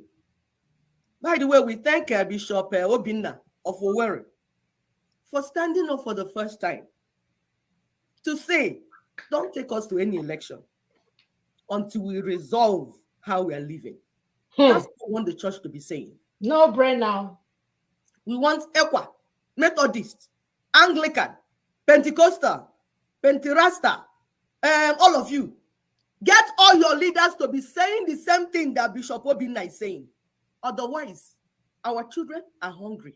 Yeah, he's holding them. Coming, though. We heard they're burning down houses, so they're not begging you. Don't think you're the only burning down the houses of miscreants. They are coming. Do the right thing. Do the right thing, though. We don't know what is coming next. Response into Ukraine that was set up by your own people. Do the right thing, though. We don't know what is coming. They will go from burning down the houses of politicians to burning down your churches. Those churches that you contributed money. Since I was small, they said they were building cathedral at Onitsha. That when they finish building cathedral, they will stop collecting money from people. And then after they start to tell them again that they should buy Mary Sumner. That when they finish building Mary Sumner house, It does not end. They keep collecting money from my people from morning till night. At least in this America, we have social system, social security number that you put money inside. If you lose job, it will take care of it. That's what the essence of social system. If we put into it, if anything happens to you, it will take care of you. Not the church. The church is a grave. After they do the church, you keep throwing inside, you swallowing it, what, sucking it, vacuum cleaner. Taking job. Yes, lawyer. So the church in Nigeria just swallows, and we never protect the people. We never hold the politicians to accountable. People like Mbakas, the Ebubemo Sunday Mo, Bubendi Mo, all these people, stop being emotional with them. You need to tell them to stand up, because they are the ones that bring these politicians into the church and pray for them and pour granite oil on top of their head. Oh, anointing oil, yeah, on top of their head. And people like a fire, they will raise hand and say, Amen. We saw when this thing was starting, this kidnapping, we told you that these politicians are the ones doing this kidnapping. You remember when they kidnapped Chris Ngige, a sitting governor? They kidnapped him. That's how this madness started. They now found it that it's a good business. This thing that is going on in Igbo land, Southeast, everywhere, all over Nigeria, is the politicians that are doing it, that are the criminals. Because they send them to do it so that you will be very poor, there will be anarchy, there will be this, and then they can take over everything. They can colonize you. They're together with the colonizers. Your politicians are together with the colonizers. And what is making it possible? The 1999 Constitution. Mm-hmm. We'll give you another example. What is happening in Southeast? Our people started Biafra struggle intentionally by themselves because they want freedom. But you know what? The politicians hijacked it. They hijacked it, brought their agents to be making noise for them. That's why you're seeing the killing, the carnage going on in Southeast. What is happening in Southeast, does it not resemble what is happening in Northeast? Can you not put it together? The Boko Haram in Northeast, is it not the same? Does it not look the same? They deceive the people of Northeast and Northwest, telling them that they are bringing Sharia, that there's corruption everywhere, that when they bring Sharia, there will be everything will be good. The people just wanted a good system. They deceived them. The Shetima Sherima or the Yerima that introduced Sharia up north, it was what politics was doing. He was still busy carrying his women, drinking his alcohol inside kettle, going on with his life, while the people that are cutting their hands, it was all political. They continued until those people they set up the Boko Haram by themselves to win election. They got out of hand and started killing everybody. That's what is happening. And while that was on, Goodluck was sitting there and he was begging Hillary Clinton and the Americans that this is terrorism. Let's curtail it. Hillary Clinton said, Goodluck is your problem. Go and deal with it. Goodluck trying to get ammunition, they blocked it. He went to South Africa, they blocked it. Who is doing us? Who is doing us, my people? Let's stop speaking English and begin to think, to understand what is happening to us. Who is doing us? How? Now, with what is happening in Southeast, you see, no investment will come in. All the people say, Akurono, where there's fire in the mountain. Who is taking that? He must be mad. He must be a mad businessman that will look at what is happening in Southeast and say, I want to invest. If you want, bring 20 Soludos and put inside. It has to be like you're mad. Why? Because when there's killing, cannibalism, kidnapping, people are running out of Anambra State. People are relocating from Southeast. People are taking their businesses out of Southeast because you need peace to invest. It's a no-brainer. It's just security, yes. You need security to invest. You can't see where there's war going on. You say, yes, I want to bring in my Akuruno. Let's stop deceiving ourselves. Hey, and stop allowing these colonial monsters to take us for a ride and play us like pom pom pom.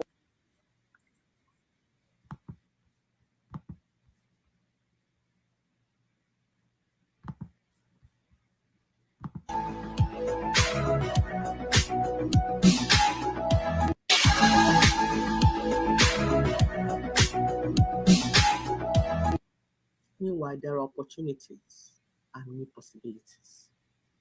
All this going on, happening, these challenges and everything, if we can apply our minds, if we can apply wisdom, if we can sit down and actually think, do you know we can have opportunities from what has happened?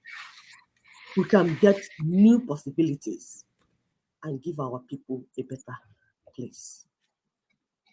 That's what we say. Ninas is saying, and we are joining Ninas to say, we must renegotiate Nigeria to serve the purpose of the indigenous peoples. Indigenous peoples have interest.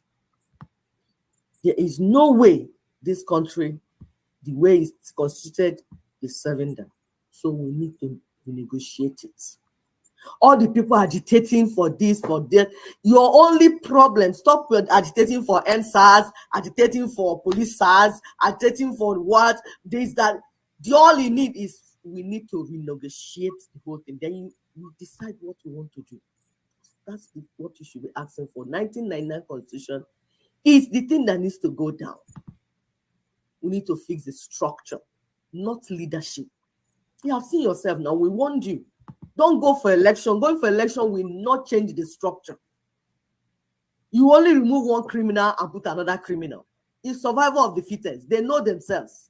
And all of them are partners. So APC, PDP, Labour, all of them. They will come out and tell them that Nigeria is, the constitution is a problem. Before you know it, the same person that said the constitution will join P2B to be a spokesperson. Exactly. It's you what they long get. enough. They hear you. Same Wike is in PDP. He went with his governors, Autumn, after they were singing and carrying a bakara and they dancing like spirits. The next thing, he went to APC. Then the next thing, Tinubu is meeting him. Like, they're just crazy like that. Bunch of lunatics. But you, the people, are the ones enabling them. See what is happening in Niger. You see how the people are moving. You must stop enabling these criminals. They are very small. They're small in percentage. You are more in number. The only problem is just that you're not applying your mind. You're not listening. You're not listening to information that will help you to make a decision. You're listening to Ndakoko, Negu Mike Ejaga. Some of them with social media. When they give them small money, APC will just call them, give them small money. PDP will call and give them money. They'll start. They'll become professor all of a sudden. Professor without degree. He said we are still suffering from the professors that had degree, that they went and got degree, but they don't have brain. Now we have professors without degree, self, not talk of brain. But on social media, they want to teach our people. We can have new possibilities from this situation that we have found ourselves.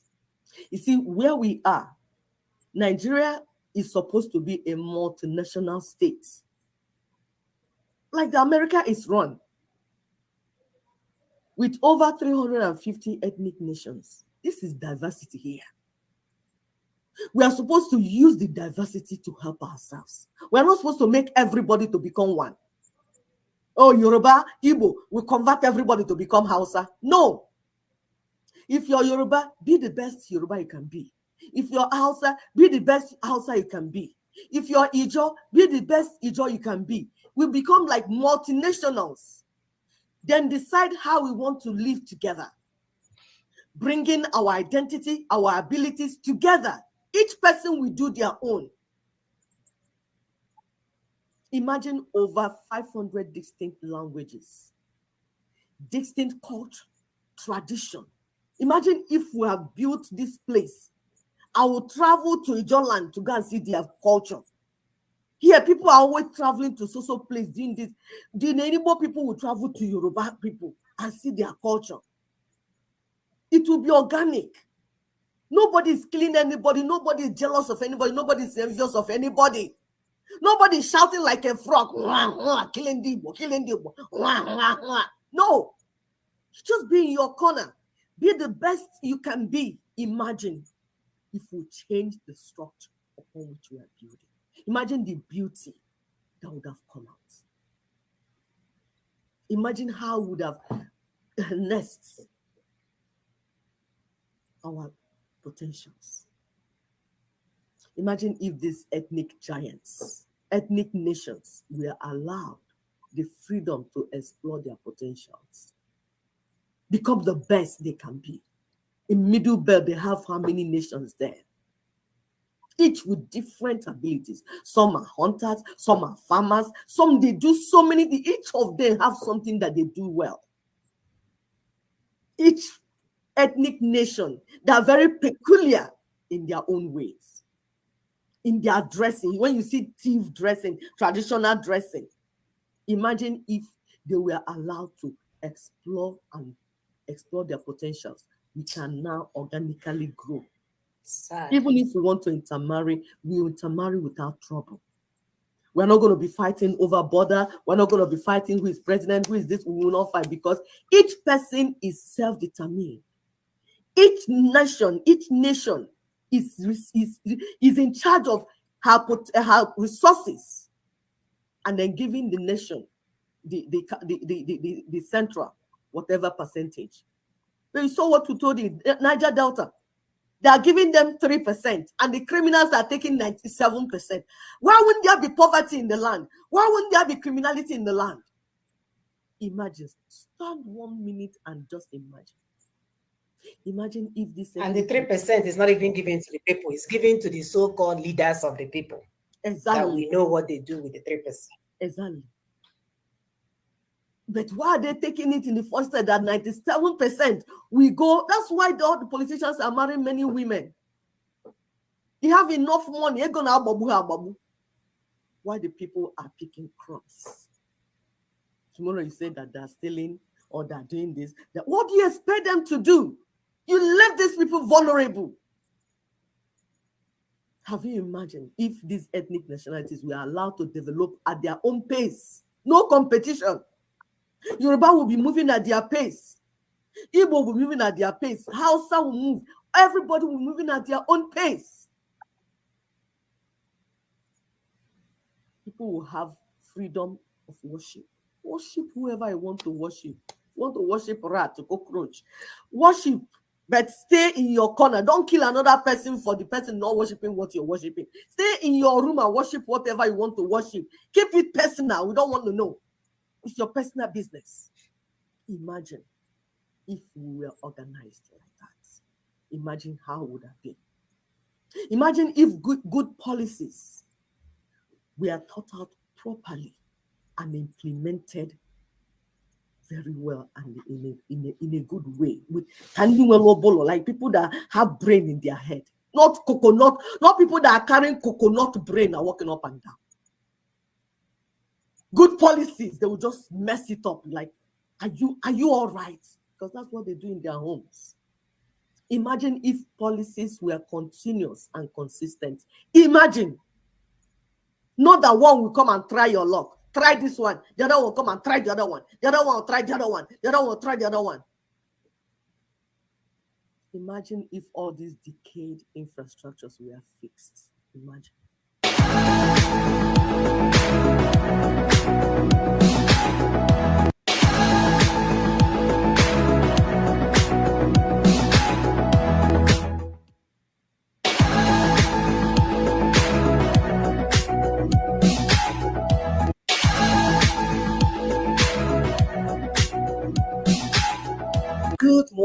Good morning, our people. Happy to be here. I don't know if my volume is up. I know this is an unusual time for us. Something came up and we have to adapt. You know, we are mothers. This is what we do on a daily basis. When things don't go the way we plan it, we make another plan. So welcome to the program. As usual, help us to share. Sharing is the most important thing, you know, share, subscribe, continue to hit the like button. I was told that helps a great deal. So continue to hit the like button and those kind of things. So in the interest of time, my name is Monachim Saga and I am in Houston, Texas. Thank you so much. My name is Ekuta Sinamadi Begi, or AP for short. I am in Lexington, Kentucky. Thank you so much for stopping by. We appreciate you. like my sister said, please help us to share, like, and subscribe. We'll try and pull up. There's a first video while we're sharing, so that we can people will just get busy with that as we're sharing. Please help us to subscribe, share to your friends, everyone in your family, your friends. No, not this one. Sorry, there's another one. No, but this is our theme video. I know there's a second one you posted. You wanted to share. It's like this one. It's like it's saying the same thing with this one, but it's from Nina's. Okay, so let me. It's like Nina's came out with their own. I would say almost the same thing, but to add more information. Okay, let's see. So please help us to share. Help us to subscribe. I will join also to share.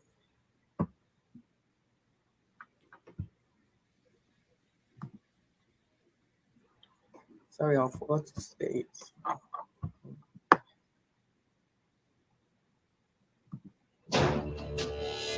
The unitary constitution of Nigeria is the source of all of the problems we have been trying to resolve.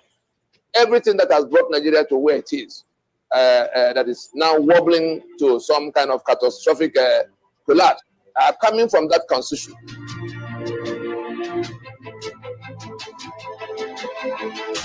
All the contents of the treasury, the principles for managing the resources, so that's the custodians of the treasury, the custodians of power in Nigeria are not to be accountable to the populace for the contents of the treasury. Anybody talking about the rule of law in Nigeria under this constitution is just wasting his time. All atrocities committed in the name of government were put beyond the reach of the court to probe into. These same principles have matured into express provisions that became the quota system. They call it federal character. In that mediocrity, you bring the worst of everybody to come and manage everything for everybody. Go and look at the autopsy report on Nigerian Airways, on Nigerian National Shipping Line, on NITEL, on all the agencies of government that have been run aground. It was simply mediocrity.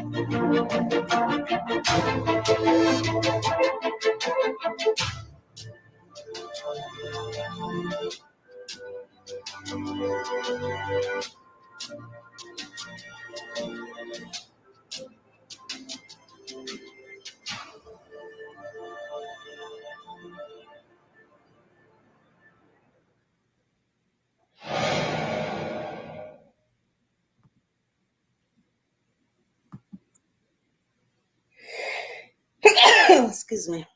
Oops. Why are you not investing in tax liens? Okay. They have to advertise. No, I can't even find this. Are you able to see this show? I can see it on okay. my... I posted it on in Daughters of Truth.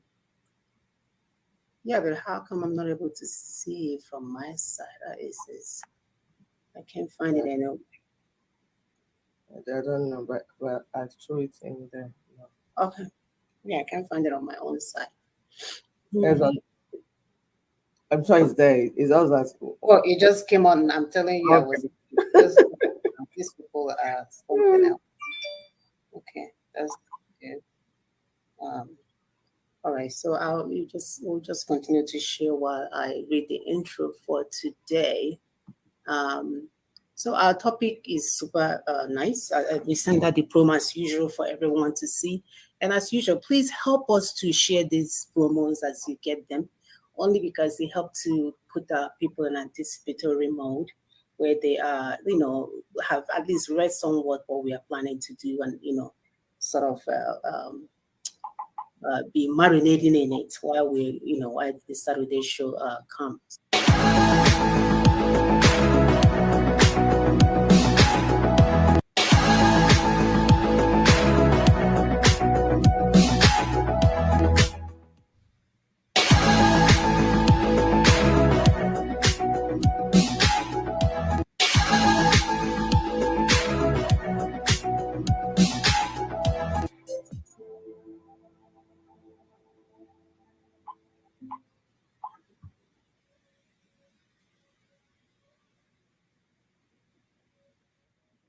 In this part 3 of the NINA's interrogatories, those things that will not change no matter who becomes president, those things mandated by the Constitution that cause catastrophes we see all around us. In this part 3, we'll be dealing with the agitations across Nigeria. What is it in that Constitution that is responsible for the agitations we see? Which will not go away no matter who becomes president until the source factor is addressed. Turn off the tap. Second one, the decayed infrastructure we see, including seaports, airports, highways, railways. What's the reason they are in the state they are in now, compared with Europe, compared with America, compared with Asia? What is it in that Constitution that is responsible for what we see, which no new president can adjust by himself, no matter how well-intentioned? Turn off the tap, reverse the situation. Third thing is the question of rule of law and good governance. Those who go about talking about rule of law, under which Constitution? The Constitution mandates the laws we have. Some don't even know that the law, that Constitution is by itself and the laws are, products of a Constitution. And so, if you talk about rule of law, then I'll ask you which law? In the absence of a government that is not, in the absence of a Constitution that does not allow anything to flow the way it should flow in a federation. So the rule of law is not possible. The rule of law is not possible under the 1999 Constitution. Just like somebody coming to say he's going to fight corruption under that Constitution, that person is a criminal. Anybody who tells you he wants to come to pursue rule of law under the 1999 Constitution, tell that person that Nina say he's a rogue, because rule of law is ruled out from the apartheid Constitution we have in place. It's already skewed. It already cuts you out. It took your assets without talking to you. It took the guns without talking to you. So it's pointing guns at you, having taken your assets, and then it says the rules, we're supposed to be a federation deciding together in symbiosis how we organize our society. You impose the rules that tie my hand to the back, and you turn around to hold up that Constitution as a basis of rule of law. Shame on the lawyers in Nigeria that canvass rule of law under Constitution of apartheid. Was there rule of law in South Africa for the blacks in the days of apartheid? That's what we're discussing. Go and return your certificates to the universities that gave you degrees in law. Go and return the one the law school gave you, rule of law. So where are we going to get good governance if rule of law is not possible? And so let's come into it. The agitations, the number one of what we listed, the agitations going on in the land. In course of my assignments in this project, whether it was in the LNC or the MNN that followed before it became NINAS, when the constituent peoples of Nigeria came to join us. The agitations, we begin with the Niger Delta that was the first to become notorious. Resource control. What is their contention? I happen to have been eyeball to eyeball with the very leaders of those agitations across board. The one of Niger Delta, resource control. What are they asking? What's the question? The basic question they're asking is, how did the oil and gas of Ijoland become the property of Sokoto people and Kano people and Jigawa people? How did the oil of Bayelsa become something that Jigawa people control? At what point did they submit their lands and their people into this union that will be managed in this form? So basically, these are constitutional grievances. These are constitutional questions. You cannot address that question with that constitution still standing, because that constitution already took everything from them and put on exclusive list, oil and gas. arms by which they are being tormented. And so no matter who becomes president, that question is not going to go away until it's addressed in terms of calling the owners of the lands, the sovereignties that are, consolidated as Nigeria, calling the owners of those sovereignties to come to discuss. As it is with Niger Delta resource control agitation, so it is with the Biafra agitation. The people of the East, particularly the Igbo, so many others, are asking, on what terms, at what point did we submit our sovereignty into this union of debt? At what point did we agree that we should be tied up and molested 24 hours, killed at will, as claimed in the preamble to that constitution? The ones who want Yoruba nation, who want autonomy, who want restructuring and all kinds of things, they are saying the same thing. Let us go and sit down to work out the terms of our union until we remove this fraud of 1999 that has now become basis of union, this imposition, this apartheid of a constitution, until we do like South Africa did with apartheid constitution, set it aside, put it aside, go into a meeting to discuss what will be the replacement. And if we can't find common ground on account of clash of civilizations, if we can't find common ground, then the union stands dissolved. Those who did not know what Ninas, what LNC or Ninas was canvassing all the while, you can now be informed that in targeting the life of that constitution, we wanted to end the union of death anchored on that constitution. The failed Lugadian experiment of 1914, the war caused Nigeria, is now framed and enabled by that constitution of 1999. There was the one of 79, there was the one of 63, there was the one of 60, but the one that is on the table now, by which we are tied hands to the back, is the 1999 edition of the imposed unitary constitution. And so that is the source, that is the tap from which all the agitations in the land flow. They are basically asking, who owns Papa's land?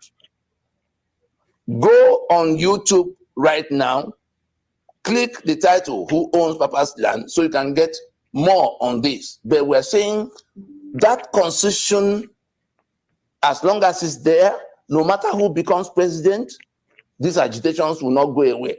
The beginning of the reversal, the beginning of the change in the situation, for whether it's the Niger Delta agitation or the Biafra agitation or the Oodua Republic agitation, all the other agitations, the only thing that will bring relief, that will address the cost factor, is that this constitution goes down. The fact that one new president comes or the other goes does not address it, because if the new president comes, is he going to now, with the arrival of Peter Obi as president or Tinubu as president, change the falsehood in the preamble to the constitution that we, the people, submitted our sovereignty into this union of death?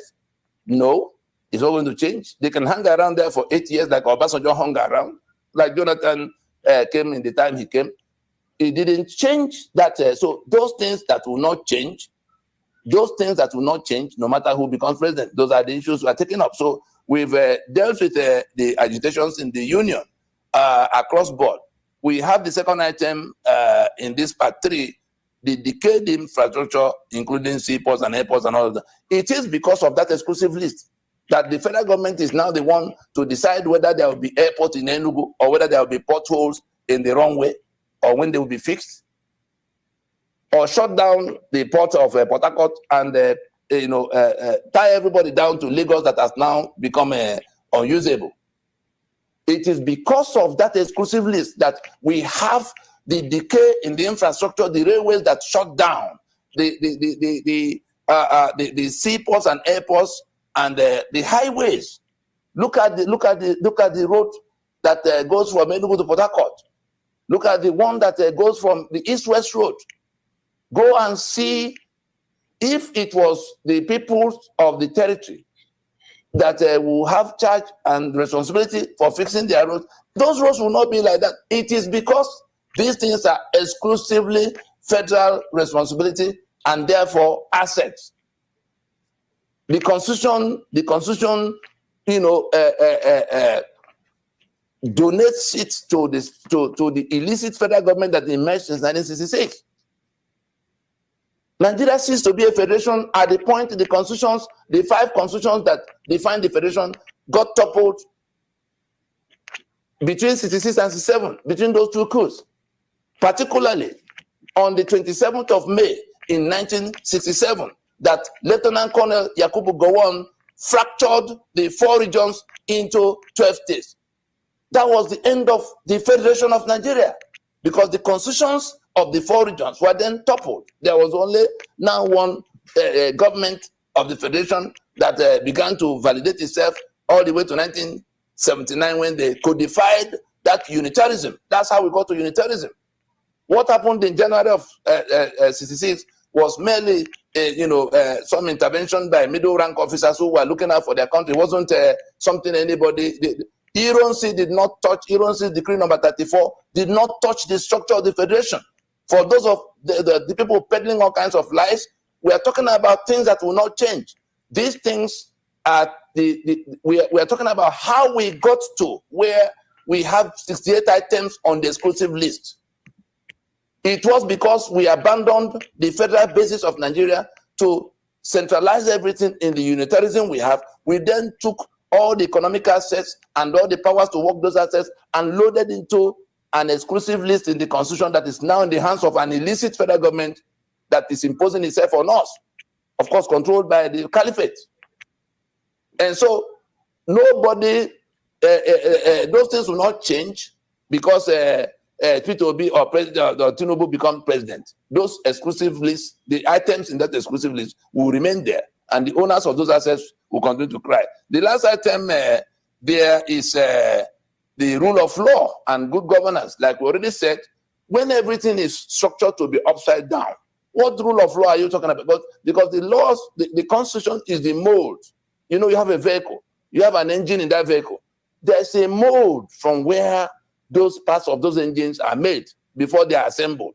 The constitution is the mold from which all your laws are made. So if the constitution already turns everything upside down, confiscates my sovereignty, pretending I brought it by myself, confiscating my economic assets, oil and gas here, port there, bitumen here, and limestone there, concessioning it to people, they already stole it, they hijacked it at gunpoint.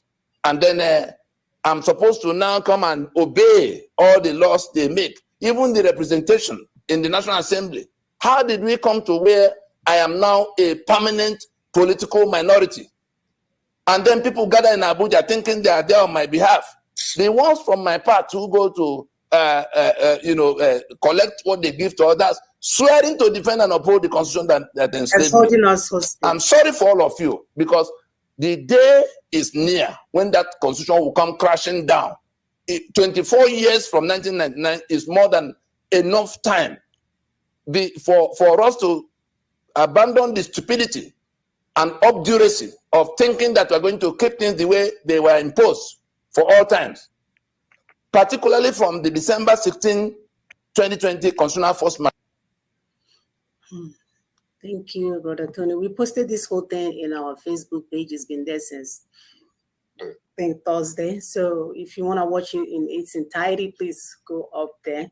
The point of watching this thing is for you to understand the problem so that you are not having what we call a beer parlor conversation, a motorbike conversation, so that you will be well informed based on what the evidence are. So that you're not speaking as if someone, so I know this person, I know that person. So please continue to help us to share this video. The good thing is that we go nowhere. This news, we'll carry this news until it enters everybody's ears.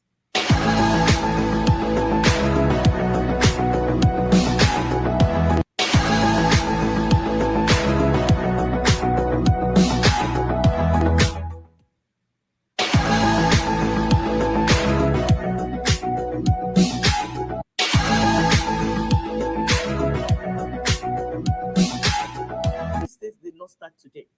We'll run you through history of poor policies and choices that this your country called Nigeria has made over time is important for you to know. Because if my people say that if you don't know where the rain started beating you, you won't know where you got dry.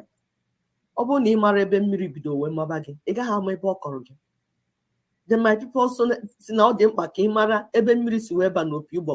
root cause analysis. How did it start? You see that we have been very reckless. As we are discussing this show, I felt so sad. I said, like, so all these things have been going on for about 63 years. And people sat down, people that are giving birth to children. You sat down, you did not care what is going on to ask questions. 1960, they gave you fake independence. You did not care to ask this independence, what does it even mean? They say, okay, it's Federal Republic with 3 constituent states or regions, North, West, East, and their various constitutions. Somebody will look and say, okay, good idea. That's good. So we're coming with different constitutions because that's a federation. A federation, you need the components have their own constitution, and then they come together, you have a federal constitution, which is a union of all those independent constitutions. But you know what? By 1962, they've suspended the Western Region Constitution. May 29th, 1962. Less than 2 years. Yes. So Nigeria Federation is a stillborn. It came out of the womb dead. Yes, your Nigeria came out of the womb dead. It did not even breathe oxygen before it died. You want that your papa is telling you, let them breathe. In Nigeria did not breathe oxygen. It came out dead. It came out dead. By 1966, then 70, when you have the war that you had 1967, 70, somebody was in charge. Yakubu Gowon. What did he do? He balkanized Nigeria. Those regions that is okay, these regions, they were 3, then they became 4, so that people can be independent and run at their own pace. No. How will they allow it? They brought a young man that was just reckless in his thoughts. Yakubu Gowon. He balkanized the whole thing into 12 states. Now the states are 36. They kept increasing. This one will come, share. This one will come, share. This one will come, share.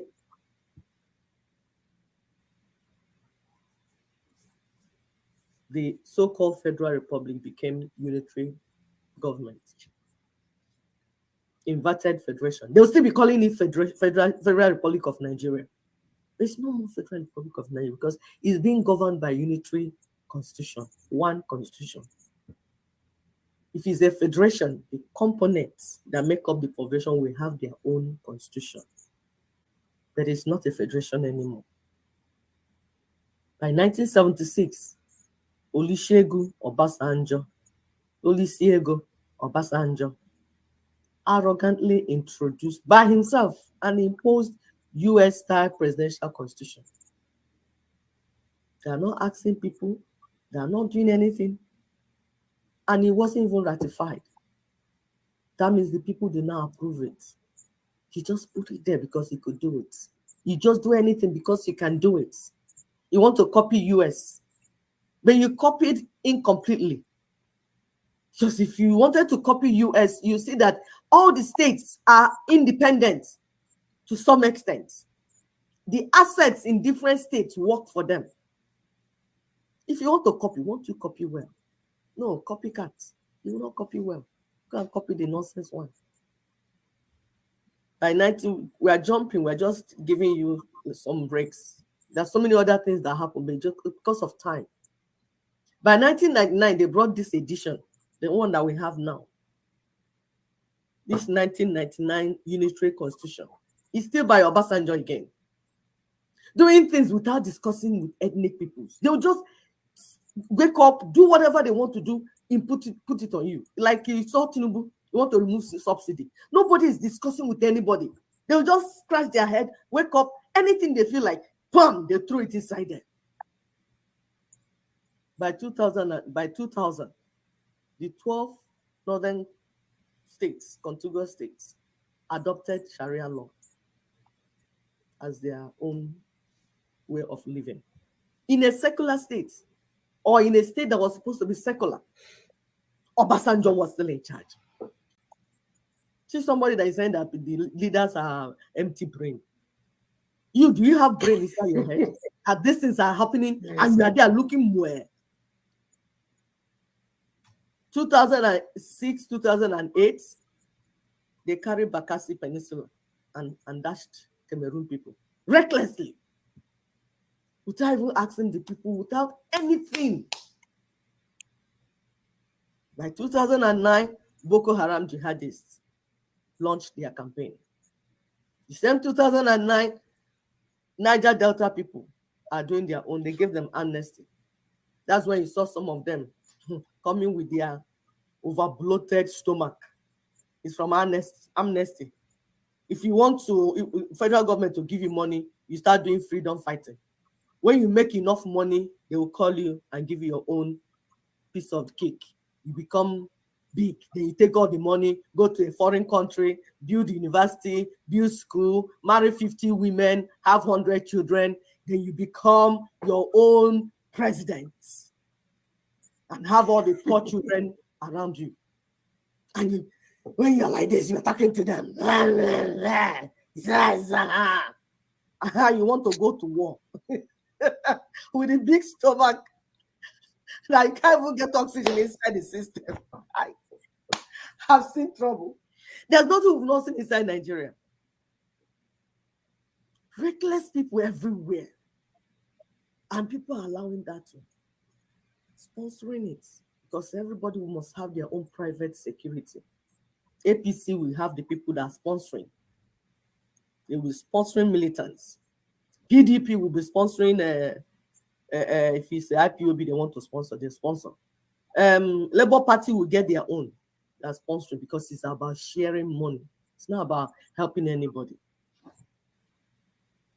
By 2014, Boko Haram kidnapped 200 Chibok girls. Yes, 2014. Somebody will say, wow. Is that for already? Yes. I think it's over 10 years now. They kidnapped Chibok girls. Till today, the girl is still, one of the girls is still there. Panampasi has even gone to sing song. That's what they will do. They will sing song. They will sing hallelujah. They will pray, do night vigil. The girl will be where she is. That's what parents, adults do. You will not say, this thing I did not work. What else can we do to save and deliver this girl? No. We'll release song for you. You'll carry placard, obviously. After shouting, bring back the girls, that's the end. They will call her at the international level and give her a job. I said, thank you, madam. You shouted very well when the girls were, he said, yes, when the girls were kidnapped, and we saw you barb your hair and you carry paper and you were shouting. Thank you very much for shouting. Come and take a job. Come and take employment at the international level for shouting when they come and take a pacifier and shut the hell up. Yes. And we are looking. See, don't they look? By 2015, good luck surrendered to Buhari, because they were about to kill everybody. Good luck said, okay, thank you, I surrender. 2023, Tinubu hijacked power. You see how we have been going from bad to worse? My people say from bad to bad, mbadamba. From bad to worse to worse to worse. To terrible to horrible. Interregnum presidents. Everything is happening at the same time. All the criminals are out from their hiding places. Criminals have taken over. If it's not Boko Haram, it's militant. If it's not militant, it's the other one. And we say we are building a country. How can that be? How can that be? How can that be? And we call ourselves educated. How can that be?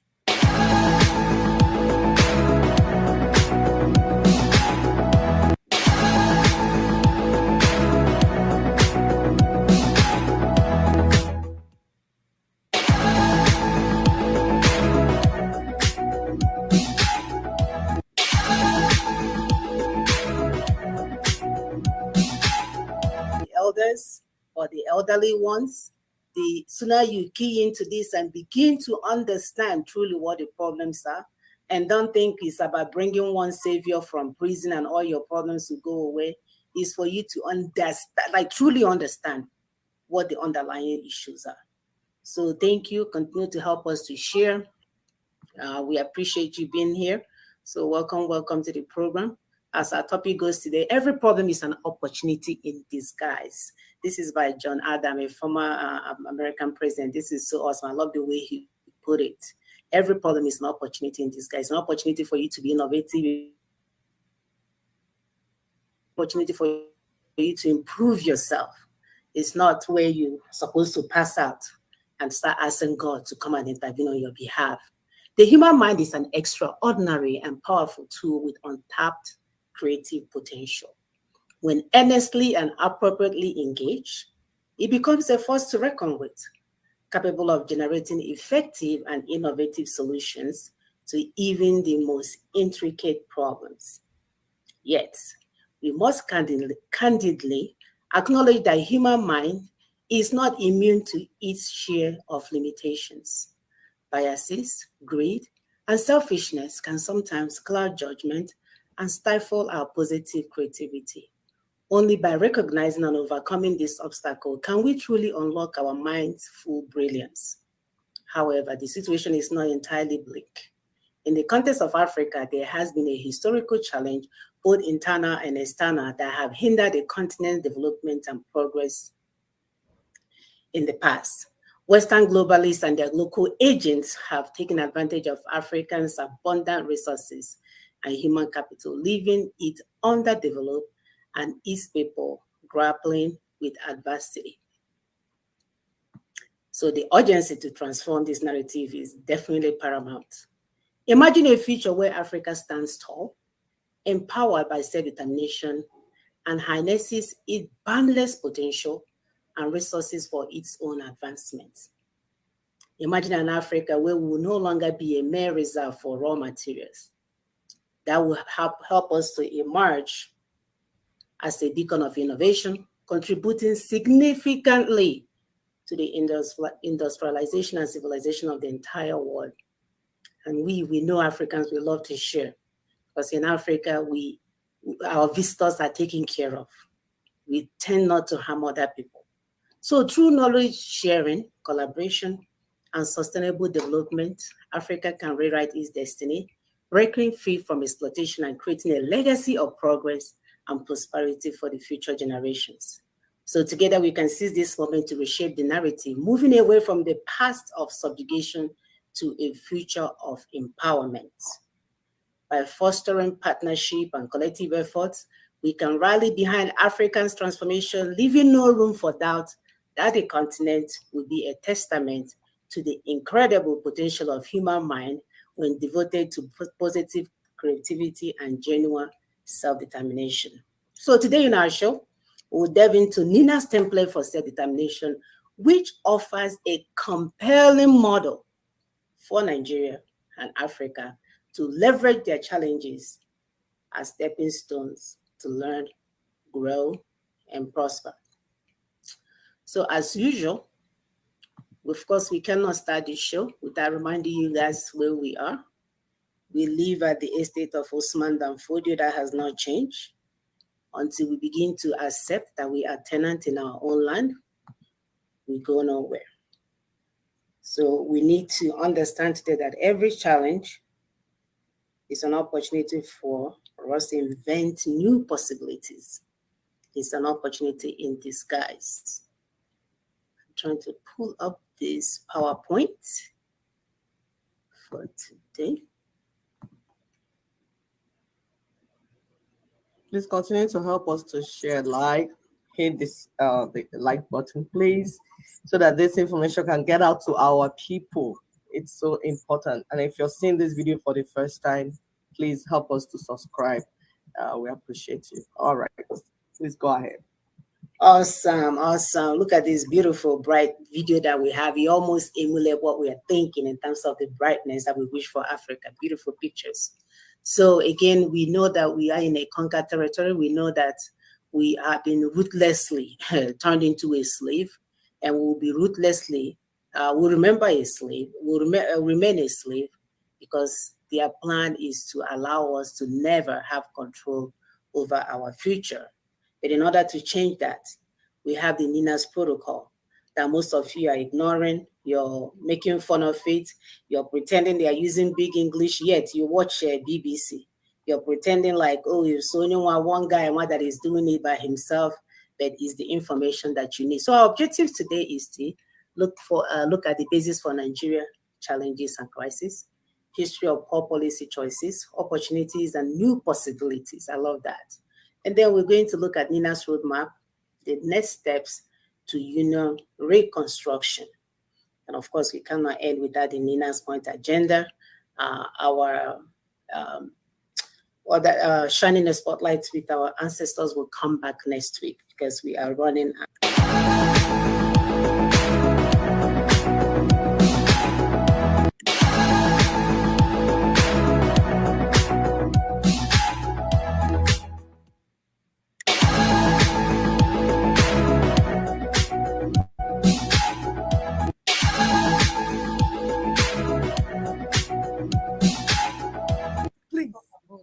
share this video, like, subscribe, help us to get the message to our people so they will stop dying. There is a way out. There is no reason for us to continue to die. Our children are committing suicide because they are in a dire situation. There is a solution on the table. Let them hear the gospel. This is the good news. Not the one that your fake pastors and fake priests are giving to you and deceiving you, telling you scary things from the Bible so that you give them money. It's unbelievable. It's unbelievable. And of course, we cannot move forward without reminding you guys that you live in the estates of Usman Dan Fodio. Until you begin to wrap this information around your head, we go nowhere. So you need to know that you're a tenant, because they must ruthlessly prevent a change of power. They must use the minorities of the North as a willing tool. And then they will use the South as a conquered territory. That's why you cannot go from point A to point B without being searched as a criminal. All criminals cannot search like that. Here in America, you can drive from here to New York, which is what, a day and a half trip. No police will stop you, unless if you're driving recklessly. But when you're conquered, when you can't even put your foot on the accelerator, they will stop you and search you as a criminal living in their estate. Because they will never allow you to rule over them, and they will never allow to even make matter worse. They say they will never allow you to have control over your future.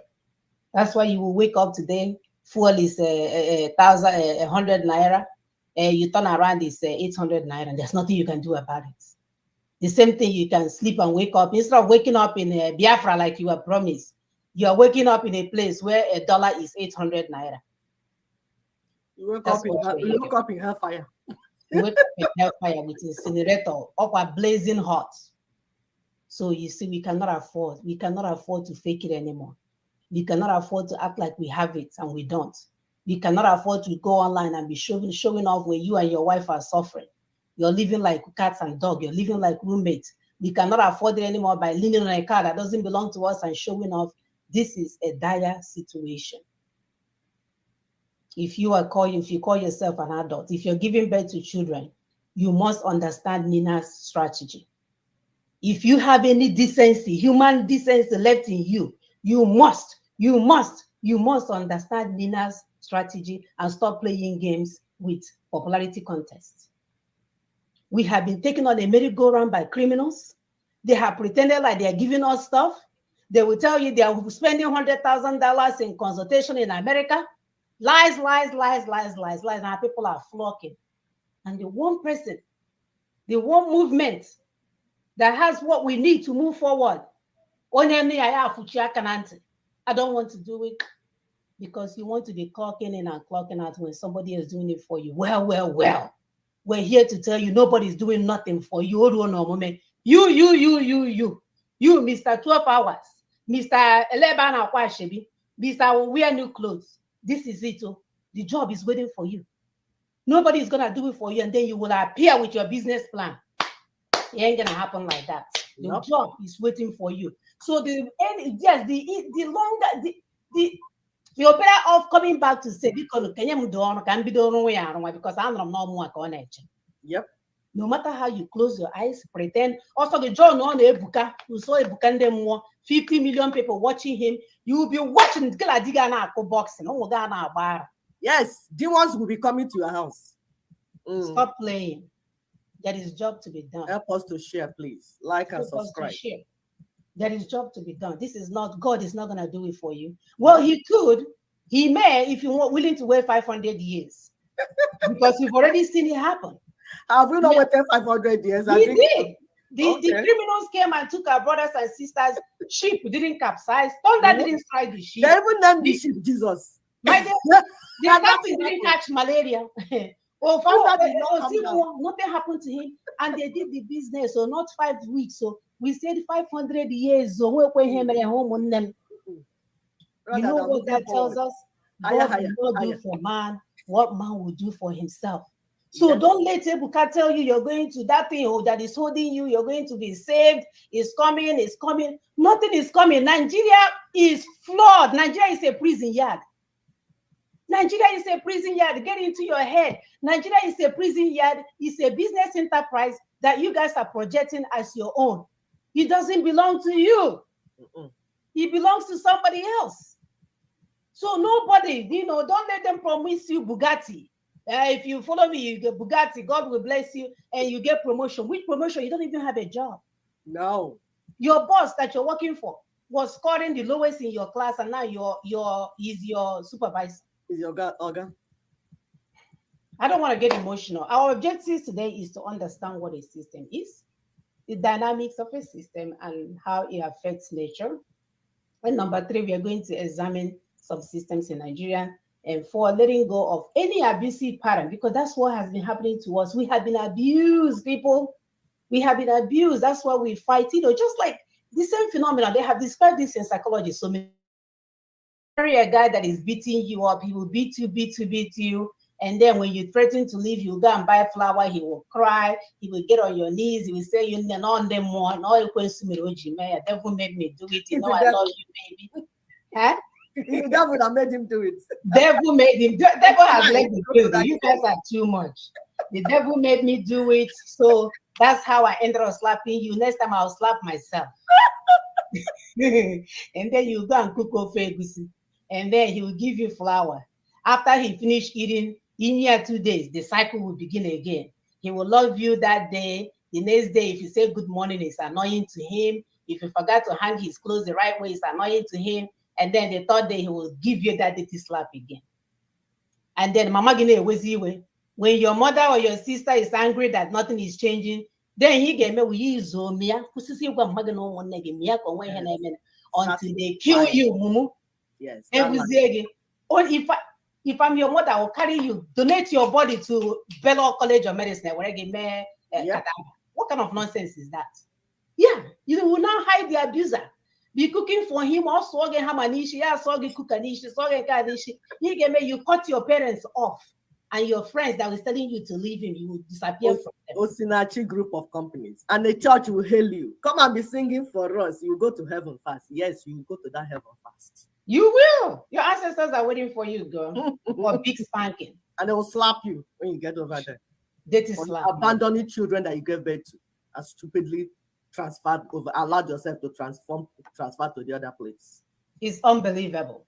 So we are going to see how we can galvanize the people from bottom up, because we are going to do this. Dr. Shiva, when we say watch him, he tells you how these things, even the 8-hour day that we're working here in America, is people that did it. The criminals that call themselves CEOs of companies, they didn't want anybody to, they want people to be working 16 hours.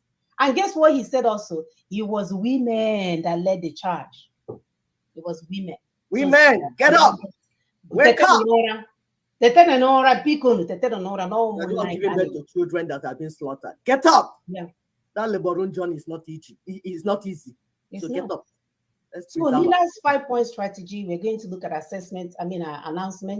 And then, of course, we are going to end with the spotlight. This is my favorite part, spotlight on the wisdom of our ancestors. I know where I come from. My ancestors are super wisdom. I'm so glad that I have their DNA in me. I don't know what your ancestors did, but today we are going to look at tree planting and the purpose, you know. And thanks, kudos to our sisters and brothers that we are calling about Oziza and Otazi and what it does. And please use those local things that we have around us before we start investing our money in chemicals that are brought from overseas. So understanding what a system is. What is a system? And here we are here to tell you that a system is a set of things working together as a part of an interconnecting network, or you can look at it as an organized framework or set of principles or procedures according to which something is done. So you can see that working system there, they are interrelated, like we said, they're interconnected. They allow each side to go on each side and glide. So like they can communicate and get something done. Then let's look at the dynamics of a system and how it affects nature. I love this picture. This is again by Dr. Shiva Ayyadurai. This guy is an MIT guy. He just, like I said, he just like Brother Tony made in America. He knows his stuff. He's not having a Mutupak conversation. He's tying everything in because he studied it. He didn't wake up one day and start making noise. No, when he saw things were going wrong, he literally sat down and started studying the system. So he said there's... And guess what? He's from India. He grew up in a local environment where he observed things by himself. That's why he's able to critically think. Right. Yeah, nobody gave him anything. Nothing came from heaven and landed on his lap. No. So please, where you're living, look around you in your nature, in your environment. You learn something. Like Bible say, go to the ants, go to nature and learn from nature. Don't allow anybody to bamboozle you and brainwash you. Look around you. You will learn a lot. The nature will speak to you and you will begin to reason the way you should reason. Please go ahead. Sorry. Thank you. Please continue to help us to hit that like button so that others can get this. And please continue to help us to share as you're watching. Thank you so much. So he said that without freedom, if you look at that structure that we have on the screen, it says without freedom, you cannot convert ideas, right? Because if I want to do something now and somebody else is there telling me because you're Igbo, you cannot do this, you cannot do that, or I have people have all kinds of gifts that they can use to bless others. And you said, I cannot convert the ideas. That's what we're going through back home. As long as it came from a certain group of people, we're not going to do it, even if it means everybody else will die. So without freedom, you cannot convert ideas, hypotheses into truth, which is science. Because with hypothesis, you're looking at things, you're saying, okay, if this is this, let's check it and see if these things that we're saying, that we're seeing. Because one of the things that he mentioned is look at things as they are, not what your pastor told you, your mother told you. Just clean out your brain and say, let me look at this thing and see exactly what it's made of. Therefore, without freedom, you cannot get to the truth, because the ideas and the hypotheses will lead us into the truth, which is part of the science that we're mentioning today. So without truth, you make up fake problems and fake solutions. And doing that, you destroy your health, because truth is what will keep us here. In Igbo land, they say Ezoku Bondo. Ezoku Bondo means truth is life. Right, Sister? Did I say right? Yes, you did, my dear, you did. Yes. Yeah. Truth is life. Ezoku Bondo. So our forefathers, when we say we are so proud to be the children of the great or the current member of our ancestors, we are not playing. They were using words, like today people will say, anything that we didn't do, we don't have words for it. We don't have words for money laundering, because I know I say we don't take money. By yourself. So for everything that our ancestors were doing at that point, they always have words with it. And we know that we are taught that without truth, you make up fake problems and fake solutions, and then you destroy your health. Without health, you cannot fight for freedom, right? Because you have to be well. You have to be well in your mind. You have to be well in your spirit to say, oh, I need to do better. I need to, push harder. Where we are right now, we don't have any of this. We don't have freedom. We don't have truth. We don't have health. We only have fake pastors, fake leaders, fake everything else around us that is pushing the agenda that they want. Fake constitution, fake country, everything is fake. Everything is fake. and we're not going anywhere with it. So what we do is, what we have now is people that are very sick. They are sick-minded. You don't know anything from anything. You'll be putting your mouth into it, talking, instead of saying, let me go and watch. You don't know anything. They put things from other places, other countries that you know they don't care for you.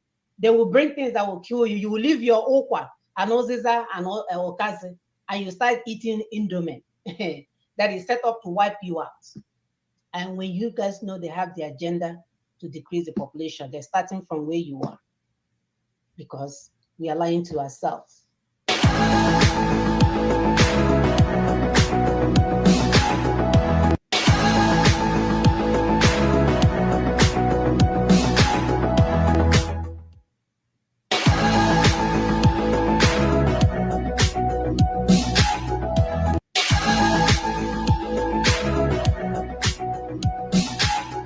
Now, what is happening here is happening in other places, even in America, and people are identifying it. And when you listen to some of these people that are speaking the truth, it's as if you had a meeting with them, because what you're saying, that's what they are saying, even in your own locality. So please, we want our people to understand, be encouraged. There are other people working somewhere else. It's like syndicate job.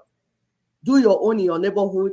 They are doing their own, and we'll collaborate to make this world a better place for our children. Okay, please go ahead. And it's not too difficult. No, it's not. It's not at all.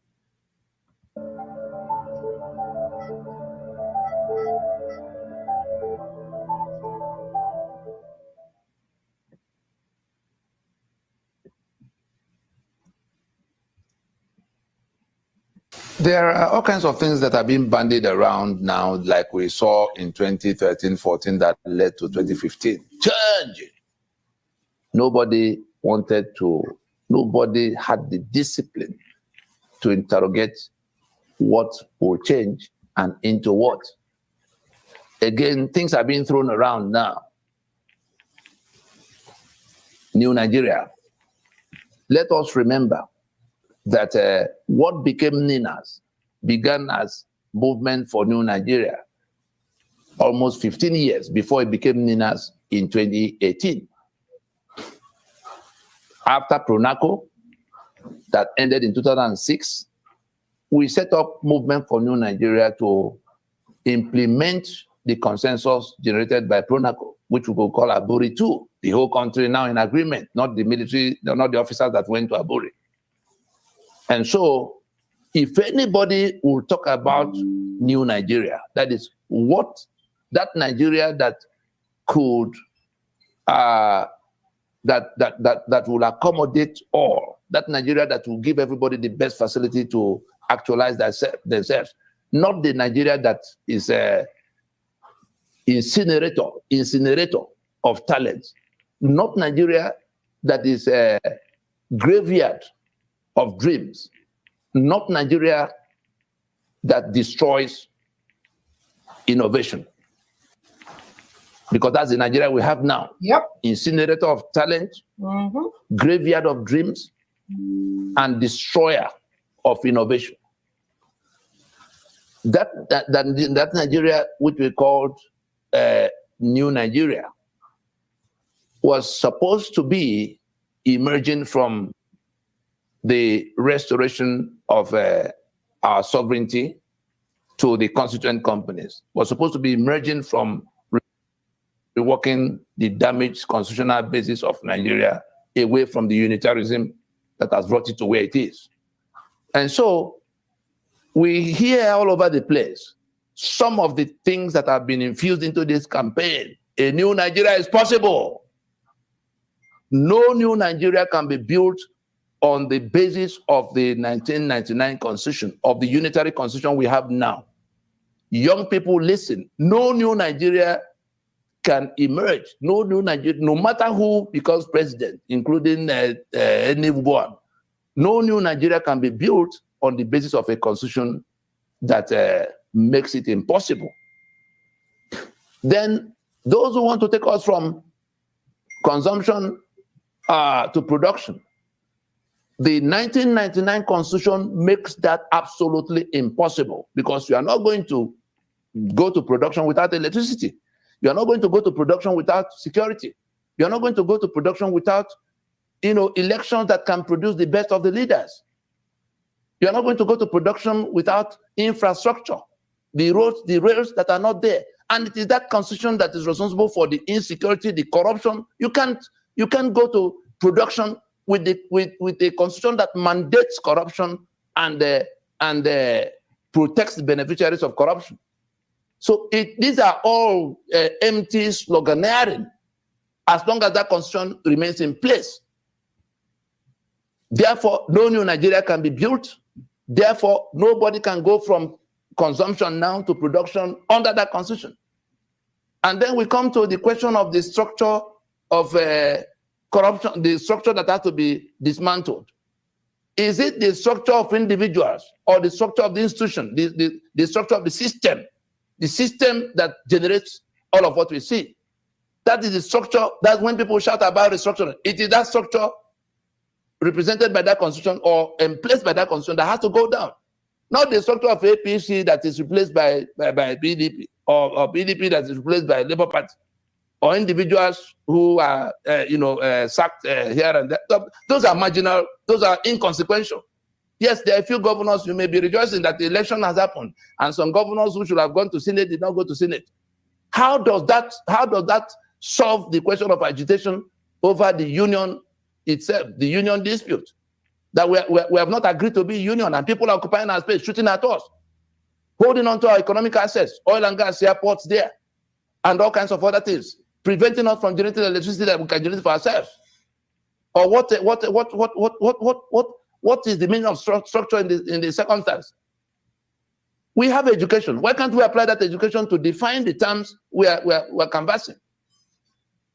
So this short address is to those who are banding around all of those things, that there will be new Nigeria emerging under this constitution, that there will be structure of a new demolition of old structure of individuals who are doing wrong. It is the system that mandates that wrongdoing.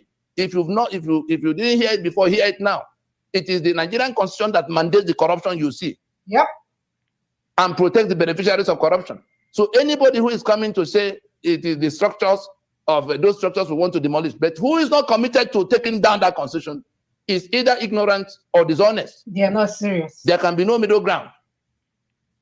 And the lawyers who are trooping around, you can see them. They never found their voices in this debate about the constitution that is responsible for the problem. You will never hear them. Now, election petitions have come, season of petition, that will go with billions of naira, both in fee and in bribe money, because they are going to carry money to judges in tribunals. That's what will happen next. Billions will fly. You've seen all of them now, trooping out, election petition. May 29th will come, the governors will lose their immunity, EFCC cases will come. That's all they're interested in. That's why you will never hear them join in this conversation about the constitution that is the source of all the misery. But they've all jumped out now like people who have gathered to share opium. Because of what they will get. That is why they conspire to make sure that they keep confusing the public about what a constitution is and what it does. But we're watching. When this place will snap, it's bound to snap. When it will snap, all of those who are going around pretending they are trying to help they are trying to help the candidate that won the election to now emerge so that new Nigeria can emerge. There's no, they are being dishonest with everybody. Anybody who has not joined the campaign to take down that constitution, but who is now champion of how a winner can emerge, that will come to swear to defend and uphold that constitution, is part of the problem. The senior lawyers in Nigeria, particularly, all of those who are going to be taking up election petitions, who will soon take up EFCC, matters, flowing all from that constitution. If not for this constitution, will we have this kind of election? Nope. If not for this constitution, will we have the kind of things that now will lead to EFCC when May 29 come against the governors that have been given the spare key to take everything in the treasury? Nobody's deceived. In the days ahead, the people that have been deceived all the while, the young people who did not know, are going to know. Those who want to know in advance can go to www.ninasvoice.org. That's the website. Go to YouTube, just click Nina's Voice YouTube channel. If you spend 3 days, looking at the things there, you will see all of what the matter is and what is being done. Those who refuse to do that, to enlighten themselves, will just become statistics in the carnage that will follow if this matter is not resolved sooner than later. Thank you. Yep. And that's why we're asking our people to get informed. We have passed having a Mutupac conversations where anything goes, anybody can say anything. Oh boy, they charm. Biapalo conversation. Biapalo, we have passed that stage. This is not even about you anymore. No. We're talking about our children, because I know a lot of you now, you have arthritis, you can barely move, your back hurts, your neck hurts. The least you can do is to use whatever life left in you to make sure that your children future are protected. Yes. It's not about how many clubs that you join. It's not about, living life. You cannot afford to hide in the syndrome that you're defeated, because you're not. There's still something you can do. Yeah. You can educate yourself. We didn't ask you to go out there and demonstrate. We didn't ask you to go out there and shoot anybody. We're asking you, educate yourself and be informed so that you will stop having Mutupac conversation. Yes. Especially those of you in diaspora. You have passed that stage. Yes. For you to continue to be having them, no, my brothers and sisters, please don't embarrass yourself. What's the sense of going to school if you cannot understand simple things? It's disappointing. I mean, it's embarrassing, to say the least. It is. Especially when our children, look at our boys, look at our young boys back home. Yeah. A lot of people can't even go home and go to their village anymore and sit down. You can't even do that. Because for years, you guys left these boys vulnerable. Exactly. You come from Abuja and be on one village, and you just give them all little things here and there, hands up, and put fuel in your gas and your generator, and then you become the big guy and you show off a tour guide. You leave them in the same desperate situation that you found them. When there is a way out, a lot of these boys want to be employed. They want to be able to take care of their friends, their family. They want to be able to be something. That's all. Like my brother said, Nigeria is a destiny incinerator. Incinerator, yes. On a destiny, on you see a So talent destroyer. Talent destroyer. We cannot afford to leave our people in that situation anymore. It's no longer okay. No. It's not. I can't even imagine, like me, I'm doing 20 things at the same time. And anybody asking me to do 19 is trying to kill me. It's so I'm capable of doing 20. No, I am capable of doing 20. I'm telling you, So you what can't is function that way. From not even doing one. I'm telling you, you can't function that way. People already know me. If I don't have nothing to do, there's trouble. I want to do. Do this, multi-talented. That's how most of our people are. Our people are dreamers. They have talent, they have vision, they want to fly. And then you go and shackle them, tie them down, and you think it will be well with you. No, it will not be well with you. It's game over. Serious game over. So identifying the systems in Nigeria and why they failed. And we talked about this U.S. presidential aspirant for Independent Party, Dr. Shiva. Please listen to that guy whenever you get a chance. The man is Brother Tony made in America. Highly intelligent. He has studied the systems. He knows what these people are doing. They are taking us on a merry-go-round and we go nowhere. All they're doing is painting a building that is already falling down and making it look good. So he said that what America or any nation needs is a movement of the working people, because we're the ones suffering. If you look at all these elites, they marry each other, they hang around the same neighborhood, they hang around the same boat, they go on the same vacation, it's all about them. They will go and invest in Coca-Cola and then they will run back and invest in diabetic medications, just them alone. So he said that movements should be by the working people, for the working people, so that people that will do the right thing at the right time, not when it's convenient and popular, because that's what happens. When you look at things that are going on around here, they will get information that will save the people, just like one criminal. That information that could have saved our people from Brother Tony, instead, he went on a business. He became a merchant of self-domination and sold everything out, put everybody in a place where there is chaos. Sealed and delivered everything. Sealed it. And God was giving us signals.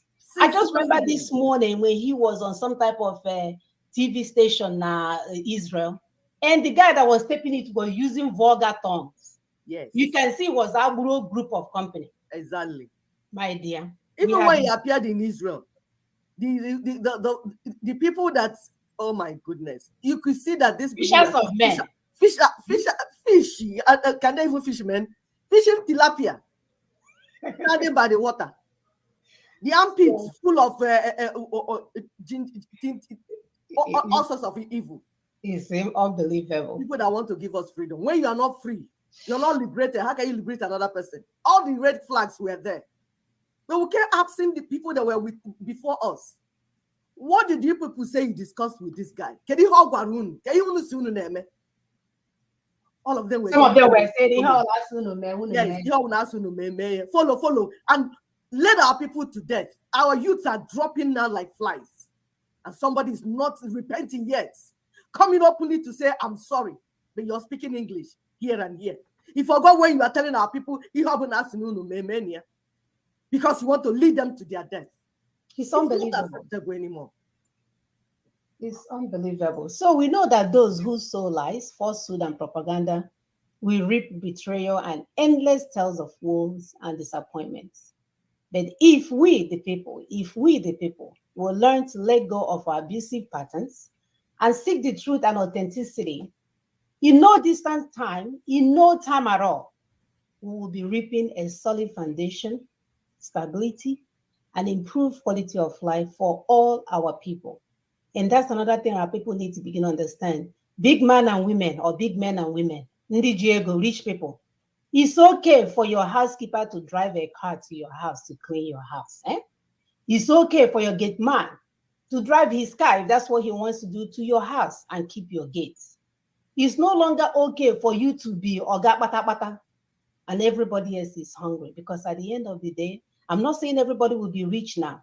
I'm just saying that we should begin to see our people that were bigger than, that they will eventually, our prayer is that for them to eventually come up, because that's the only thing that will give them hope in life.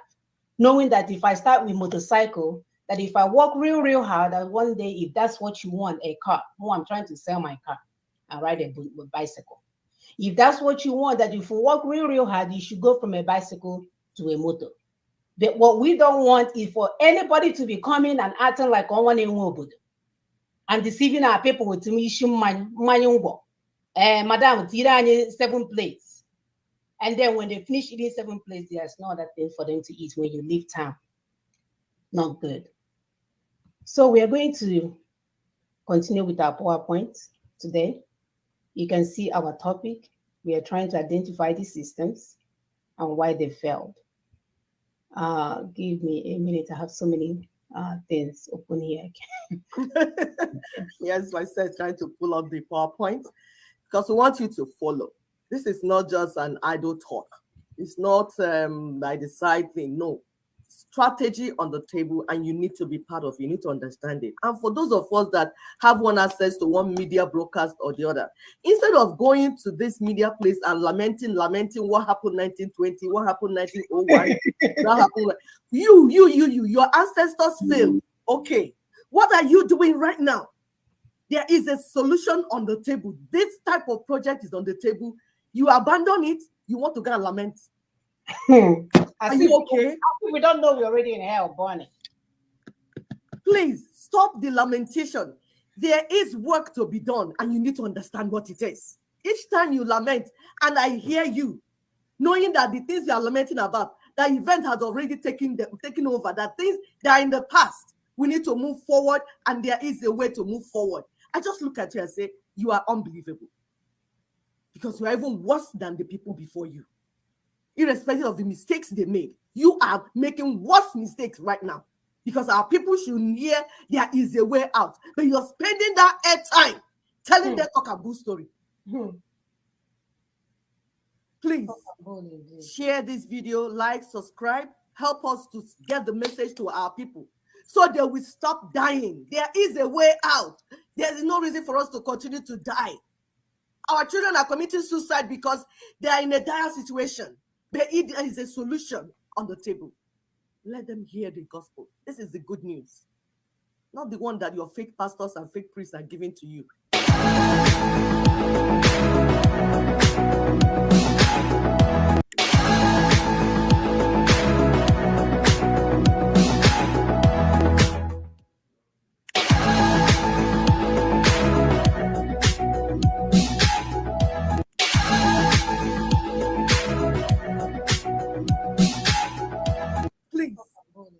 share this video, like, subscribe, help us to get the message to our people so they will stop dying. There is a way out.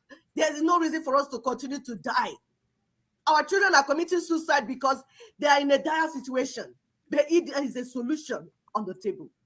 Let them hear the gospel. This is the good news. Not the one that your fake pastors and fake priests are giving to you and deceiving you, telling you scary things from the Bible so that you give them money. It's unbelievable. It's unbelievable. And of course, we cannot move forward without reminding you guys that you live in the estates of Usman Dan Fodio. Until you begin to wrap this information around your head, you will go nowhere. So you need to know that you're a tenant, because they must ruthlessly prevent a change of power. They must use the minorities of the North as a willing tool. And then they will use the South as a conquered territory. That's why you cannot go from point A to point B without you being searched as a criminal. All criminals cannot search like that. Here in America, you can drive from here to New York, which is what, a day and a half trip. No police will stop you, unless if you're driving recklessly. But when you're conquered, when you can't even put your foot on the accelerator, they will stop you and search you as a criminal living in their estate, because they will never allow you to rule over them, and they will never allow to even make matter worse. They say they will never allow you to have control over your future. That's why you will wake up today, fuel is 100 naira, and you turn around, it's 800 naira, and there's nothing you can do about it. The same thing, you can sleep and wake up. Instead of waking up in Biafra like you were promised, you are waking up in a place where $1 is 800 naira. You wake up in hellfire. You wake up in hellfire with incinerator, up blazing hot. So you see, we cannot afford to fake it anymore. We cannot afford to act like we have it and we don't. We cannot afford to go online and be showing off when you and your wife are suffering. You're living like cats and dogs. You're living like roommates. We cannot afford it anymore by leaning on a car that doesn't belong to us and showing off. This is a dire situation. If you call yourself an adult, if you're giving birth to children, you must understand Nina's strategy. If you have any decency, human decency left in you, you must understand Nina's strategy and stop playing games with popularity contests. We have been taken on a merry-go-round by criminals. They have pretended like they are giving us stuff. They will tell you they are spending $100,000 in consultation in America. Lies, lies, lies, lies, lies, lies. And our people are flocking. And the one person, the one movement that has what we need to move forward, I don't want to do it, because you want to be clocking in and clocking out when somebody is doing it for you. Well. We're here to tell you nobody's doing nothing for you. You, Mr. 12 hours, Mr. 11 Akwashebi, Mr. Wear new clothes. This is it. The job is waiting for you. Nobody is gonna do it for you, and then you will appear with your business plan. It ain't gonna happen like that.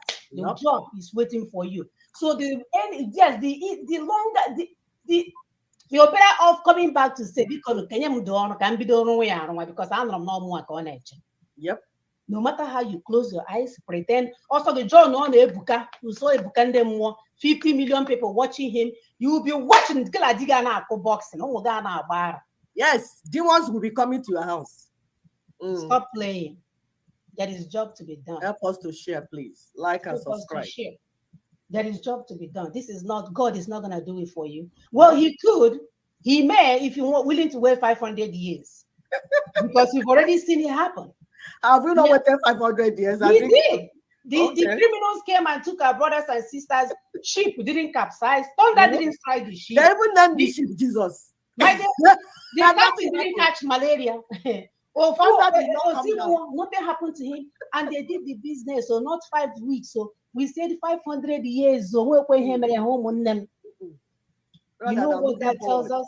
God will not do for man what man will do for himself. So don't let Ebuka tell you you're going to that thing that is holding you. You're going to be saved. It's coming. It's coming. Nothing is coming. Nigeria is flawed. Nigeria is a prison yard. Nigeria is a prison yard. Get into your head. Nigeria is a prison yard. It's a business enterprise. that you guys are projecting as your own, it doesn't belong to you. It belongs to somebody else.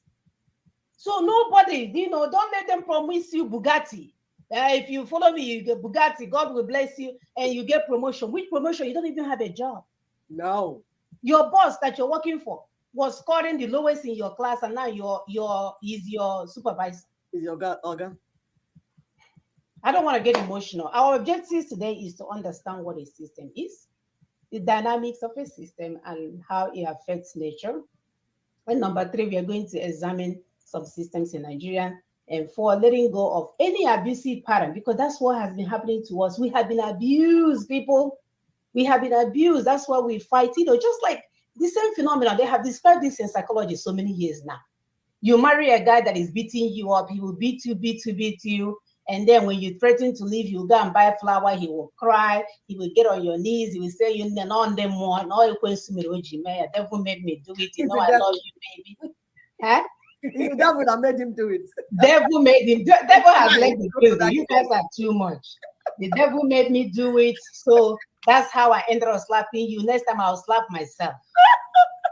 And then you go and cook ofe egusi. And then he will give you flour. After he finish eating, in here 2 days, the cycle will begin again. He will love you that day. The next day, if you say good morning, it's annoying to him. If you forgot to hang his clothes the right way, it's annoying to him. And then the 3rd day, he will give you that dirty slap again.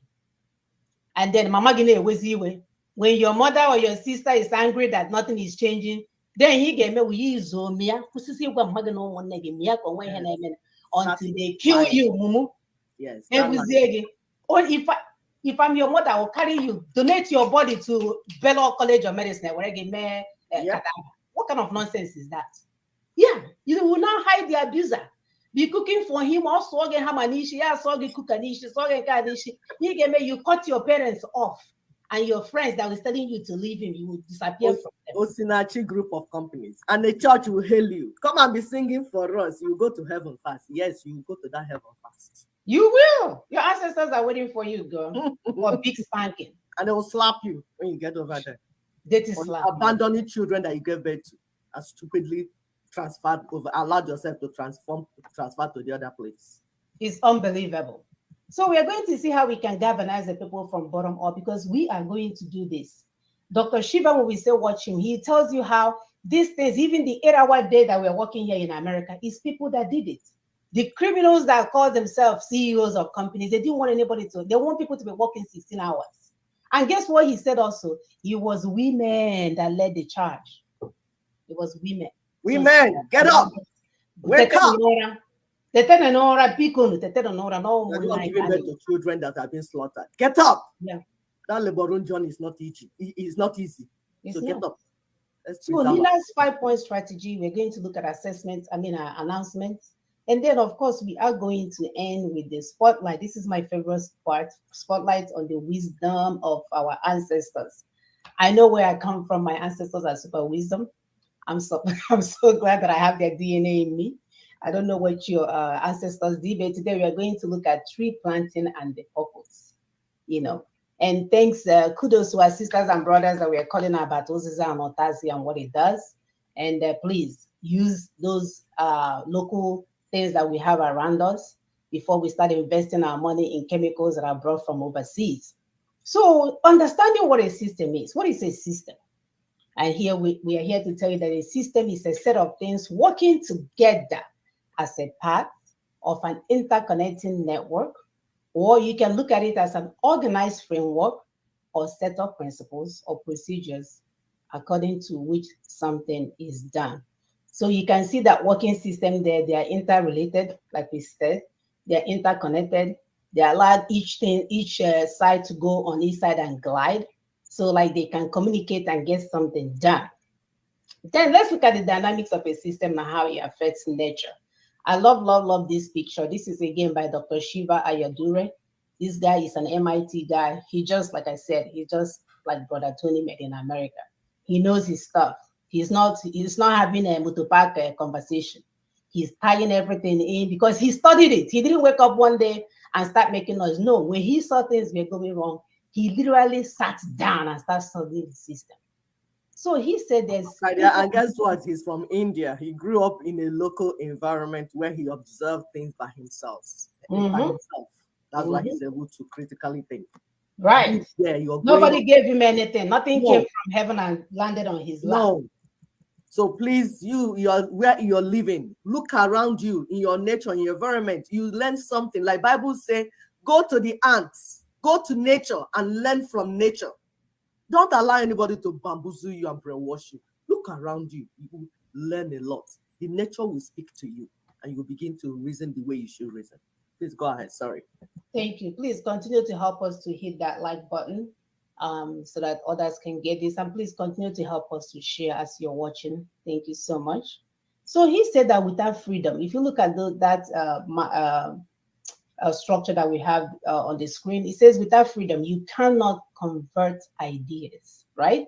Because if I want to do something now and somebody else is there telling me because you're Igbo, you cannot do this, you cannot do that, or I have people have all kinds of gifts that they can use to bless others. And you said, I cannot convert the ideas. That's what we are going through back home. As long as it came from a certain group of people, we're not going to do it, even if it means everybody else will die. So without freedom, you cannot convert ideas, hypothesis into truth, which is science. Because with hypothesis, you're looking at things, you're saying, okay, if this is this, let's check it and see if these things that we're saying, that we're seeing. Because one of the things that he mentioned is look at things as they are, not what your pastor told you, your mother told you. Just clean out your brain and say, let me look at this thing and see exactly what it's made of. Therefore, without freedom, you cannot get to the truth, because the ideas and the hypotheses will lead us into the truth, which is part of the science that we're mentioning today. So without truth, you make up fake problems and fake solutions. And doing that, you destroy your health, because truth is what will keep us here. In Igbo land, they say Ezoku Bondo. Ezoku Bondo means truth is life. Right, Sister? Did I say right? Yes, you did, my dear, you did. Yes. Yeah. Truth is life. Ezoku Bondo. So our forefathers, when we say we are so proud to be the children of the great or the current member of our ancestors, we are not playing. They were using words, like today people will say, anything that we didn't do, we don't have words for it. We don't have words for money laundering, because I know I say we don't take money. By yourself. So for everything that our ancestors were doing at that point, they always have words with it. And we know that we are taught that without truth, you make up fake problems and fake solutions, and then you destroy your health. Without health, you cannot fight for freedom, right? Because you have to be well. You have to be well in your mind. You have to be well in your spirit to say, oh, I need to do better. I need to, push harder. Where we are right now, we don't have any of this. We don't have freedom. We don't have truth. We don't have health. We only have fake pastors, fake leaders, fake everything else around us that is pushing the agenda that they want. Fake constitution, fake country, everything is fake. Everything is fake. And we're not going anywhere with it. So what we have now is people that are very sick. They are sick-minded. You don't know anything from anything. You will be putting your mouth into it, talking, instead of saying, let me go and watch.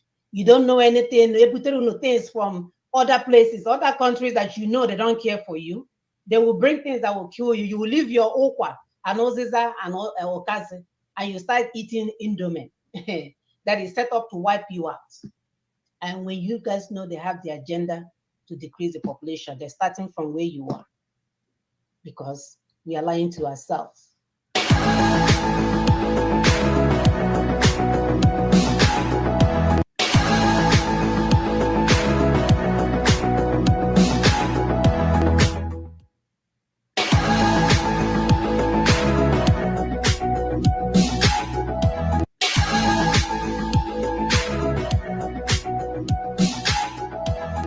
To let go of our abusive pattern. We have been abused enough.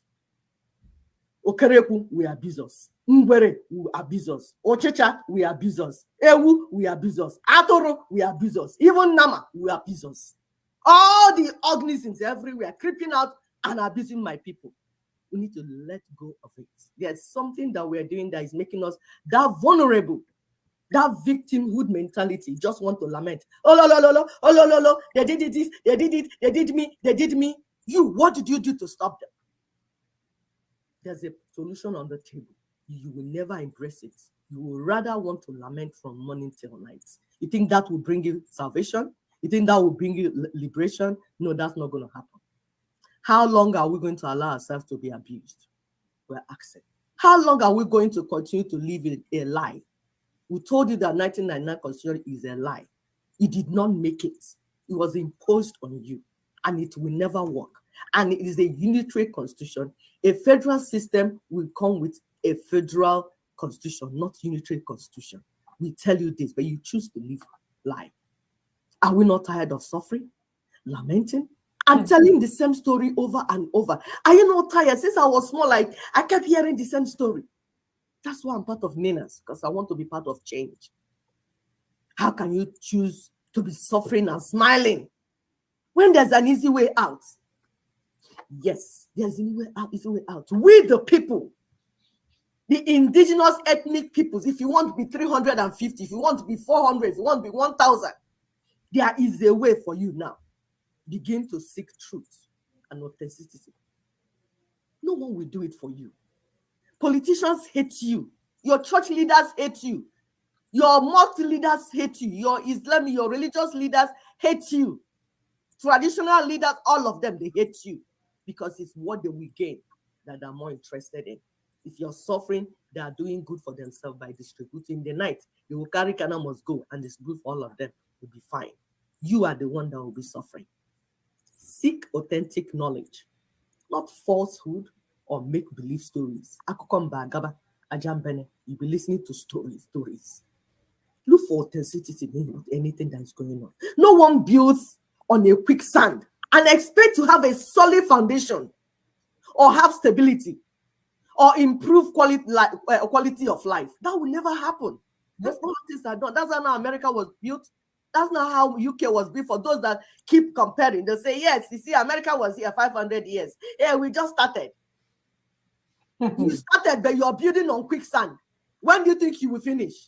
You are sinking. You will continue to sink. You're not building anything. We must let go of this abusive pattern in order to embrace patterns that can work for everyone. Pattern that will give us what we want, not this abusive character, the way we are every day lamenting.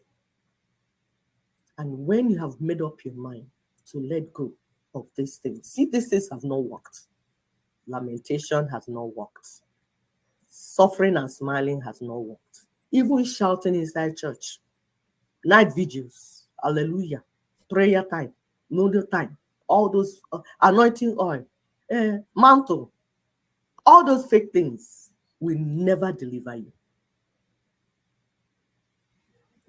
We need to galvanize our people from bottom up. Galvanizing our people from bottom up, not from up down. Dr. Shiva said the same thing. We need to have a federal system. For us to have a federal system, we need federal constitution. That's the only way you can get anything called New Nigeria. Under that unitary constitution, you will never have a new Nigeria. In fact, you will have worse. It will get worse by the day. You get worse by the day.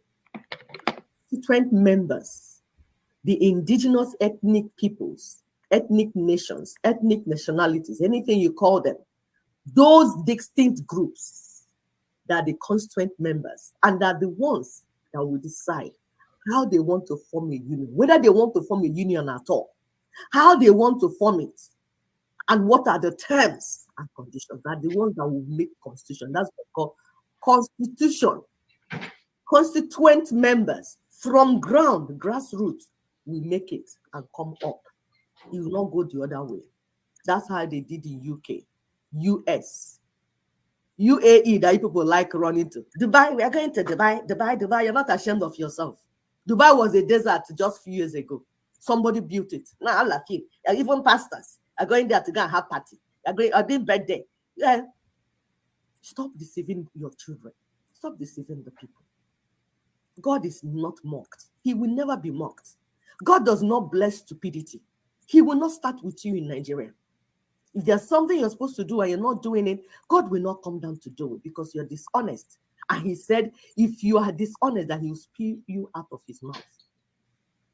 Constitution making is from bottom up, not imposed from top down. So if you have a document that was imposed on you from top down, know that it did not make it. It is fraud. When government is taken to the grassroots, as it should, then we can hold our leaders accountable. Rule of law will become implemented and corruption will be exterminated. Dreams, talents, and innovation of the people will be actualized. Regional and indigenous ethnic peoples will be allowed to develop at their own pace.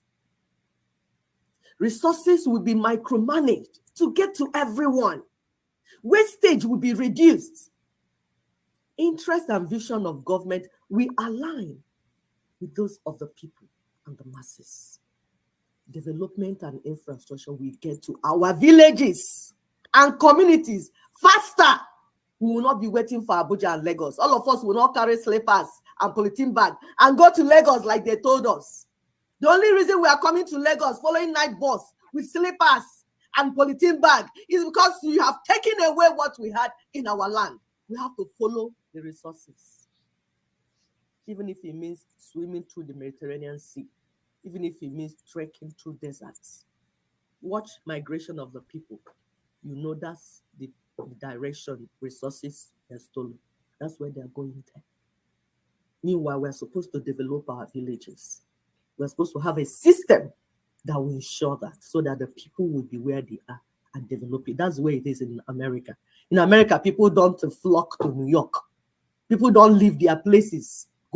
Development comes to meet them where they are. Crime, insecurity is local. So solution should be local.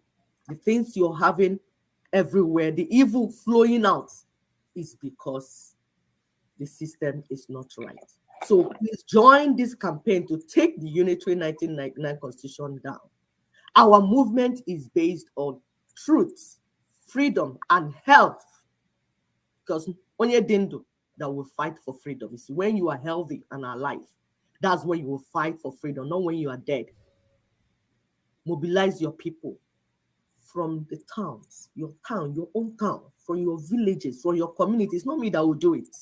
My brother George Onibe, it's you that will do it for your people. Mobilize your people from your village. It's not me. Your village is your village. Nobody is tracking it. Go there and mobilize your people, educate them and tell them about self-determination. Then we move. I'm mobilizing my people from my village and we will move. Go to motor parks, markets, schools, churches. Go and mobilize our people. Then Ninas is not going to do it for you. Ninas has got the templates. Yep. It is our responsibility because we are talking about the people's rights. Self-determination is the people's right. So it's the people that will do it. Ninas is not an organization, it's a movement of people. So all the people that believe in truth, freedom, and health come together. Then we walk and get to where we're going to. What we are asking for now is transition. Transition. Transition. Transition. We are not asking for P2B. We are not asking for Tinubu. We are not asking for Atiku. We are not asking for Ndimo. We are not asking for Ndimadi. We need to change the constitution. It's not the management team. The constitution, that is how we are structured. We need to change it before we now start talking about, oh, who is going to lead us or who is not going to lead us. The system is bad. The system needs to be changed. Transition now from here to there. Thank you very much. Thank you, Sister Epi. And please do not let them give you the fake option, right? Because they can go and wake up the dead people from 1999 and tell you that that is where the solution is. So don't get it confused. We have a lot of people that will sell out any moment and destroy the work that is being done, just like the agent that is cooling down in DSS dungeon that they used to destroy our people, made our people look like the biggest fools you can find anywhere. They speak like you, they act like you, they even can call heaven down from the same mouth and confuse a host of people to their damnation. So please be as wise as serpent and as, what is the other word? Whatever it As is. innocent as a dove. Yeah. As innocent as a dove. There you go. So the 5-point agenda is an acknowledgement, number one, an acknowledgement of the grave constitutional grievances raised in our union dispute. The second one is express commitment to decommission this imposed 1999 unitary constitution. And the third one is an express commitment to share further national elections under the 1999 constitution in order to initiate immediate transitioning process for fresh constitutional protocols. You can see that's why the last PowerPoint that we said that we are ready for transitioning. That's what we should have done in the first place than to go and join the criminal enterprise in their national election that we won and won and won.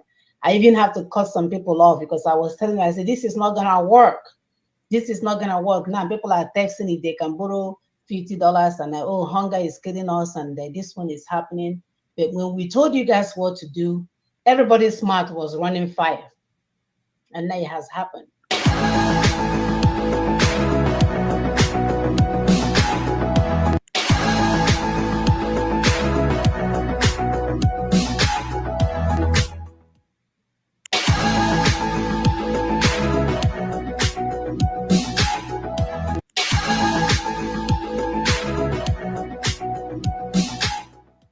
Tree planting and the purpose. First, preservation of ecosystem to preserve our environment. We didn't joke with trees. We didn't play with our ancestors. We will always put forests around them, planting trees around them. We did not live in deserts. We did not allow desertification to come and overtake us. That's why we inherited a land full of trees, my people. We inherited that land from our ancestors. That's why we are telling them, thank you that you did not leave us without trees. You planted trees. Trees to prevent deforestation, to demarcate sacred forests. Yes, we had sacred forests. Sometimes when we had people had diseases, like you read in the Bible, when there was leprosy, you see in Old Testament, God will tell them, take that person out of the community so that he will not transfer the disease to other people.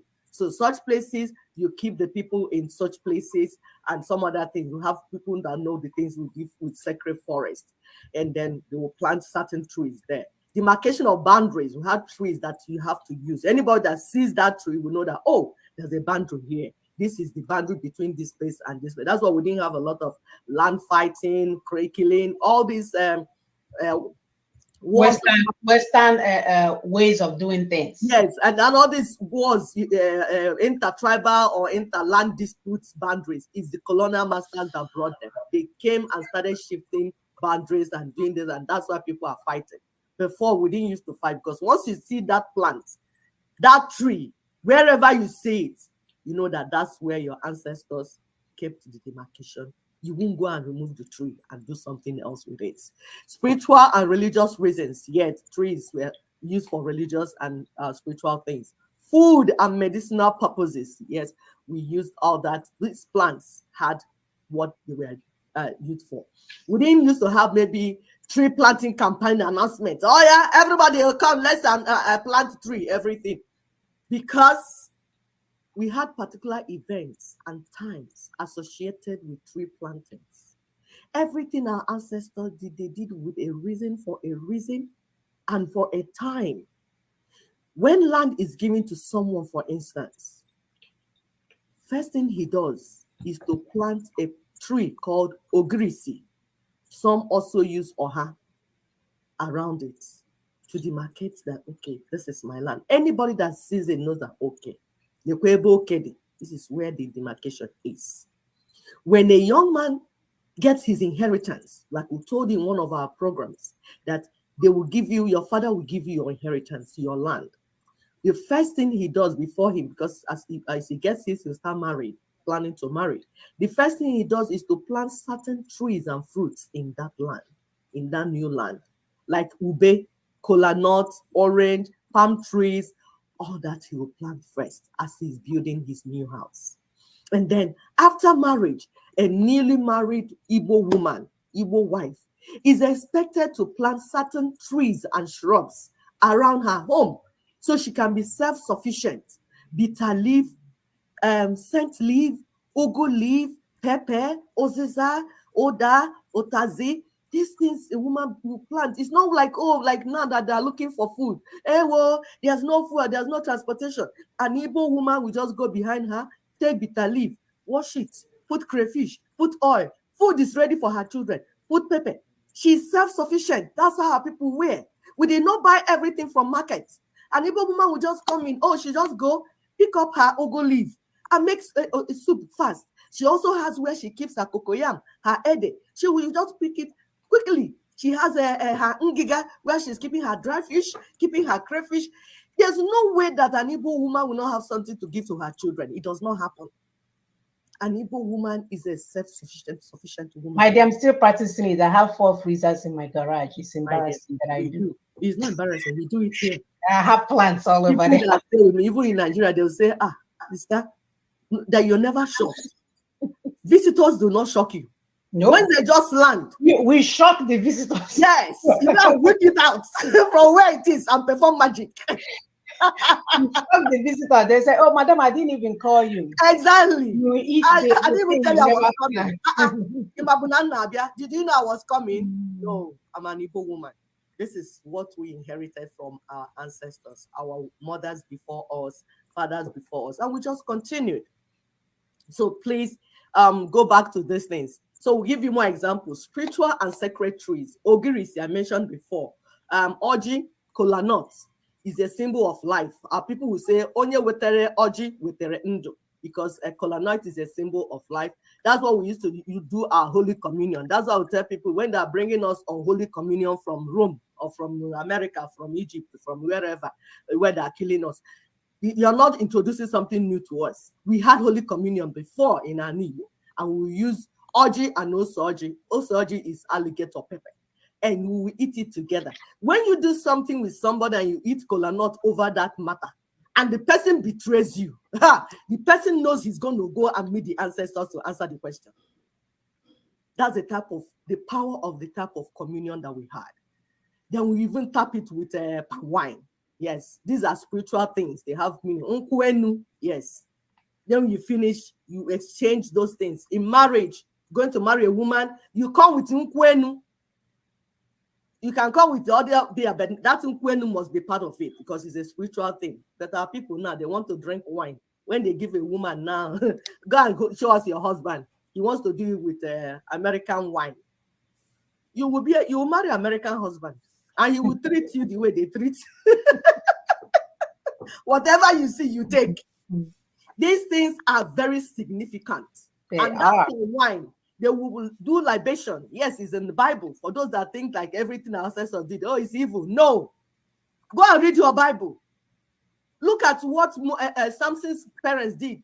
Samson's mother did when she was visited by an angel. These things we did. So they will pour out libation with palm wine. We have oha also. We have what you call anunuebe. Birds do not perch on this plant. Then we have ofo, which is a symbol of justice, sincerity, and truthfulness, and is also an authority of family, villages, and towns. So some people that say Igbo people are not truthful. Igbo people are not this. Igbo people are not that. We became like this because we started associating with you people. That's why we're crying for restoration of Igbo nation. Yep. We want to go back to project. Yes, it's because we started associating with Nigeria project, the criminal project, where there's no justice, where there's no equity, where there's no fairness. That's how our people became like that. We were not like that originally. That's what we're talking about, restoration. We were something before. We're trying to restore our people and our land to what we used to be. We even had a plan for justice, sincerity, and truthfulness. Are you joking with us? My ancestors were not people that were not noble. They were noble people. They believe so much in truth. You're not teaching us truth. You're not teaching us justice. We are saying you corrupted us. That's what we're saying. Seriously. You need to go. Stop your corruption. Food, yam. We even celebrate food. this yam, because yam is the beginning of the planting season. Before you start planting, you plant yam, and it's staple food. We celebrate it. Yes, I heard one pastor say, "Oh, some people are even celebrating food." Yes, if you don't have food, you won't be alive. You won't be healthy. We celebrate it so that people next time they will go and plant their own yam and have something to celebrate with, and also give thanks to God. Yes, so encourage people to go and plant more yams so that people will not die of hunger. Cocoyam, ede, have different types of ede. Palm, aku, all this for food. Bitter leaf or scent leaf. We have fruits. Odara, some people call it odala. Usually in those days, you don't go and pluck odala. You leave it for the children. That fruit, they say, odala bo biomaka. They believe is associated with fertility. So you don't sell it in the market. Children will come and pluck it like it's going to fall. After rain, it will fall. They'll just go and pick up and take and be happy. Everybody will be happy. We believe so much in happiness in our society. All this wickedness you're seeing came foreign. That's not who we used to be. Ube. And these things have spiritual significances. If you dream and see Ube Jileji Baraba in your dream, something good is coming. Our ancestors and they speak to us through these things. Oboro, some people call it. Orange, lemon, lime. And you know what? In those days, if you're just walking around, children coming back from school, they're hungry, their mother is not back home from market, they can just take any neighbor's fruit, eat, and be fine. Nobody will challenge them, "Oh, you stole my fruit. You did." No. Especially for children. But now what is going on? Wickedness is overtaking our land because we have left our culture. We have left who we were, our identity. We lost our identity. Medicinal plants, like my sister mentioned the other day, Oziza Otazim, Oda. Oziza Otazim, used for respiratory diseases, reproductive health also. Scent leaf, Nchiongu, that means it sends death away. From their names, like we told you, in our language is so powerful that everything means something. And for those that say, "Oh, we did not write our history," from our language, we know what it is. It's coded. Obichiro Uno, that's another plant. This plant stops bleeding. We heard that it came during the Biafra genocide. For people that don't understand who we are, during Biafra genocide, all of a sudden, all the abandoned properties, a strange plant took over from nowhere. Nobody planted them. That's why the name says Obichiro Uno. Uno means abandoned property, that you to go and take it over. It's just like doing in the Bible, when the people saw the food, manna, they say, "Manna, that is what is this?" That's how my people are. They just saw it blocking everywhere. They just named the plant Obichiro Uno. So then, because we didn't have health facilities, we didn't have everything, if you get injured, you just take it, put, pam, it will stop the bleeding. Those that are fighting in the bush, anything, they just put it from nowhere. My people, let's go back to tree planting to preserve our land and community. Plants, plant, plant. Palm trees, plant. Don't have in your house. Go and put a marble, all this thing that you people are putting tiles or whatever, stone or whatever that you people are putting in your compound. Planting shrub that doesn't give rise to any fruit. I'm telling you, take care of it. You put a man, or your shrub, or your this and that. Are you planting shrub? Are you going to eat shrubs? In a flower. Plant trees that will give you food, meaningful things. Plant those ones. Then if you want to add flower on, you can add. But let those ones be number one, because we're going to eat food. We are human beings. Or you can eat your tiles when hunger comes. You are put it by you could or lose. Anyway, thank you so much, David, for that. I love our ancestors.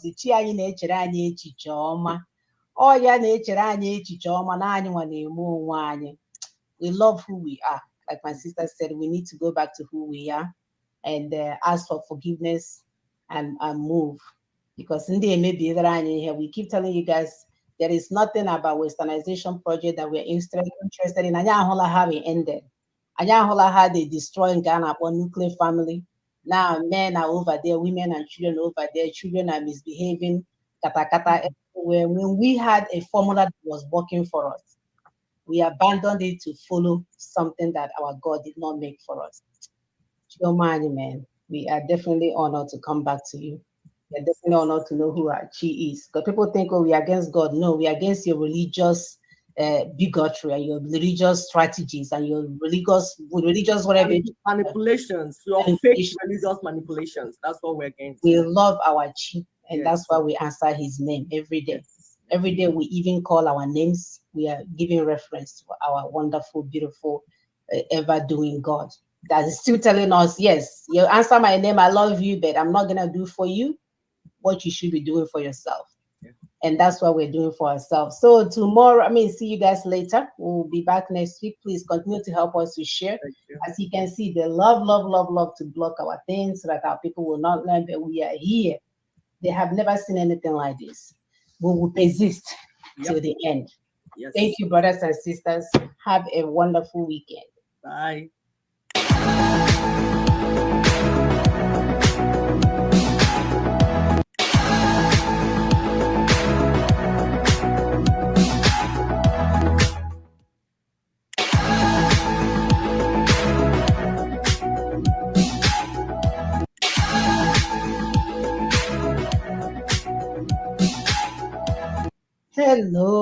Hello, welcome to the program. We are so happy to have you guys here today. As usual, help us to share and like and subscribe and all these other fancy things that we need to do. And please during the show, help us to continue to click the like button.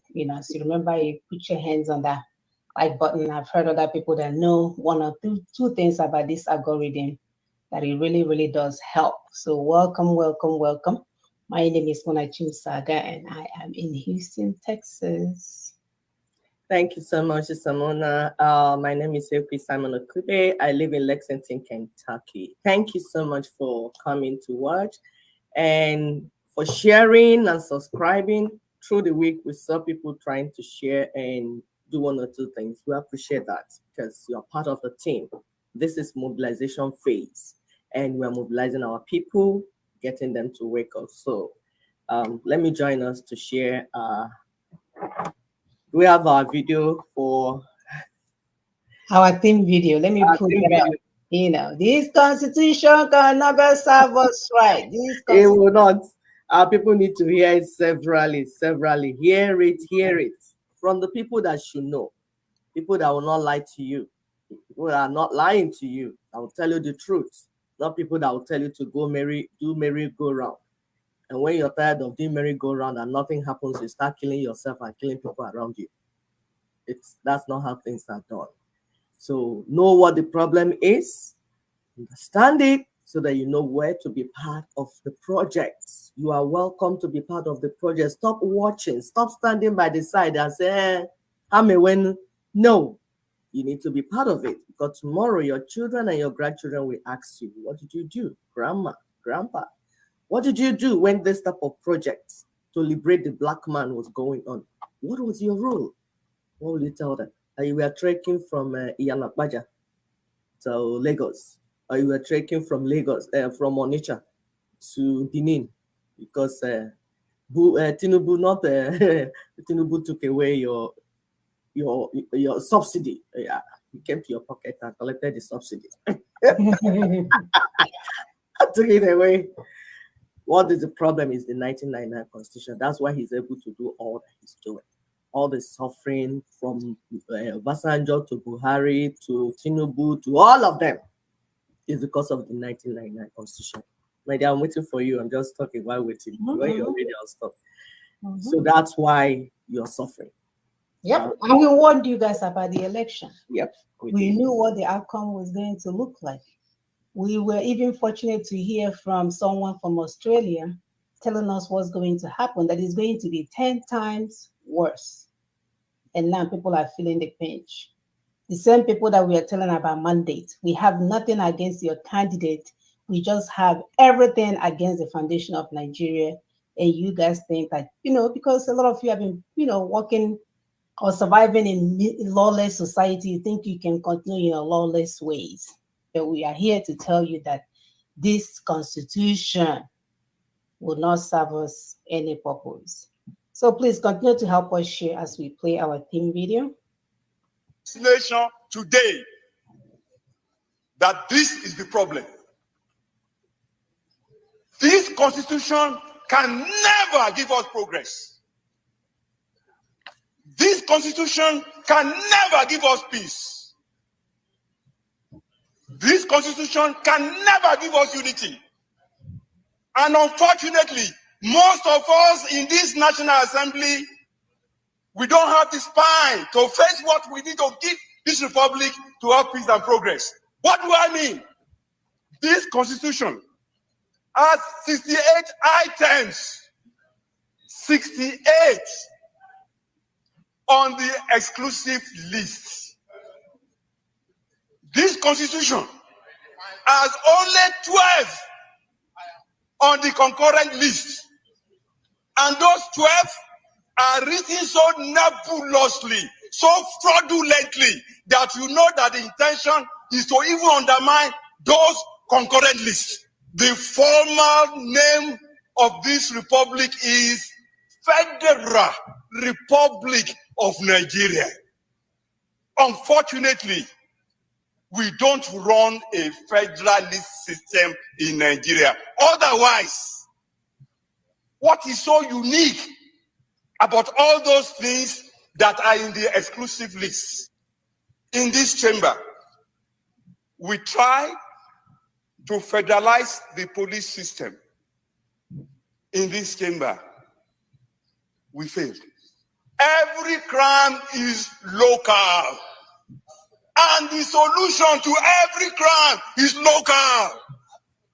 The earlier that senators in Nigeria, someone the correct to say, we should not dare to tell this nation today that this is the problem. This constitution can never give us progress. This constitution can never give us peace. This constitution can never give us unity. And unfortunately, most of us in this National Assembly, we don't have the spine to face what we need to give this republic to have peace and progress. What do I mean? This constitution has 68 items, 68 on the exclusive list. This constitution has only 12 on the concurrent list. And those 12 are written so nebulously, so fraudulently, that you know that the intention is to even undermine those concurrent lists. The formal name of this republic is Federal Republic of Nigeria. Unfortunately, we don't run a federalist system in Nigeria. Otherwise, what is so unique about all those things that are in the exclusive list? In this chamber, we try to federalize the police system. In this chamber, we failed. Every crime is local. And the solution to every crime is local. The earlier that senators in Nigeria, someone the correct to say, we should not continue to deceive ourselves. We should not do what? Continue to deceive ourselves. My brother, thank you so much for that. Please continue to help us to share and like. You know that we bring you good news, good tidings. All we want as mothers and sisters is for you to be well, for working, for wine, for cocoa, for everybody else, for everybody to live life with dignity. Right now, all we see is our young boys being killed because you guys have left them in a desperate situation. You have left them in a desperate mode. People, instead of looking for solutions to help our young ones, They are busy thinking that when they release one criminal, that all will be well. And we're asking that we need to do more for our sons. We need to do more for our sons. They are down and out. They are depending on us, the mothers, the sisters, the mothers, to wake up on their behalf and speak. Yes, a lot of them they've done some despicable things, but we are here to tell you that there are still many that needs help, that wants to be redeemed. And we want to extend a helping hand today. Please continue to help us to share and like. Continue to help us to share and like. You know, they will always block what we're doing. So our topic goes today, identifying the systems in Nigeria and why they fail. So we're going to share today with you guys about what the systems that we are referring to, what they are made of. So when we identify this system, we can actually go line by line today and let you guys know how they failed. According to Dr. Shiva, who is a U.S. presidential aspirant for Independent Party, try to look this guy up. Can we play the video first? What video? Oh, my dear. I know you hit the ground running. Sorry, people. We just want to play the theme video so that yes, you will follow. Absolutely. Sorry, we have so much to tell you, and we are really excited, to explain these things to you, for you to understand that what is happening here is happening in other places, even in America, and people are identifying it. And when you listen to some of these people that are speaking the truth, it's as if you had a meeting with them, because what you're saying, that's what they are saying, even in your own locality. So please, we want our people to understand, be encouraged. There are other people working somewhere else. It's like syndicate job. Do your own in your neighborhood. They are doing their own, and we'll collaborate to make this world a better place for our children.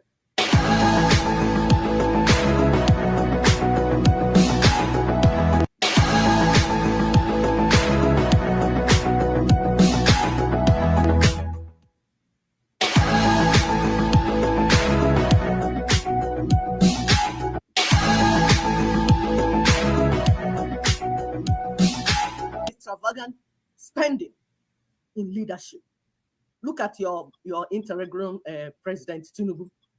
He's there renewing the hope of his fellow recycled criminals who are parading as Nigerian politicians. He called them class of 99. Isn't that classic? Yes, because Ninas is saying class of 66 did this. He said, okay, I know what to do. I will bring class. I'll bring my own class. Since Obasanjo has finished his own class of 66, me, Jagaban, I will bring class of 99. Class and you know the people that are in the class of 99, the likes of James Ibori, former Delta governor.